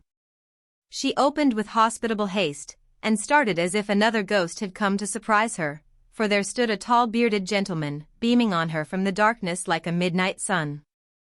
"Oh, Mr. Bear, I am so glad to see you," cried Jo, with a clutch, as if she feared the night would swallow him up before she could get him in. "And I to see Miss Marsh, but no, you have a party," and the professor paused as the sound of voices and the tap of dancing feet came down to them. "No, we haven't, only the family. My sister and friends have just come home, and we are all very happy. Come in, and make one of us." Though a very social man, I think Mr. Bear would have gone decorously away, and come again another day, but how could he, when Jo shut the door behind him and bereft him of his hat? Perhaps her face had something to do with it, for she forgot to hide her joy at seeing him, and showed it with a frankness that proved irresistible to the solitary man, whose welcome far exceeded his boldest hopes. "If I shall not be Monsieur de Trop, I will so gladly see them all." "You have been ill, my friend?" He put the question abruptly, for, as Jo hung up his coat, the light fell on her face, and he saw a change in it. "Not ill, but tired and sorrowful. We have had trouble since I saw you last." "Ah, yes, I know. My heart was sore for you when I heard that," and he shook hands again, with such a sympathetic face that Jo felt as if no comfort could equal the look of the kind eyes, the grasp of the big, warm hand. "Father, Mother, this is my friend, Professor Bear," she said, with a face and tone of such irrepressible pride and pleasure that she might as well have blown a trumpet and opened the door with a flourish. If the stranger had any doubts about his reception, they were set at rest in a minute by the cordial welcome he received. Everyone greeted him kindly, for Jo's sake at first, but very soon they liked him for his own. They could not help it, for he carried the talisman that opens all hearts, and these simple people warmed to him at once, feeling even the more friendly because he was poor. For poverty enriches those who live above it, and is a sure passport to truly hospitable spirits. Mr. Bear sat looking about him with the air of a traveler who knocks at a strange door, and when it opens, finds himself at home. The children went to him like bees to a honey pot, and establishing themselves on each knee, proceeded to captivate him by rifling his pockets, pulling his beard, and investigating his watch, with juvenile audacity. The women telegraphed their approval to one another, and Mr. March, feeling that he had got a kindred spirit, opened his choicest stores for his guests' benefit, while Silent John listened and enjoyed the talk, but said not a word, and Mr. Lawrence found it impossible to go to sleep. If Jo had not been otherwise engaged, Laurie's behavior would have amused her, for a faint twinge, not of jealousy, but something like suspicion, caused that gentleman to stand aloof at first, and observe the newcomer with brotherly circumspection. But it did not last long. He got interested in spite of himself, and before he knew it, was drawn into the circle. For Mr. Bear talked well in this genial atmosphere, and did himself justice. He seldom spoke to Laurie, but he looked at him often, and a shadow would pass across his face, as if regretting his own lost youth, as he watched the young man in his prime. Then his eyes would turn to Jo so wistfully that she would have surely answered the mute inquiry if she had seen it. But Jo had her own eyes to take care of, and feeling that they could not be trusted, she prudently kept them on the little sock she was knitting, like a model maiden aunt. A stealthy glance now and then refreshed her like sips of fresh water after a dusty walk, for the sidelong peeps showed her several propitious omens. Mr. Bear's face had lost the absent-minded expression, and looked all alive with interest in the present moment, actually young and handsome, she thought, forgetting to compare him with Laurie, as she usually did strange men, to their great detriment. Then he seemed quite inspired, though the burial customs of the ancients, to which the conversation had strayed, might not be considered an exhilarating topic. Jo quite glowed with triumph when Teddy got quenched in an argument, and thought to herself, as she watched her father's absorbed face, how he would enjoy having such a man as my professor to talk with every day. Lastly, Mr. Bear was dressed in a new suit of black, which made him look more like a gentleman than ever. His bushy hair had been cut and smoothly brushed, but didn't stay in order long, for in exciting moments, he rumpled it up in the droll way he used to do, and Jo liked it rampantly erect better than flat, because she thought it gave his fine forehead a Jove-like aspect. Poor Jo, how she did glorify that plain man, as she sat knitting away so quietly, yet letting nothing escape her, not even the fact that Mr. Bear actually had gold sleeve buttons in his immaculate wristbands. Dear old fellow. He couldn't have got himself up with more care if he'd been going a-wooing, said Jo to herself, and then a sudden thought born of the words made her blush so dreadfully that she had to drop her ball, and go down after it to hide her face. The maneuver did not succeed as well as she expected, however, for though just in the act of setting fire to a funeral pyre, the professor dropped his torch, metaphorically speaking, and made a dive after the little blue ball. Of course they bumped their heads smartly together, saw stars, and both came up flushed and laughing, without the ball, to resume their seats, wishing they had not left them.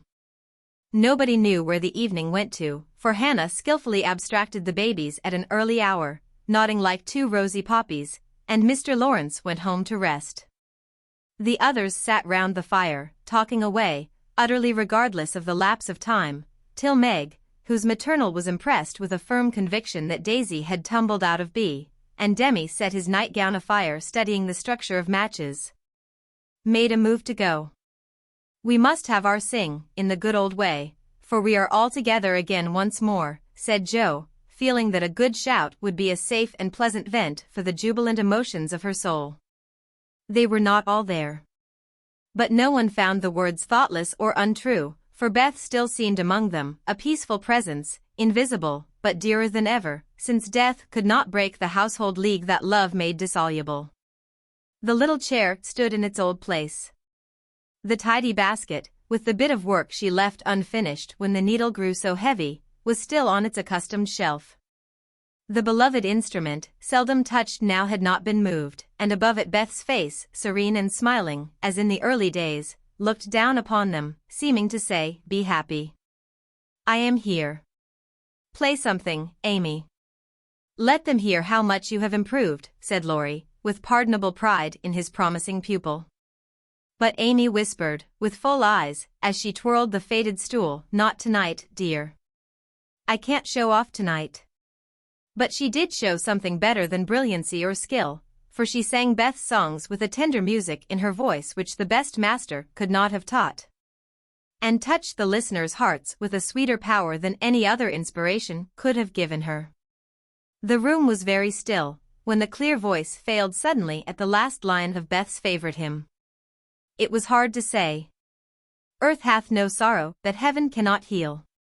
And Amy leaned against her husband, who stood behind her, feeling that her welcome home was not quite perfect without Beth's kiss. "Now, we must finish with Mignon's song, for Mr. Bear sings that," said Jo, before the pause grew painful. And Mr.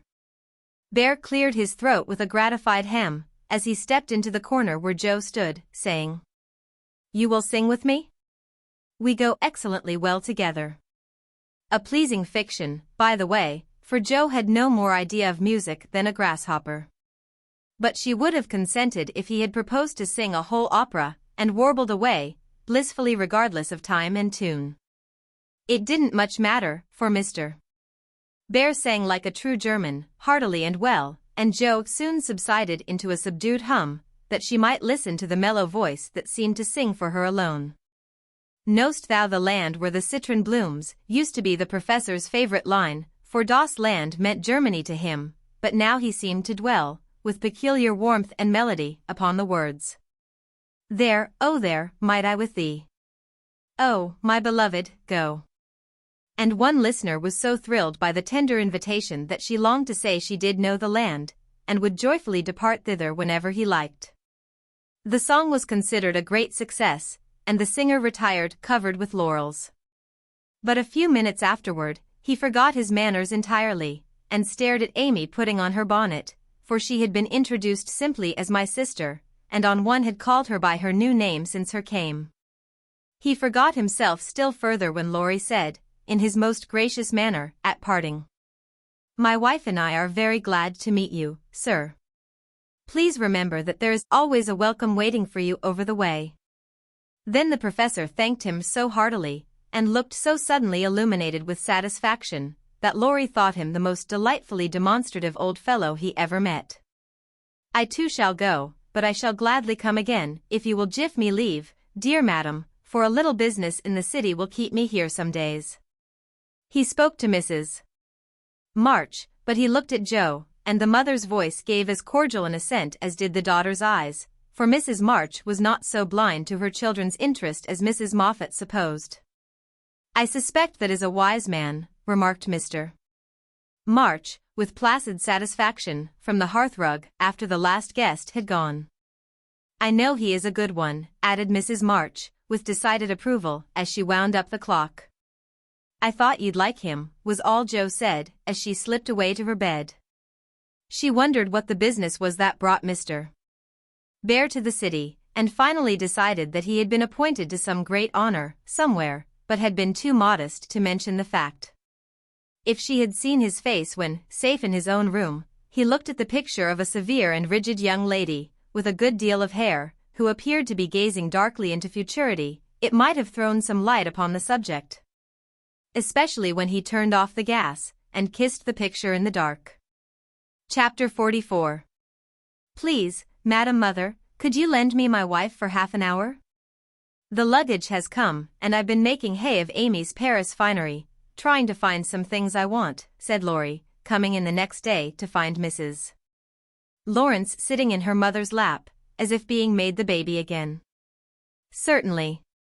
Go, dear, I forgot that you have any home but this." And Mrs. March pressed the white hand that wore the wedding ring, as if asking pardon for her maternal covetousness. "I shouldn't have come over if I could have helped it, but I can't get on without my little woman any more than a weathercock can without the wind," suggested Jo, as he paused for a simile. Jo had grown quite her own saucy self again since Teddy came home. "Exactly, for Amy keeps me pointing due west most of the time, with only an occasional whiffle round to the south, and I haven't had an easterly spell since I was married. Don't know anything about the north, but am altogether salubrious and balmy, hey, my lady? Lovely weather so far. I don't know how long it will last, but I'm not afraid of storms, for I'm learning how to sail my ship. Come home, dear, and I'll find your bootjack. I suppose that's what you are rummaging after among my things." "Men are so helpless, mother," said Amy, with a matronly air, which delighted her husband. "What are you going to do with yourselves after you get settled?" asked Jo, buttoning Amy's cloak as she used to button her pinafores. "We have our plans. We don't mean to say much about them yet, because we are such very new brooms, but we don't intend to be idle. I'm going into business with a devotion that shall delight grandfather, and prove to him that I'm not spoiled. I need something of the sort to keep me steady. I'm tired of dawdling, and mean to work like a man." "And Amy, what is she going to do?" asked Mrs. March, well pleased at Laurie's decision and the energy with which he spoke. After doing the civil all round, and airing our best bonnet, we shall astonish you by the elegant hospitalities of our mansion, the brilliant society we shall draw about us, and the beneficial influence we shall exert over the world at large. That's about it, isn't it, Madame Recamier? Asked Laurie with a quizzical look at Amy. Time will show. Come away, impertinence, and don't shock my family by calling me names before their faces, answered Amy, resolving that there should be a home with a good wife in it before she set up a salon as a queen of society. How happy those children seem together, observed Mr. March, finding it difficult to become absorbed in his Aristotle after the young couple had gone. Yes, and I think it will last, added Mrs. March, with the restful expression of a pilot who has brought a ship safely into port. I know it will. Happy Amy. And Joe sighed, then smiled brightly as Professor Bear opened the gate with an impatient push. Later in the evening, when his mind had been set at rest about the bootjack, Laurie said suddenly to his wife, Mrs. Lawrence. My lord. That man intends to marry our Joe. I hope so, don't you, dear? Well, my love, I consider him a trump, in the fullest sense of that expressive word, but I do wish he was a little younger and a good deal richer. Now, Laurie, don't be too fastidious and worldly-minded. If they love one another it doesn't matter a particle how old they are nor how poor. Women never should marry for money. Amy caught herself up short as the words escaped her, and looked at her husband, who replied, with malicious gravity. Certainly not, though you do hear charming girls say that they intend to do it sometimes. If my memory serves me, you once thought it your duty to make a rich match. That accounts, perhaps, for your marrying a good-for-nothing like me. Oh, my dearest boy, don't say that. I forgot you were rich when I said yes. I'd have married you if you hadn't a penny, and I sometimes wish you were poor that I might show how much I love you. And Amy, who was very dignified in public and very fond in private, gave convincing proofs of the truth of her words. You don't really think I am such a mercenary creature as I tried to be once, do you? It would break my heart if you didn't believe that I'd gladly pull in the same boat with you, even if you had to get your living by rowing on the lake, too. Am I an idiot and a brute? How could I think so, when you refused a richer man for me, and won't let me give you half I want to now, when I have the right? Girls do it every day, poor things, and are taught to think it is their only salvation, but you had better lessons, and though I trembled for you at one time, I was not disappointed, for the daughter was true to the mother's teaching. I told Mama so yesterday, and she looked as glad and grateful as if I'd given her a check for $1 million, to be spent in charity. You are not listening to my moral remarks, Mrs. Lawrence. And Laurie paused, for Amy's eyes had an absent look, though fixed upon his face. Yes, I am, and admiring the emple in your chin at the same time. I don't wish to make you vain, but I must confess that I'm prouder of my handsome husband than of all his money. Don't laugh, but your nose is such a comfort to me. And Amy softly caressed the well-cut feature with artistic satisfaction. Laurie had received many compliments in his life, but never one that suited him better, as he plainly showed, though he did laugh at his wife's peculiar taste, while she said slowly, May I ask you a question, dear? Of course, you may. Shall you care if Joe does marry Mr. Bear? Oh, that's the trouble, is it? I thought there was something in the dimple that didn't quite suit you. Not being a dog in the manger, but the happiest fellow alive, I assure you I can dance at Joe's wedding with a heart as light as my heels. Do you doubt it, my darling? Amy looked up at him and was satisfied. Her little jealous fear vanished forever, and she thanked him, with a face full of love and confidence. I wish we could do something for that capital old professor. Couldn't we invent a rich relation, who shall obligingly die out there in Germany, and leave him a tidy little fortune? Said Laurie, when they began to pace up and down the long drawing-room, arm in arm, as they were fond of doing, in memory of the chateau garden. Joe would find us out, and spoil it all. She is very proud of him, just as he is, and said yesterday that she thought poverty was a beautiful thing. Bless her dear heart. She won't think so when she has a literary husband, and a dozen little professors and professorins to support. We won't interfere now, but watch our chance, and do them a good turn in spite of themselves. I owe Jo for a part of my education, and she believes in people's paying their honest debts, so I'll get round her in that way. How delightful it is to be able to help others, isn't it? That was always one of my dreams, to have the power of giving freely, and thanks to you, the dream has come true. Ah, we'll do quantities of good, won't we? There's one sort of poverty that I particularly like to help. Out-and-out beggars get taken care of, but poor gentlefolks fare badly, because they won't ask, and people don't dare to offer charity. Yet there are 1,000 ways of helping them, if one only knows how to do it so delicately that it does not offend. I must say, I like to serve a decayed gentleman better than a blarneying beggar. I suppose it's wrong, but I do, though it is harder.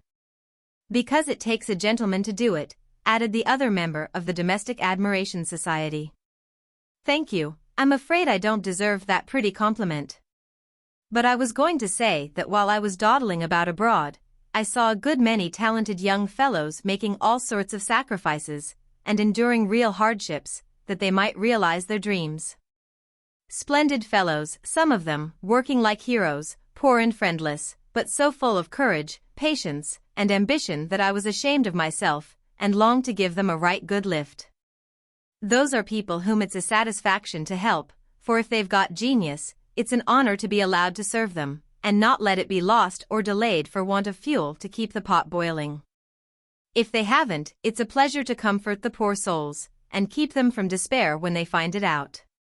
Yes, indeed, and there's another class who can't ask, and who suffer in silence. I know something of it, for I belonged to it before you made a princess of me, as the king does the beggar maid in the old story. Ambitious girls have a hard time, Laurie, and often have to see youth, health, and precious opportunities go by, just for want of a little help at the right minute. People have been very kind to me, and whenever I see girls struggling along, as we used to do, I want to put out my hand and help them as I was helped. And so you shall, like an angel as you are, cried Laurie, resolving, with a glow of philanthropic zeal, to found and endow an institution for the express benefit of young women with artistic tendencies. Rich people have no right to sit down and enjoy themselves, or let their money accumulate for others to waste. It's not half so sensible to leave legacies when one dies as it is to use the money wisely while alive, and enjoy making one's fellow creatures happy with it. We'll have a good time ourselves, and add an extra relish to our own pleasure by giving other people a generous taste. Will you be a little Dorkel, going about emptying a big basket of comforts, and filling it up with good deeds? With all my heart, if you will be a brave Saint Martin, stopping as you ride gallantly through the world to share your cloak with the beggar. It's a bargain, and we shall get the best of it. So the young pair shook hands upon it, and then paced happily on again, feeling that their pleasant home was more homelike because they hoped to brighten other homes, believing that their own feet would walk more uprightly along the flowery path before them, if they smoothed rough ways for other feet, and feeling that their hearts were more closely knit together by a love which could tenderly remember those less blessed than they. Chapter 45. I cannot feel that I have done my duty as humble historian of the March family, without devoting at least one chapter to the two most precious and important members of it. Daisy and Demi had now arrived at years of discretion, for in this fast age babies of 3 or 4 assert their rights, and get them, too, which is more than many of their elders do. If there ever were a pair of twins in danger of being utterly spoiled by adoration, it was these prattling brooks. Of course they were the most remarkable children ever born, as will be shown when I mention that they walked at 8 months, talked fluently at 12 months, and at 2 years they took their places at table, and behaved with a propriety which charmed all beholders. At 3, Daisy demanded a needler, and actually made a bag with 4 stitches in it. She likewise set up housekeeping in the sideboard, and managed a microscopic cooking stove with a skill that brought tears of pride to Hannah's eyes, while Demi learned his letters with his grandfather, who invented a new mode of teaching the alphabet by forming letters with his arms and legs, thus uniting gymnastics for head and heels. The boy early developed a mechanical genius which delighted his father and distracted his mother, for he tried to imitate every machine he saw, and kept the nursery in a chaotic condition, with his sewing-machine, a mysterious structure of string, chairs, clothespins, and spools for wheels to go wound and wound. Also a basket hung over the back of a chair, in which he vainly tried to hoist his too confiding sister, who, with feminine devotion, allowed her little head to be bumped till rescued, when the young inventor indignantly remarked, "Why, Marmar, dat's my lily waiter, and me's trying to pull her up." Though utterly unlike in character, the twins got on remarkably well together, and seldom quarreled more than thrice a day. Of course, Demi tyrannized over Daisy, and gallantly defended her from every other aggressor, while Daisy made a galley slave of herself, and adored her brother as the one perfect being in the world. A rosy, chubby, sunshiny little soul was Daisy, who found her way to everybody's heart and nestled there.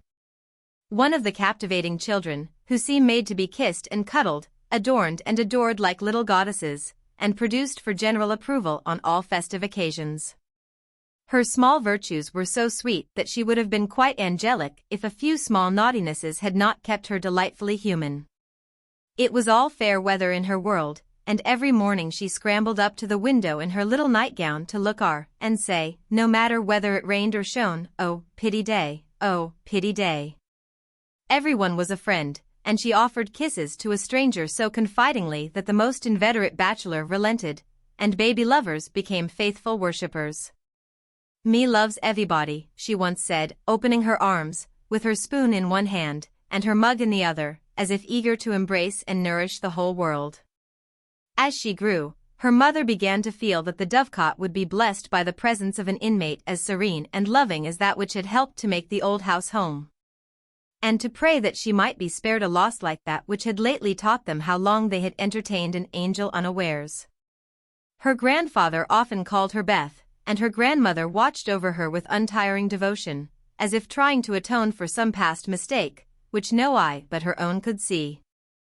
Demi, like a true Yankee, was of an inquiring turn, wanting to know everything, and often getting much disturbed because he could not get satisfactory answers to his perpetual what for. He also possessed a philosophic bent, to the great delight of his grandfather, who used to hold Socratic conversations with him, in which the precocious pupil occasionally posed his teacher, to the undisguised satisfaction of the womenfolk.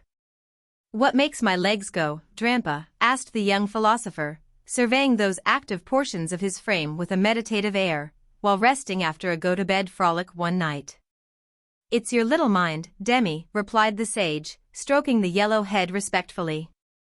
"What is a little mind?" "It is something which makes your body move, as the spring made the wheels go in my watch when I showed it to you." "Open me. I want to see it go wound." "I can't do that any more than you could open the watch. God winds you up, and you go till he stops you." "Does I?" And Demi's brown eyes grew big and bright as he took in the new thought. "Is I wounded up like the watch?" "Yes, but I can't show you how, for it is done when we don't see." Demi felt his back, as if expecting to find it like that of the watch, and then gravely remarked, "I des dod does it when I's asleep." A careful explanation followed, to which he listened so attentively that his anxious grandmother said, "My dear, do you think it wise to talk about such things to that baby? He's getting great bumps over his eyes, and learning to ask the most unanswerable questions. If he is old enough to ask the question, he is old enough to receive true answers. I am not putting the thoughts into his head, but helping him unfold those already there. These children are wiser than we are, and I have no doubt the boy understands every word I have said to him. Now, Demi, tell me where you keep your mind." If the boy had replied like Alcibiades, "By the gods, Socrates, I cannot tell," his grandfather would not have been surprised, but when, after standing a moment on one leg, like a meditative young stork, he answered, in a tone of calm conviction, "In my little belly," the old gentleman could only join in Grandma's laugh, and dismiss the class in metaphysics. There might have been cause for maternal anxiety, if Demi had not given convincing proofs that he was a true boy, as well as a budding philosopher, for often, after a discussion which caused Hannah to prophesy, with ominous nods, "That child ain't long for this world," he would turn about and set her fears at rest by some of the pranks with which dear, dirty, naughty little rascals distract and delight their parents' souls. Meg made many moral rules and tried to keep them, but what mother was ever proof against the winning wiles, the ingenious evasions, or the tranquil audacity of the miniature men and women who so early show themselves accomplished artful dodgers? No more raisins, Demi. They'll make you sick, says Mama to the young person who offers his services in the kitchen with unfailing regularity on plum pudding day. Me likes to be sick. I don't want to have you, so run away and help Daisy make patty cakes. He reluctantly departs, but his wrongs weigh upon his spirit, and by, when an opportunity comes to redress them, he outwits Mama by a shrewd bargain. Now you have been good children, and I'll play anything you like, says Meg, as she leads her assistant cooks upstairs, when the pudding is safely bouncing in the pot. Truly, Marmar, asks Demi, with a brilliant idea in his well-powdered head. Yes, truly. Anything you say, replies the short-sighted parent, preparing herself to sing The Three Little Kittens half a dozen times over, or to take her family to buy a penny bun, regardless of wind or limb. But Demi corners her by the cool reply. Then we'll go and eat up all the raisins. Aunt Dodo was chief playmate and confidant of both children, and the trio turned the little house topsy-turvy. Aunt Amy was as yet only a name to them. Aunt Beth soon faded into a pleasantly vague memory, but Aunt Dodo was a living reality, and they made the most of her, for which compliment she was deeply grateful. But when Mr. Bear came, Jo neglected her playfellows, and dismay and desolation fell upon their little souls. Daisy, who was fond of going about peddling kisses, lost her best customer and became bankrupt. Demi, with infantile penetration, soon discovered that Dodo liked to play with the bearman better than she did him, but though hurt, he concealed his anguish.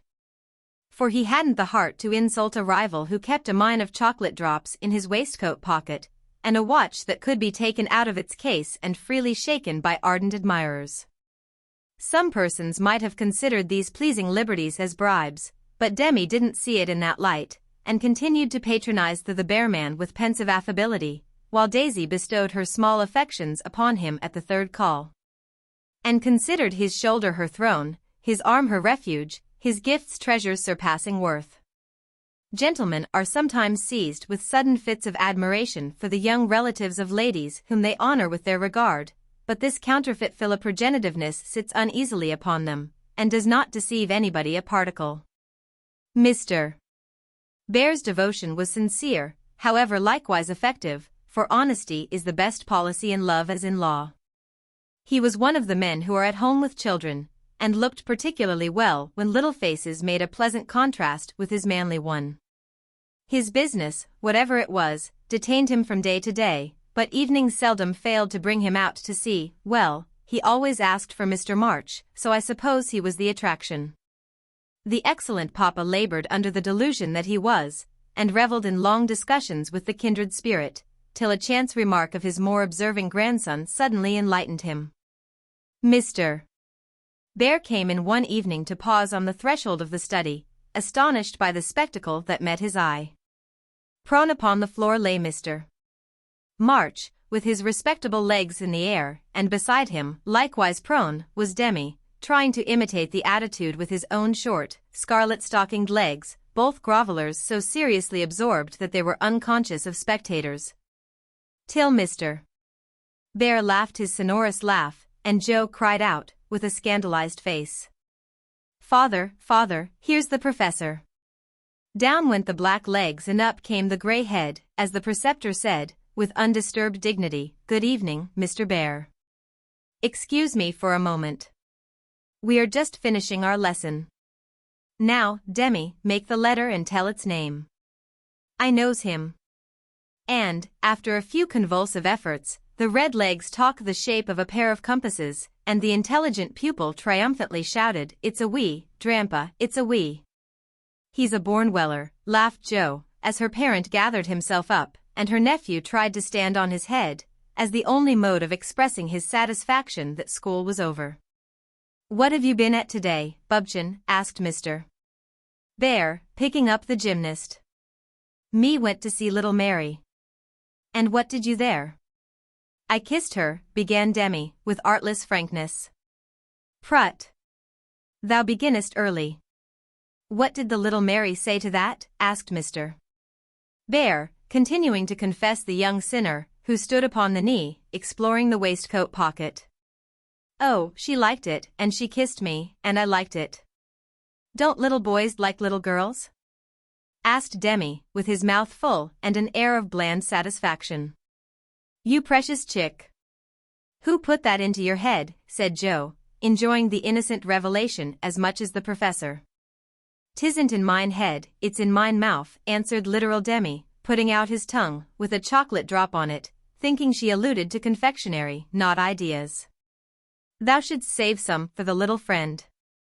Sweets to the sweet, manling. And Mr. Bear offered Joe some, with a look that made her wonder if chocolate was not the nectar drunk by the gods.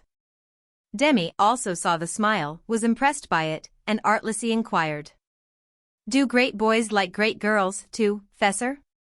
Like young Washington, Mr. Bear couldn't tell a lie, so he gave the somewhat vague reply that he believed they did sometimes, in a tone that made Mr.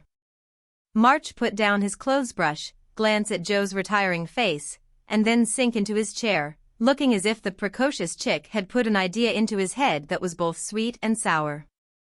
Why Dodo, when she caught him in the china closet half an hour afterward, nearly squeezed the breath out of his little body with a tender embrace, instead of shaking him for being there. And why she followed up this novel performance by the unexpected gift of a big slice of bread and jelly, remained one of the problems over which Demi puzzled his small wits, and was forced to leave unsolved forever. Chapter 46. While Laurie and Amy were taking conjugal strolls over velvet carpets, as they set their house in order, and planned a blissful future, Mr. Bear and Joe were enjoying promenades of a different sort, along muddy roads and sodden fields.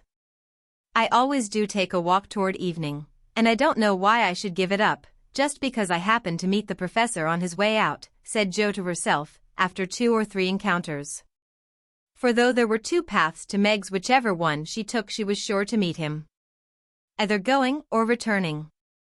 He was always walking rapidly, and never seemed to see her until quite close, when he would look as if his short-sighted eyes had failed to recognize the approaching lady till that moment.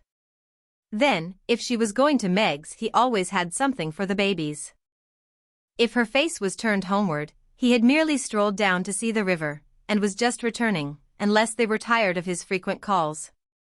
Under the circumstances, what could Joe do but greet him civilly, and invite him in? If she was tired of his visits, she concealed her weariness with perfect skill, and took care that there should be coffee for supper, as Mr. Bear, doesn't like tea. By the second week, everyone knew perfectly well what was going on, yet everyone tried to look as if they were stone-blind to the changes in Joe's face. They never asked why she sang about her work, did up her hair 3 times a day, and got so blooming with her evening exercise. And no one seemed to have the slightest suspicion that Professor Bear, while talking philosophy with the father, was giving the daughter lessons in love. Joe couldn't even lose her heart in a decorous manner, but sternly tried to quench her feelings, and failing to do so, led a somewhat agitated life. She was mortally afraid of being laughed at for surrendering, after her many and vehement declarations of independence. Laurie was her especial dread, but thanks to the new manager, he behaved with praiseworthy propriety, never called Mr. Bear a capital old fellow in public, never alluded, in the remotest manner, to Joe's improved appearance, or expressed the least surprise at seeing the professor's hat on the Marches' table nearly every evening. But he exulted in private and longed for the time to come when he could give Joe a piece of plate, with a bear and a ragged staff on it as an appropriate coat of arms. For a fortnight, the professor came and went with lover-like regularity. Then he stayed away for 3 whole days, and made no sign, a proceeding which caused everybody to look sober, and Joe to become pensive, at first, and then, alas for romance, very cross. Disgusted, I dare say, and gone home as suddenly as he came. It's nothing, Tom, of course, but I should think he would have come and bid us goodbye like a gentleman, she said to herself, with a despairing look at the gate, as she put on her things for the customary walk one dull afternoon. You'd better take the little umbrella, dear. It looks like rain, said her mother, observing that she had on her new bonnet, but not alluding to the fact.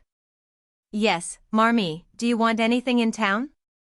I've got to run in and get some paper, returned Jo, pulling out the bow under her chin before the glass as an excuse for not looking at her mother. Yes, I want some twilled silesia, a paper of number 9 needles, and 2 yards of narrow lavender ribbon. Have you got your thick boots on, and something warm under your cloak? I believe so, answered Jo absently. If you happen to meet Mr. Bear, bring him home to tea.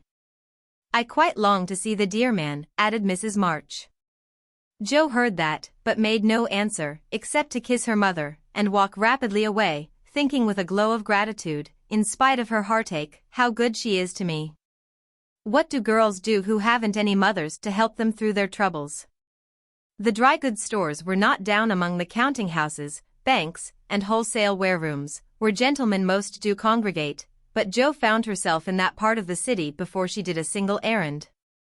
Loitering along as if waiting for someone, examining engineering instruments in one window and samples of wool in another, with most unfeminine interest, tumbling over barrels, being half smothered by descending bales, and hustled unceremoniously by busy men who looked as if they wondered how the deuce she got there. A drop of rain on her cheek recalled her thoughts from baffled hopes to ruined ribbons. For the drops continued to fall, and being a woman as well as a lover, she felt that, though it was too late to save her heart, she might her bonnet.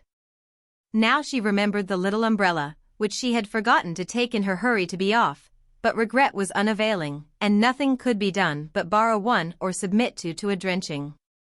She looked up at the lowering sky, down at the crimson bough already flecked with black, forward along the muddy street, then one long, lingering look behind, at a certain grimy warehouse, with Hoffman, Schwartz, and Company over the door, and said to herself, with a sternly reproachful air, "It serves me right. What business had I to put on all my best things and come philandering down here, hoping to see the professor? Jo, I'm ashamed of you. No, you shall not go there to borrow an umbrella, or find out where he is, from his friends. You shall trudge away, and do your errands in the rain, and if you catch your death and ruin your bonnet, it's no more than you deserve. Now then." With that she rushed across the street so impetuously that she narrowly escaped annihilation from a passing truck, and precipitated herself into the arms of a stately old gentleman, who said, "I beg pardon, ma'am," and looked mortally offended. Somewhat daunted, Jo righted herself, spread her handkerchief over the devoted ribbons, and putting temptation behind her, hurried on, with increasing dampness about the ankles, and much clashing of umbrellas overhead. The fact that a somewhat dilapidated blue one remained stationary above the unprotected bonnet attracted her attention, and looking up, she saw Mr. Bear looking down. I feel to know the strong-minded lady who goes so bravely under many horse noses, and so fast through much news. What do you down here, my friend? I'm shopping. Mr. Bear smiled as he glanced from the pickle factory on one side to the wholesale hide and leather concern on the other, but her only said politely, "You have no umbrella. May I go also, and take for you the bundles?" "Yes, thank you." Jo's cheeks were as red as her ribbon, and she wondered what he thought of her, but she didn't care, for in a minute she found herself walking away arm in arm with her professor, feeling as if the sun had suddenly burst out with uncommon brilliancy. That the world was all right again, and that one thoroughly happy woman was paddling through the wet that day. "We thought you had gone," said Jo hastily, for she knew he was looking at her. Her bonnet wasn't big enough to hide her face, and she feared he might think the joy it betrayed unmaidenly. "Did you believe that I should go with no farewell to those who have been so heavenly kind, Tom?" he asked so reproachfully that she felt as if she had insulted him by the suggestion, and answered heartily, "No, I didn't. I knew you were busy about your own affairs, but we rather missed you, father and mother especially." "And you?" "I'm always glad to see you, sir." In her anxiety to keep her voice quite calm, Jo made it rather cool, and the frosty little monosyllable at the end seemed to chill the professor, for his smile vanished, as he said gravely, "I thank you, and come one more time before I go." "You are going, then?" "I have no longer any business here, it is done." "Successfully, I hope," said Joe, for the bitterness of disappointment was in that short reply of his. "I ought to think so, for I have a way open to me by which I can make my bread and give my junglings much help." "Tell me, please. I like to know all about the boys," said Joe eagerly. "That is so kind, I gladly tell you. My friends find for me a place in a college, where I teach as at home, and earn enough to make the way smooth for Franz and Emile. For this I should be grateful, should I not?" "Indeed you should. How splendid it will be to have you doing what you like, and be able to see you often, and the boys," cried Joe, clinging to the lads as an excuse for the satisfaction she could not help betraying. "Ah. But we shall not meet often, I fear, this place is at the west. So far away." And Joe left her skirts to their fate, as if it didn't matter now what became of her clothes or herself. Mr. Bear could read several languages, but he had not learned to read women yet. He flattered himself that he knew Joe pretty well, and was, therefore, much amazed by the contradictions of voice, face, and manner, which she showed him in rapid succession that day. For she was in half a dozen different moods in the course of half an hour. When she met him she looked surprised, though it was impossible to help suspecting that she had come for that express purpose. When he offered her his arm, she took it with a look that filled him with delight, but when he asked if she missed him, she gave such a chilly, formal reply that despair fell upon him. On learning his good fortune she almost clapped her hands. Was the joy all for the boys? Then on hearing his destination, she said, "So far away," in a tone of despair that lifted him on to a pinnacle of hope, but the next minute she tumbled him down again by observing, like one entirely absorbed in the matter, "Here's the place for my errands. Will you come in? It won't take long." Joe rather prided herself upon her shopping capabilities, and particularly wished to impress her escort with the neatness and dispatch with which she would accomplish the business. But owing to the flutter she was in, everything went amiss. She upset the tray of needles, forgot the silesia was to be twilled till it was cut off, gave the wrong change, and covered herself with confusion by asking for lavender ribbon at the calico counter. Mr. Bear stood by, watching her blush and blunder, and as he watched, his own bewilderment seemed to subside, for he was beginning to see that on some occasions, women, like dreams, go by contraries. When they came out, he put the parcel under his arm with a more cheerful aspect, and splashed through the puddles as if he rather enjoyed it on the whole. "Should we no do a little what you call shopping for the babies, and have a farewell feast tonight if I go for my last call at your so pleasant home?" he asked, stopping before a window full of fruit and flowers. "What will we buy?" asked Joe, ignoring the latter part of his speech, and sniffing the mingled odors with an affectation of delight as they went in. "May they have oranges and figs?" asked Mr. Bear, with a paternal air.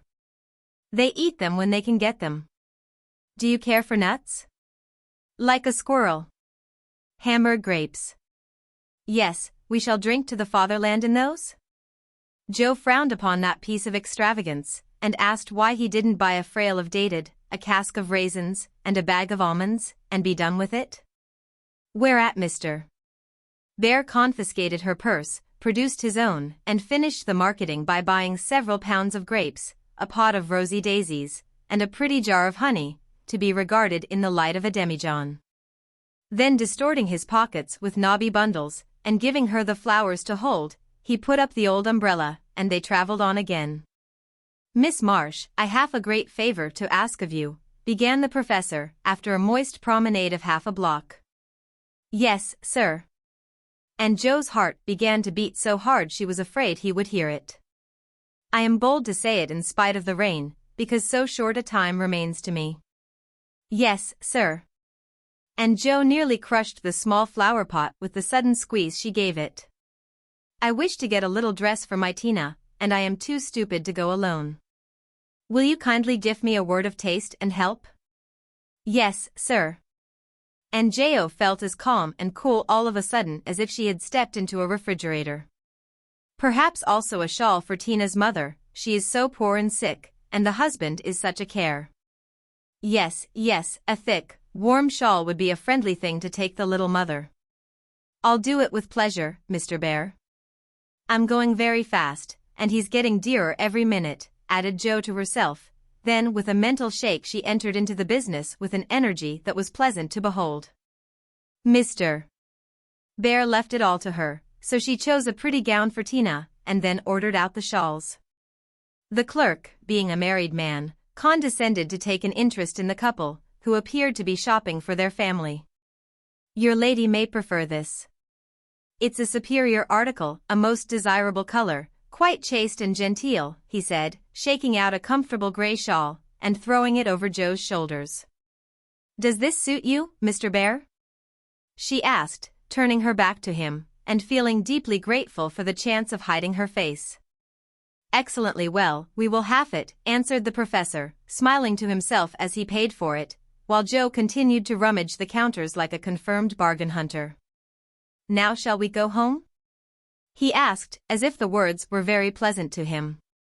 Yes, it's late, and I'm so tired. Jo's voice was more pathetic than she knew.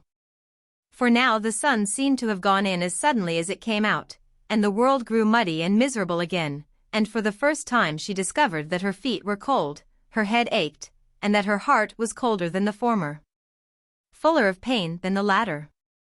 Mr. Bear was going away, he only cared for her as a friend, it was all a mistake, and the sooner it was over the better. With this idea in her head, she hailed an approaching omnibus with such a hasty gesture that the daisies flew out of the pot and were badly damaged. This is not our omnibus, said the professor, waving the loaded vehicle away, and stopping to pick up the poor little flowers. I beg your pardon. I didn't see the name distinctly. Never mind, I can walk. I'm used to plodding in the mud, returned Jo, winking hard, because she would have died rather than openly wipe her eyes. Mr. Bear saw the drops on her cheeks, though she turned her head away. The sight seemed to touch him very much, for suddenly stooping down, he asked in a tone that meant a great deal, Heart's dearest, why do you cry? Now, if Jo had not been new to this sort of thing she would have said she wasn't crying, had a cold in her head, or told any other feminine fib proper to the occasion. Instead of which, that undignified creature answered, with an irrepressible sob, because you are going away. Mein Gott, that is so good, cried Mr. Bear, managing to clasp his hands in spite of the umbrella and the bundles. Jo, I have nothing but much love to give you. I came to see if you could care for it, and I waited to be sure that I was something more than a friend. Am I? Can you make a little place in your heart for old Fritz, he added, all in one breath. Oh, yes, said Jo, and he was quite satisfied, for she folded both hands over his arm, and looked up at him with an expression that plainly showed how happy she would be to walk through life beside him. Even though she had no better shelter than the old umbrella, if he carried it. It was certainly proposing under difficulties, for even if he had desired to do so, Mr. Bear could not go down upon his knees, on account of the mud. Neither could he offer Jo his hand, except figuratively, for both were full. Much less could he indulge in tender remonstrations in the open street, though he was near it. So the only way in which he could express his rapture was to look at her, with an expression which glorified his face to such a degree that there actually seemed to be little rainbows in the drops that sparkled on his beard. If he had not loved Jo very much, I don't think he could have done it then, for she looked far from lovely, with her skirts in a deplorable state, her rubber boots splashed to the ankle, and her bonnet a ruin. Fortunately, Mr. Bear considered her the most beautiful woman living, and she found him more Jove-like than ever, though his hat brim was quite limp with the little rills trickling thence upon his shoulders, for he held the umbrella all over Jo.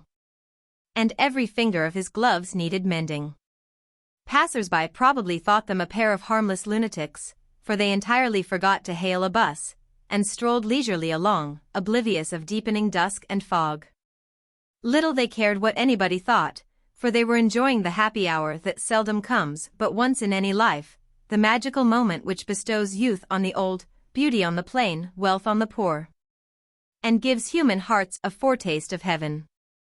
The professor looked as if he had conquered a kingdom, and the world had nothing more to offer him in the way of bliss. While Jo trudged beside him, feeling as if her place had always been there, and wondering how she ever could have chosen any other lot. Of course, she was the first to speak, intelligibly, for the emotional remarks which followed her impetuous "oh, yes," were not of a coherent or reportable character. "Friedrich, why didn't you?" "Ah, heaven, she gives me the name that no one speaks since Minna died," cried the professor, pausing in a puddle to regard her with grateful delight. "I always call you so to myself, I forgot, but I won't unless you like it." "Like it? It is more sweet to me than I can tell." "Say thou, also, and I shall say your language is almost as beautiful as mine." "Isn't thou a little sentimental?" asked Jo, privately thinking it a lovely monosyllable. "Sentimental? Yes. Thank God, we Germans believe in sentiment and keep ourselves young. It. Your English you is so cold, say thou, heart's dearest, it means so much to me," pleaded Mr. Bear, more like a romantic student than a grave professor. "Well, then, why didn't thou tell me all this sooner?" asked Jo bashfully. "Now I shall have to show thee all my heart, and I so gladly will, because thou must take care of it hereafter. See, then, my Jo, the dear, funny little name, I had a wish to tell something the day I said goodbye in New York, but I thought the handsome friend was betrothed to thee, and so I spoke not." "Wouldst thou have said yes, then, if I had spoken?" "I don't know. I'm afraid not, for I didn't have any heart just then." "Prut! That I do not believe. It was asleep till the fairy prince came through the wood, and waked it up." "Ah well, die erste Liebe ist die best, but that I should not expect." "Yes, the first love is the best, but be so contented, for I never had another." "Teddy was only a boy, and soon got over his little fancy," said Jo, anxious to correct the professor's mistake. "Good. Then I shall rest happy, and be sure that thou givest me all. I have waited so long, I am grown selfish, as thou wilt find, Professorin." "I like that," cried Jo, delighted with her new name. "Now tell me what brought you, at last, just when I wanted you." "This." And Mr. Bear took a little worn paper out of his waistcoat pocket. Jo unfolded it, and looked much abashed, for it was one of her own contributions to a paper that paid for poetry, which accounted for her sending it an occasional attempt. "How could that bring you?" she asked, wondering what he meant. "I found it by chance. I knew it by the names and the initials, and in it there was one little verse that seemed to call me. Read and find him. I will see that you go not in the wet. In the garret. For little chests all in a row. Dim with dust and worn by time. All fashioned and filled, long ago. By children now in their prime. For little keys hung side by side. With faded ribbons, brave and gay. When fastened there, with childish pride. Long ago, on a rainy day. For little names, one on each lid. Carved out by a boyish hand. And underneath their leaf hid. Histories of the happy band. Once playing here and pausing oft. To hear the sweet refrain. That came and went on the roof aloft.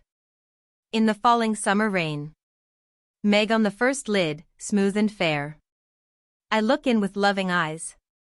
For folded here, with well-known care. A goodly gathering lies. The record of a peaceful life. Gifts to gentle child and girl. A bridal gown, lines to a wife. A tiny shoe, a baby curl. No toys in this first chest remain. For all are carried away. In their old age, to join again. In another small Meg's play. Ah, happy mother! Well I know. You hear, like a sweet refrain. Lullabies ever soft and low. In the falling summer rain. Jo on the next lid, scratched and worn. And within a motley store. Of headless dolls, of schoolbooks torn. Birds and beasts that speak no more. Spoils brought home from the fairy ground. Only trod by youthful feet. Dreams of a future never found. Memories of a past still sweet. Half-writ poems, stories wild. April letters, warm and cold. Diaries of a willful child. Hints of a woman early old.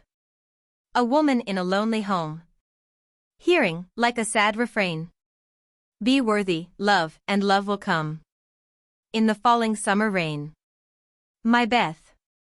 The dust is always swept from the lid that bears your name, as if by loving eyes that wept, by careful hands that often came. Death canonized for us one saint, ever less human than divine. And still we lay, with tender plaint, relics in this household shrine. The silver bell, so seldom rung. The little cap which last she wore. The fair, dead Catherine that hung by angels born above her door. The songs she sang, without lament, in her prison house of pain. Forever are they sweetly blent with the falling summer rain. Upon the last lid's polished field, legend now both fair and true. A gallant knight bears on his shield Amy in letters gold and blue.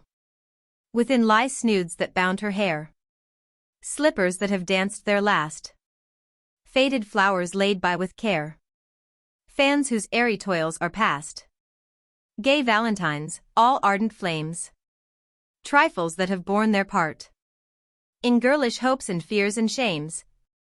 The record of a maiden heart, now learning fairer, truer spells, hearing, like a blithe refrain, the silver sound of bridal bells in the falling summer rain. For little chests all in a row, dim with dust and worn by time. For women taught by weal and woe to love and labor in their prime. For sisters parted for an hour, none lost, one only gone before, made by love's immortal power, nearest and dearest evermore. Oh, when these hidden stores of ours lie open to the Father's sight, may they be rich in golden hours, deeds that show fairer for the light, lives whose brave music long shall ring, like a spirit-stirring strain, souls that shall gladly soar and sing in the long sunshine after rain.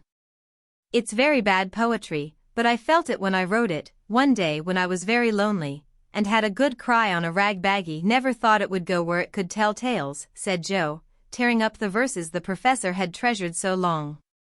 Let it go, it has done its duty, and I will have a fresh one when I read all the brown book in which she keeps her little secrets, said Mr. Bear with a smile as he watched the fragments fly away on the wind. Yes, he added earnestly, I read that, and I think to myself, she has a sorrow, she is lonely, she would find comfort in true love. I have a heart full for her. Shall I not go and say, if this is not too poor a thing to give for what I shall hope to receive, take it in God's name? And so you came to find that it was not too poor, but the one precious thing I needed, whispered Joe. I had no courage to think that at first, heavenly kind as was your welcome to me. But soon I began to hope, and then I said, I will have her if I die for it, and so I will, cried Mr. Bear, with a defiant nod, as if the walls of mist closing round them were barriers which he was to surmount or valiantly knock down. Joe thought that was splendid, and resolved to be worthy of her knight, though he did not come prancing on a charger in gorgeous array. What made you stay away so long? She asked presently, finding it so pleasant to ask confidential questions and get delightful answers that she could not keep silent. It was not easy, but I could not find the heart to take you from that so happy home until I could have a prospect of one to jiff you, after much time, perhaps, and hard work. How could I ask you to jiff up so much for a poor old fellow, who has no fortune but a little learning? I'm glad you are poor. I couldn't bear a rich husband, said Joe decidedly, adding in a softer tone, don't fear poverty. I've known it long enough to lose my dread and be happy working for those I love, and don't call yourself old, 40 is the prime of life. I couldn't help loving you if you were 70. The professor found that so touching that he would have been glad of his handkerchief, if he could have got at it. As her couldn't, Joe wiped his eyes for him and said, laughing, as she took away a bundle or two. I may be strong-minded, but no one can say I'm out of my sphere now, for woman's special mission is supposed to be drying tears and bearing burdens. I'm to carry my share, Friedrich, and help to earn the home. Make up your mind to that, or I'll never go, she added resolutely, as he tried to reclaim his load.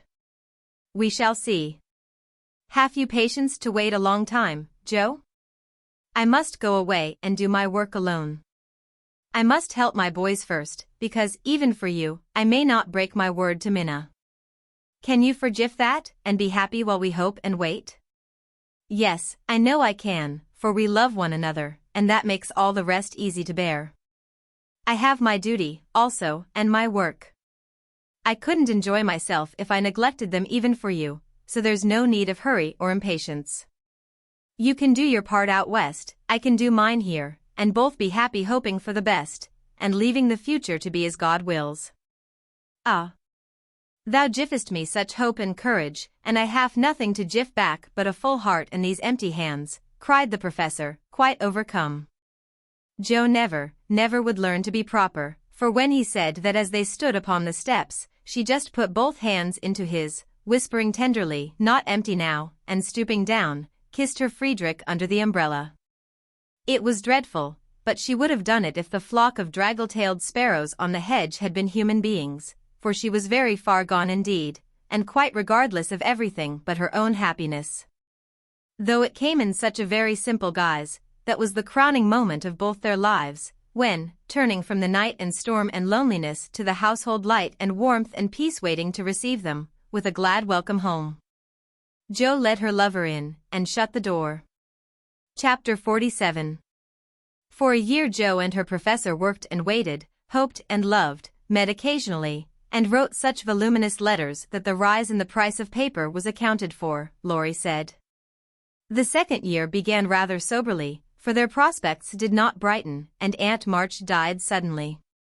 But when their first sorrow was over, for they loved the old lady in spite of her sharp tongue, they found they had cause for rejoicing, for she had left Plumfield to Joe, which made all sorts of joyful things possible. It's a fine old place, and will bring a handsome sum, for of course you intend to sell it, said Laurie, as they were all talking the matter over some weeks later. No, I don't, was Joe's decided answer, as she petted the fat poodle whom she had adopted out of respect to his former mistress. You don't mean to live there? Yes, I do. But, my dear girl, it's an immense house, and will take a power of money to keep it in order. The garden and orchard alone need 2 or 3 men, and farming isn't in Bear's line, I take it. He'll try his hand at it there, if I propose it. And you expect to live on the produce of the place? Well, that sounds paradisiacal, but you'll find it desperate hard work. The crop we are going to raise is a profitable one, and Joe laughed. Of what is this fine crop to consist, ma'am? Boys. I want to open a school for little lads, a good, happy, home-like school, with me to take care of them and Fritz to teach them. That's a truly joyous plan for you. Isn't that just like her? Cried Laurie, appealing to the family, who looked as much surprised as he.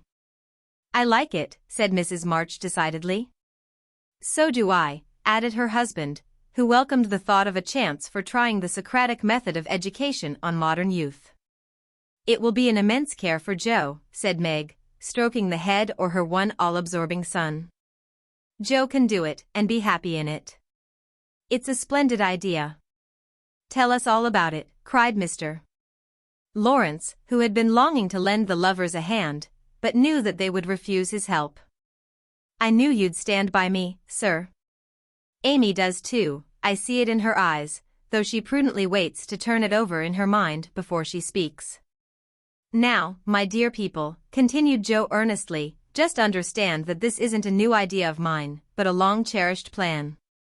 Before my Fritz came, I used to think how, when I'd made my fortune, and no one needed me at home, I'd hire a big house, and pick up some poor, forlorn little lads who hadn't any mothers, and take care of them. And make life jolly for them before it was too late. I see so many going to ruin for want of help at the right minute, I love so to do anything for them. I seem to feel their wants, and sympathize with their troubles, and oh, I should so like to be a mother to them. Mrs.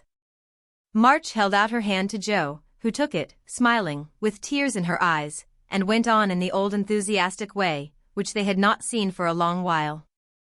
I told my plan to Fritz once, and he said it was just what he would like, and agreed to try it when we got rich.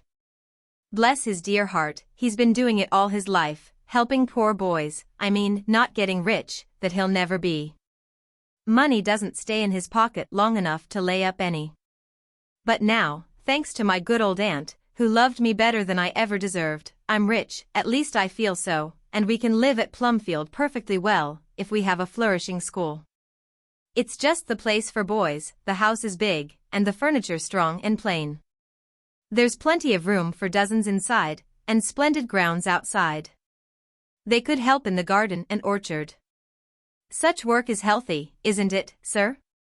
Then Fritz could train and teach in his own way, and father will help him. I can feed and nurse and pet and scold them, and mother will be my standby. I've always longed for lots of boys, and never had enough. Now I can fill the house full and revel in the little dears to my heart's content.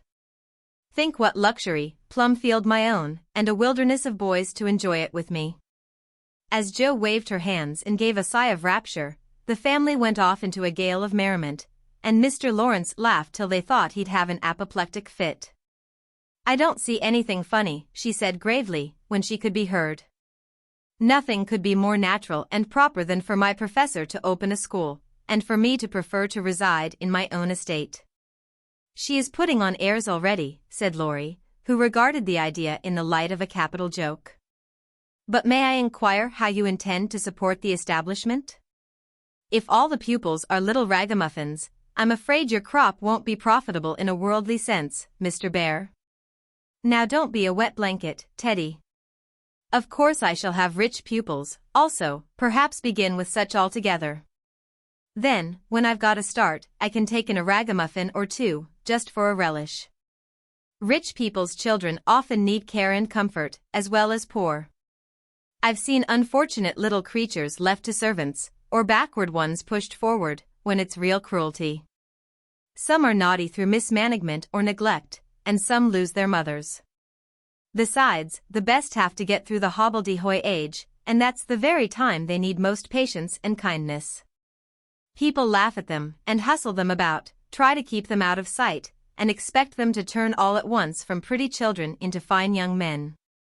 They don't complain much, plucky little souls, but they feel it. I've been through something of it, and I know all about it.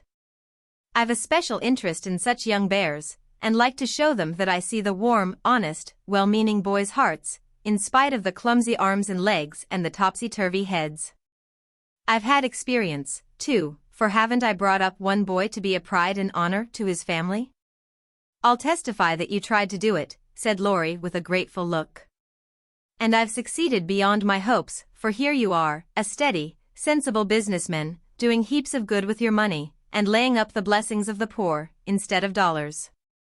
But you are not merely a businessman, you love good and beautiful things, enjoy them yourself, and let others go halves, as you always did in the old times. I am proud of you, Teddy, for you get better every year, and everyone feels it, though you won't let them say so. Yes, and when I have my flock, I'll just point to you, and say there's your model, my lads. Poor Laurie didn't know where to look, for, man though he was, something of the old bashfulness came over him as this burst of praise made all faces turn approvingly upon him. I say, Joe, that's rather too much, he began, just in his old boyish way. You have all done more for me than I can ever thank you for, except by doing my best not to disappoint you. You have rather cast me off lately, Joe, but I've had the best of help, nevertheless. So, if I've got on at all, you may thank these two for it. And he laid one hand gently on his grandfather's head, and the other on Amy's golden one, for the three were never far apart. I do think that families are the most beautiful things in all the world.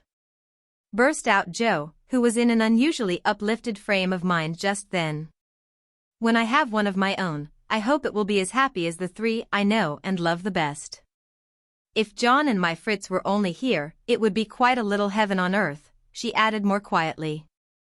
And that night when she went to her room after a blissful evening of family councils, hopes, and plans, her heart was so full of happiness that she could only calm it by kneeling beside the empty bed always near her own, and thinking tender thoughts of Beth. It was a very astonishing year altogether, for things seemed to happen in an unusually rapid and delightful manner. Almost before she knew where she was, Jo found herself married and settled at Plumfield. Then a family of 6 or 7 boys sprung up like mushrooms, and flourished surprisingly, poor boys as well as rich, for Mr. Lawrence was continually finding some touching case of destitution, and begging the Bears to take pity on the child, and he would gladly pay a trifle for its support. In this way, the sly old gentleman got round proud Jo, and furnished her with the style of boy in which she most delighted. Of course it was uphill work at first, and Jo made queer mistakes, but the wise professor steered her safely into calmer waters, and the most rampant ragamuffin was conquered in the end. How Jo did enjoy her wilderness of boys, and how poor, dear Aunt March would have lamented had she been there to see the sacred precincts of prim, well-ordered Plumfield overrun with Toms, Dicks, and Harrys. There was a sort of poetic justice about it, after all, for the old lady had been the terror of the boys for miles around, and now the exiles feasted freely on forbidden plums, kicked up the gravel with profane boots unreproved, and played cricket in the big field where the irritable cow with a crumpled horn used to invite rash youths to come and be tossed. It became a sort of boys' paradise, and Laurie suggested that it should be called the Bear Garden, as a compliment to its master and appropriate to its inhabitants. It never was a fashionable school, and the professor did not lay up a fortune, but it was just what Jo intended it to be, a happy, home-like place for boys, who needed teaching, care, and kindness. Every room in the big house was soon full. Every little plot in the garden soon had its owner. A regular menagerie appeared in barn and shed, for pet animals were allowed. And 3 times a day, Jo smiled at her Fritz from the head of a long table lined on either side with rows of happy young faces, which all turned to her with affectionate eyes, confiding words, and grateful hearts, full of love for Mother Bear. She had boys enough now, and did not tire of them, though they were not angels, by any means, and some of them caused both professor and professorin much trouble and anxiety. But her faith in the good spot which exists in the heart of the naughtiest, sauciest, most tantalizing little ragamuffin gave her patience, skill, and in time success. For no mortal boy could hold out long with Father Bear shining on him as benevolently as the sun, and Mother Bear forgiving him 70 times 7. Very precious to Jo was the friendship of the lads, their penitent sniffs and whispers after wrongdoing, their droll or touching little confidences, their pleasant enthusiasms, hopes, and plans, even their misfortunes. For they only endeared them to her all the more. There were slow boys and bashful boys, feeble boys and riotous boys, boys that lisped and boys that stuttered, 1 or 2 lame ones, and a merry little quadroon, who could not be taken in elsewhere, but who was welcome to the Bear Garden. Though some people predicted that his admission would ruin the school. Yes, Jo was a very happy woman there, in spite of hard work, much anxiety, and a perpetual racket. She enjoyed it heartily and found the applause of her boys more satisfying than any praise of the world, for now she told no stories except to her flock of enthusiastic believers and admirers.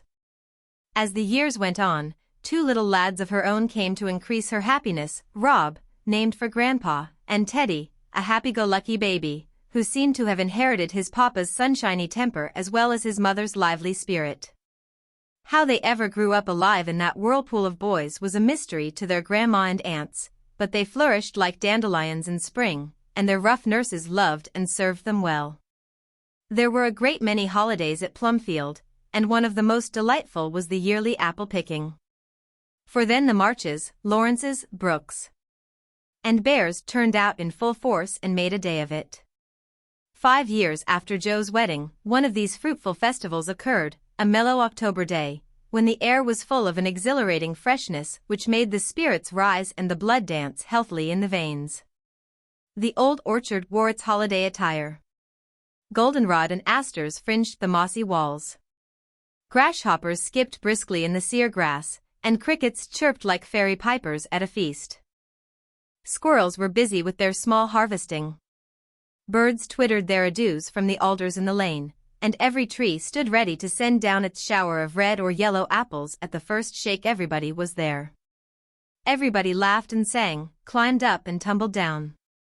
Everybody declared that there never had been such a perfect day or such a jolly set to enjoy it, and everyone gave themselves up to the simple pleasures of the hour as freely as if there were no such things as care or sorrow in the world. Mr. March strolled placidly about, quoting Tusser, Cowley, and Columella to Mr. Lawrence, while enjoying the gentle apple's winey juice. The professor charged up and down the green aisles like a stout Teutonic knight, with a pole for a lance, leading on the boys, who made a hook and ladder company of themselves, and performed wonders in the way of ground and lofty tumbling. Laurie devoted himself to the little ones, rode his small daughter in a bushel basket, took Daisy up among the birds' nests, and kept adventurous Rob from breaking his neck. Mrs. March and Meg sat among the apple piles like a pair of pomonas, sorting the contributions that kept pouring in, while Amy with a beautiful motherly expression in her face sketched the various groups, and watched over one pale lad, who sat adoring her with his little crutch beside him. Jo was in her element that day, and rushed about, with her gown pinned up, and her hat anywhere but on her head, and her baby tucked under her arm, ready for any lively adventure which might turn up. Little Teddy bore a charmed life, for nothing ever happened to him, and Jo never felt any anxiety when he was whisked up into a tree by one lad, galloped off on the back of another, or supplied with sour russets by his indulgent papa, who labored under the Germanic delusion that babies could digest anything, from pickled cabbage to buttons, nails, and their own small shoes. She knew that little Ted would turn up again in time, safe and rosy, dirty and serene, and she always received him back with a hearty welcome, for Jo loved her babies tenderly. At 4 o'clock a lull took place, and baskets remained empty, while the apple pickers rested and compared rents and bruises. Then Jo and Meg, with a detachment of the bigger boys, set forth the supper on the grass, for an out-of-door tea was always the crowning joy of the day. The land literally flowed with milk and honey on such occasions, for the lads were not required to sit at table, but allowed to partake of refreshment as they liked, freedom being the sauce best beloved by the boyish soul. They availed themselves of the rare privilege to the fullest extent, for some tried the pleasing experiment of drinking mild while standing on their heads, others lent a charm to leapfrog by eating pie in the pauses of the game. Cookies were sown broadcast over the field, and apple turnovers roost in the trees like a new style of bird. The little girls had a private tea party, and Ted roved among the edibles at his own sweet will. When no one could eat any more, the professor proposed the first regular toast, which was always drunk at such times, Aunt March, God bless her. A toast heartily given by the good man, who never forgot how much he owed her, and quietly drunk by the boys, who had been taught to keep her memory green. Now, Grandma's 60th birthday. Long life to her, with 3 times 3. That was given with a will, as you may well believe, and the cheering once begun, it was hard to stop it. Everybody's health was proposed, from Mr. Lawrence, who was considered their special patron, to the astonished guinea pig, who had strayed from its proper sphere in search of its young master. Demi, as the oldest grandchild, then presented the queen of the day with various gifts, so numerous that they were transported to the festive scene in a wheelbarrow. Funny presents, some of them, but what would have been defects to other eyes were ornaments to Grandma's, for the children's gifts were all their own. Every stitch Daisy's patient little fingers had put into the handkerchiefs she hemmed was better than embroidery to Mrs. March. Demi's miracle of mechanical skill, though the cover wouldn't shut, Rob's footstool had a wiggle in its uneven legs that she declared was soothing. And no page of the costly book Amy's child gave her was so fair as that on which appeared in tipsy capitals, the words, "To dear Grandma," from her little Beth. During the ceremony the boys had mysteriously disappeared, and when Mrs. March had tried to thank her children, and broken down, while Teddy wiped her eyes on his pinafore, the professor suddenly began to sing. Then, from above him, voice after voice took up the words, and from tree to tree echoed the music of the unseen choir. As the boys sang with all their hearts the little song that Joe had written, Laurie set to music. And the professor trained his lads to give with the best effect. This was something altogether new, and it proved a grand success, for Mrs. March couldn't get over her surprise, and insisted on shaking hands with every one of the featherless birds, from tall Franz and Emile to the little quadroon, who had the sweetest voice of all. After this, the boys dispersed for a final lark, leaving Mrs. March and her daughters under the festival tree. I don't think I ever ought to call myself Unlucky Joe again, when my greatest wish has been so beautifully gratified, said Mrs. Bear, taking Teddy's little fist out of the milk pitcher, in which he was rapturously churning. And yet your life is very different from the one you pictured so long ago. Do you remember our castles in the air? Asked Amy, smiling as she watched Laurie and John playing cricket with the boys. Dear fellows. It does my heart good to see them forget business and frolic for a day, answered Joe, who now spoke in a maternal way of all mankind. Yes, I remember, but the life I wanted then seems selfish, lonely, and cold to me now. I haven't given up the hope that I may write a good book yet, but I can wait, and I'm sure it will be all the better for such experiences and illustrations as these. And Joe pointed from the lively lads in the distance to her father, leaning on the professor's arm, as they walked to and fro in the sunshine, deep in one of the conversations which both enjoyed so much, and then to her mother. Sitting enthroned among her daughters, with their children in her lap and at her feet, as if all found help and happiness in the face which never could grow old to them. My castle was the most nearly realized of all. I asked for splendid things, to be sure, but in my heart I knew I should be satisfied, if I had a little home, and John, and some dear children like these. I've got them all, thank God, and am the happiest woman in the world. And Meg laid her hand on her tall boy's head, with a face full of tender and devout content. My castle is very different from what I planned, but I would not alter it, though, like Joe, I don't relinquish all my artistic hopes, or confine myself to helping others fulfill their dreams of beauty. I've begun to model a figure of baby, and Laurie says it is the best thing I've ever done. I think so, myself, and mean to do it in marble, so that, whatever happens, I may at least keep the image of my little angel. As Amy spoke, a great tear dropped on the golden hair of the sleeping child in her arms, for her one well-beloved daughter was a frail little creature and the dread of losing her was the shadow over Amy's sunshine. This cross was doing much for both father and mother, for one love and sorrow bound them closely together. Amy's nature was growing sweeter, deeper, and more tender.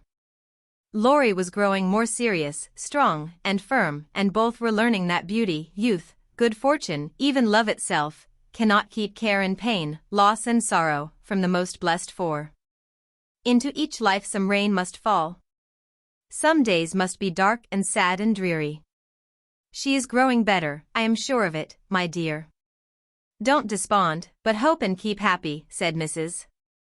March, as tender-hearted Daisy stooped from her knee to lay her rosy cheek against her little cousin's pale one. I never ought to, while I have you to cheer me up, Marmee, and Laurie to take more than half of every burden, replied Amy warmly. He never lets me see his anxiety, but is so sweet and patient with me, so devoted to Beth, and such a stay and comfort to me always that I can't love him enough. So, in spite of my one cross, I can say with Meg, thank God, I'm a happy woman. There's no need for me to say it, for everyone can see that I'm far happier than I deserve, added Joe, glancing from her good husband to her chubby children, tumbling on the grass beside her. Fritz is getting gray and stout. I'm growing as thin as a shadow, and am 30. We never shall be rich, and Plumfield may burn up any night, for that incorrigible Tommy Bangs will smoke sweet-fern cigars under the bedclothes, though he's set himself afire 3 times already. But in spite of these unromantic facts, I have nothing to complain of, and never was so jolly in my life. Excuse the remark, but living among boys, I can't help using their expressions now and then. Yes, Joe, I think your harvest will be a good one, began Mrs. March, frightening away a big black cricket that was staring Teddy out of countenance. Not half so good as yours, mother. Here it is, and we never can thank you enough for the patient sowing and reaping you have done, cried Jo, with the loving impetuosity which she never would outgrow. I hope there will be more wheat and fewer tares every year, said Amy softly. A large sheaf, but I know there's room in your heart for it, Marmee dear, added Meg's tender voice. Touched to the heart, Mrs. March could only stretch out her arms, as if to gather children and grandchildren to herself, and say, with face and voice full of motherly love, gratitude, and humility. Oh, my girls, however long you may live, I never can wish you a greater happiness than this.